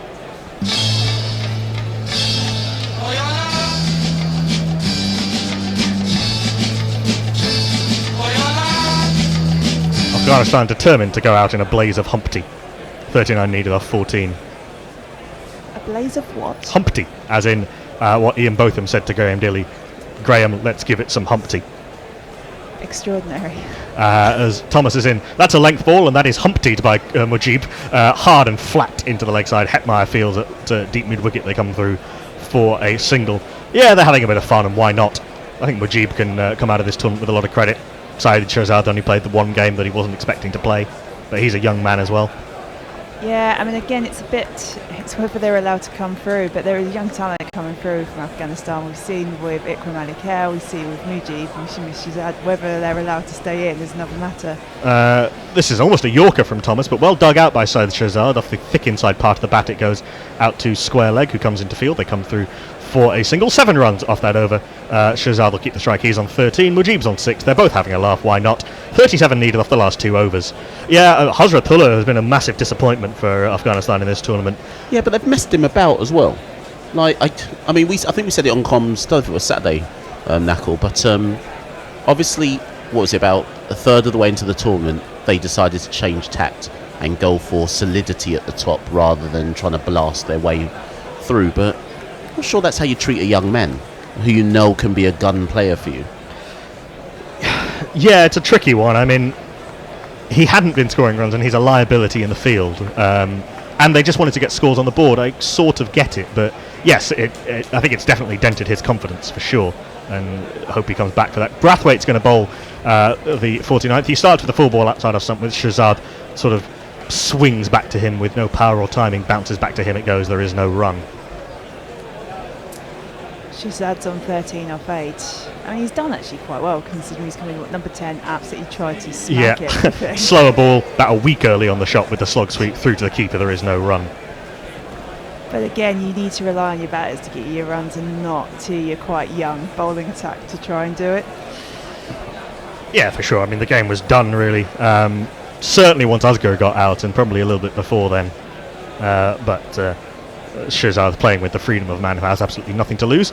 Gets down on one knee and slugs this straight. Does he slug it for 4? No, because eventually Sheldon Cottrell comes round and deigns to field. They come through for a single. And that puts Mujib on strike. He's 6 off 3 balls at the moment. Yeah, 36 needed off 9, a rather notional target, but Afghanistan will keep swinging and see where they end up, I think. I think the other thing as well is this Afghanistan's highest total they've got so far. I think so, past 250 before. Yeah, so that's something. Slip in place, attempted Yorker from Carlos Brathwaite, full into the pads. Mujib closes the face and gets this out into the leg side. Fabian Allen makes doubly sure as he picks this up and flings the ball back in. They come through for a single. So even though there's no wins, okay, they're just about lasting the 50 overs. They are increasing the score. The bowling, I would say, is not so much been in question for Afghanistan, because they can bowl sides out. We saw that with India. We saw that. Pakistan. Yeah. And well, I mean, they threw it away at the end, but they had them in real trouble. This is full outside off stump, and Shahzad goes deep in the crease, tries to swing this down the ground, but rather just pushes it on the bounce too long off. They come through for a single. And I think it would be easy to criticise them, but actually they probably learnt stuff, even though they've got a whole lot of shit going on in the background. So I think they went back to safety first and trying to get themselves in the game. I think the plan of using Shahzad and Hazratullah to batter teams at the top of the innings didn't really work Not that they gave it very long. Wild swing from Mujib and just misses the leg stump. Carlos Brathwaite is down on his knees because he wanted that one-day international fifer. He's not going to get it. 4 for 63 for Brathwaite. He finishes with... He can come out of this tournament with credit with bat and ball and in the field, but his World Cup is done. Afghanistan 278 for 9, need a notional 34 off the last over. They should sack him as 2020 captain, though. Sorry. And give it to Hetmark. Explain a bit more. Keep it I just don't think Brathwaite Give it to should be- Hetmark. Give it to... I don't care who they give it to. Give it in to Pollard honest. as a stopgap before the T20 World Cup. I think Pollard and Bravo will be coming back to the 2020 side, so either one of them could get it, to be honest. Dwayne Bravo. Yeah. He's not captained much recently, Dwayne Bravo. No, but he's captain of the Trinidad and Tobago Knight Riders, who always seem to win CLP every now and again. Yeah, there's a lot of experience potentially that they could call on there. I wonder if Lendl Simmons will get another go. Yes, he's another one. Yeah, particularly when his uncle his didn't get uncle. the job. Lendl Simmons was crucial to the West Indies winning the last World T20, Yeah, particularly the he semi-final against flew in India. just before the India game and then hit an 80-odd. Yeah, 4 men up on the offside. Everyone else everyone on the leg side is back, and this is full. So this is full outside off stump from Shane Thomas, and Chris Gale milks it for all it's worth as it rolls to him at short third man. There is no run off the batter's side. Shahzad 15 off 12. Mujib 7 off 5. 34 needed off 5. The game is now impossible to win, assuming O'Shane Thomas keeps his foot behind the line and keeps it straight. If there's ever a more picture of 2 Yorkshiremen, it is right now on the TV screen. They've got a guy in his red Mac, face turned upside down, looking phenomenally grumpy, and his buddy next to him in exactly the same position. Wild swish from Syed Shahzad. His feet were pointing down the wicket. The bat ended up pointing to mid-wicket, and the ball ended up in the gloves of the keeper. There is no run. Shahzad then Mujib, quite rightly, just having a bit of fun as this disappointing World Cup for both Afghanistan and the West Indies draws to a close. No, do you know what? With this win, I'm happy. We've performed to par. We'll go home with our heads held high. 2 wins from 9 and 1 more that you probably should have won. Possibly 2. This is a full toss, and Shahzad's going to pick up another boundary. Just helped over the infield. Poor ball from Shane Thomas with the field up on the offside. 4 runs.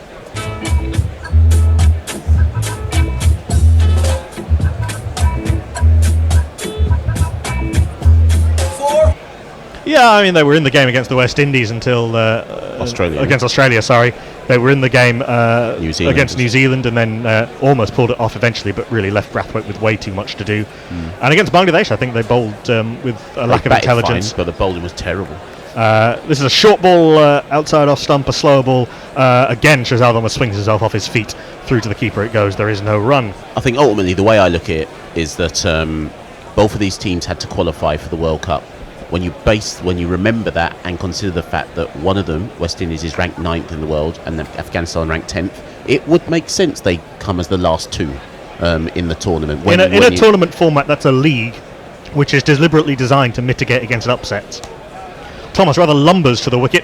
It's full outside off stump. It's hoiked by Syed Shahzad and hoiked a long way over, long off for 6. It's been fun from Syed Shahzad. He's enjoying things out there, which is good, and why not?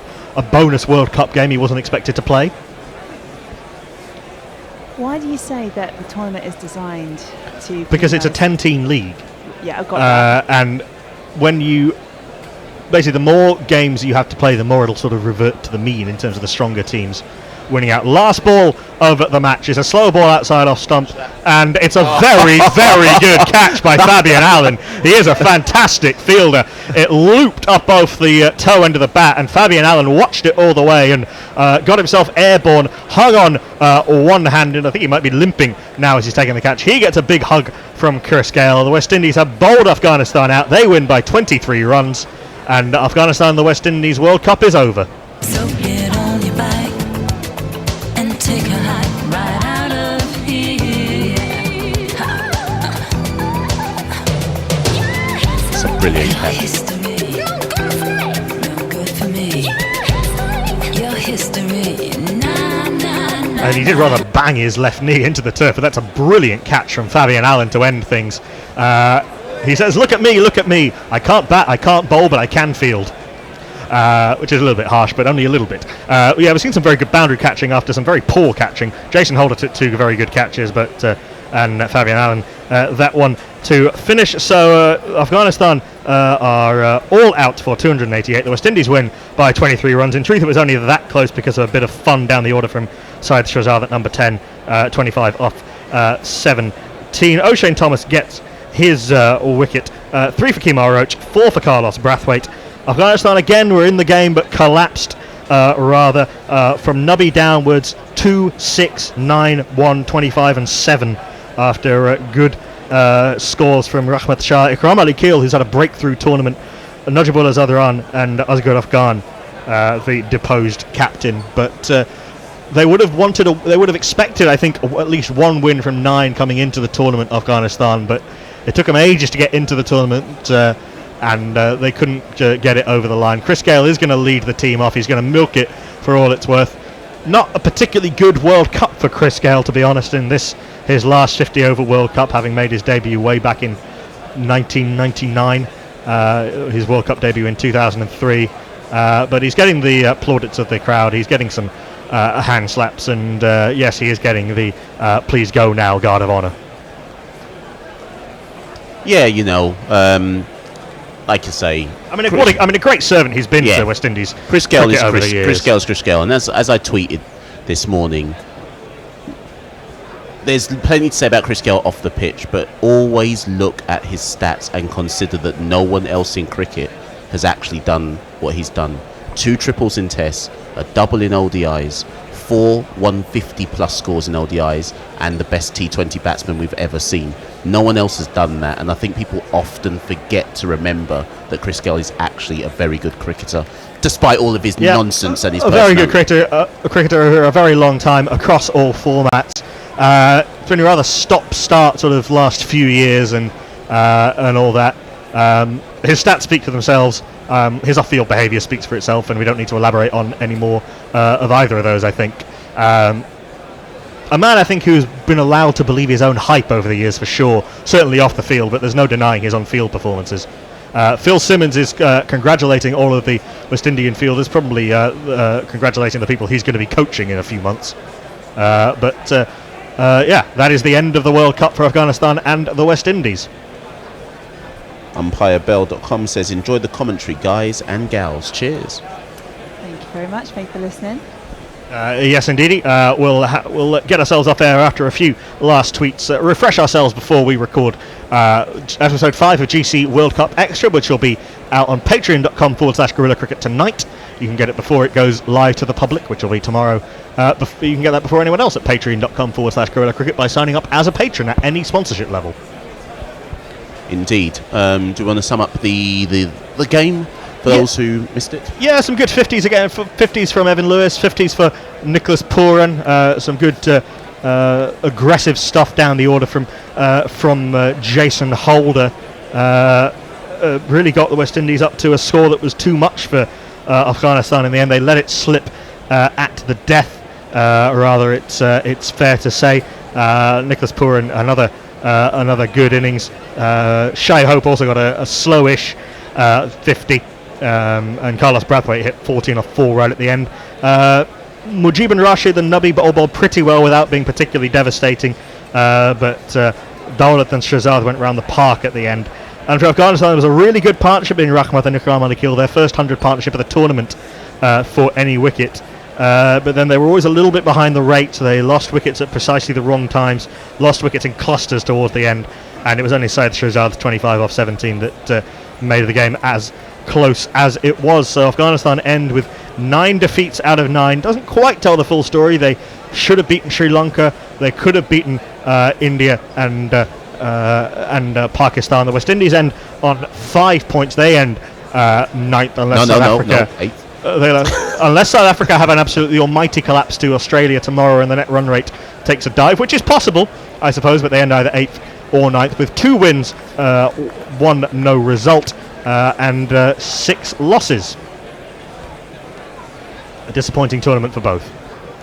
Yeah, I think with Afghanistan now, they're going to go away. I think there'll be massive. Well, I think we'll find out some stories about what's going on. Phil Simmons' words are going to be well worth watching. Yeah, and I think listening to rather. And what they need to do is just work out where they go next. I think from looking at the timetable, I think their next series, or the sort of biggish series, is against Zimbabwe. Whether they'll pick themselves up at that point will be an interesting one. I'd expect them to beat Zimbabwe, I have to say, just from what we've seen in this tournament and what we've seen, well, what limited I've seen from Zimbabwe today against Ireland.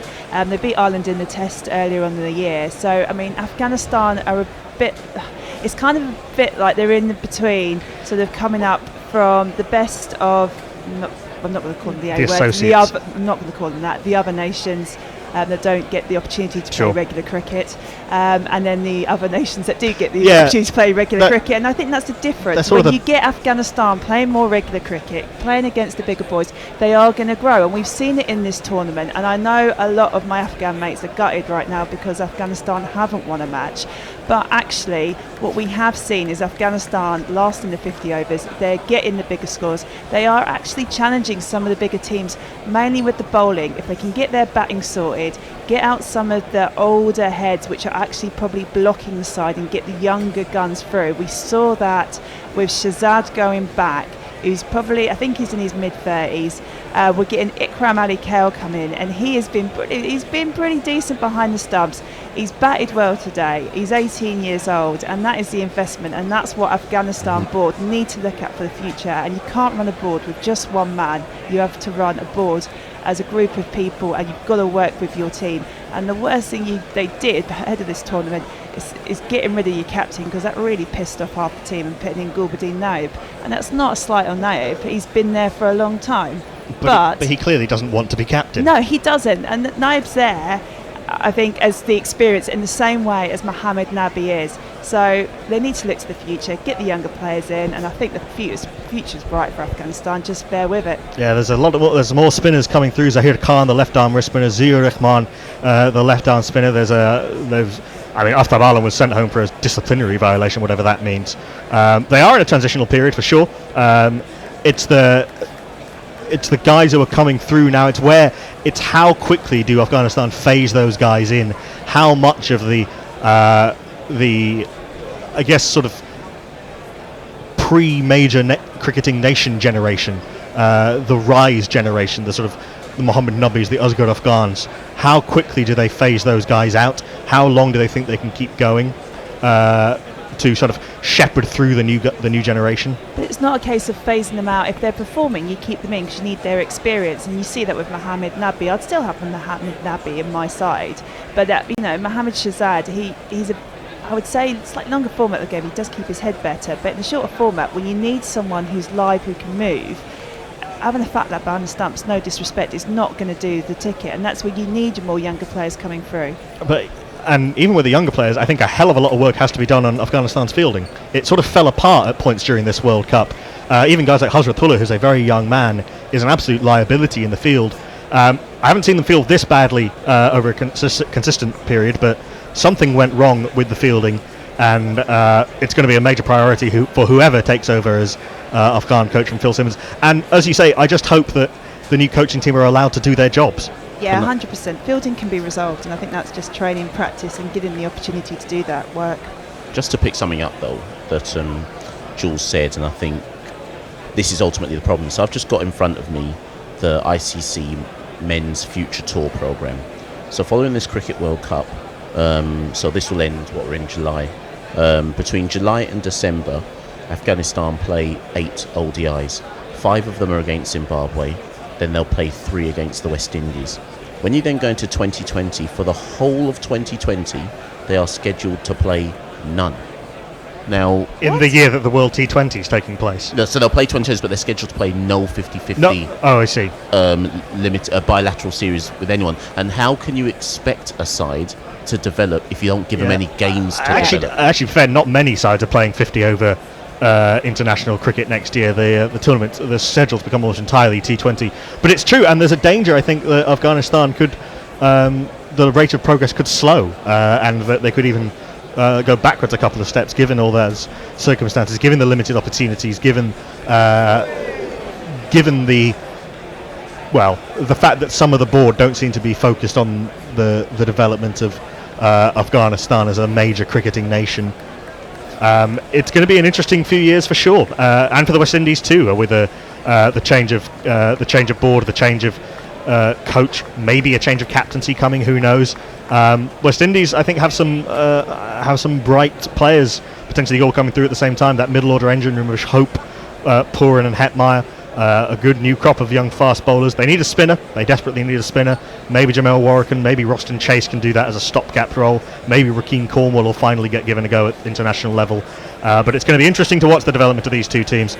I think we three have wibbled long enough, and we're going to be wibbling more on the podcast in just a few minutes. Don't know how many minutes, but until then, thank you to Jules, thank you to Mash, thank you to Hendo, thank you to the Bear, thank you to Tony Bishop, who were all in, and thank you also to Andy Ward and Abdullah.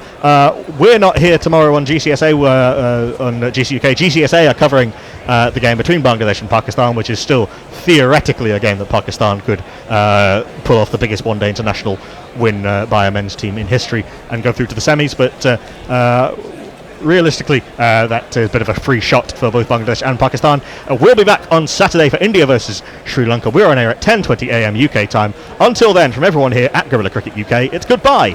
Bye. Guerrilla crickets. Whoa. Guerrilla crickets. Whoa. Guerrilla. Take guard, man the barricades, patrol the cover.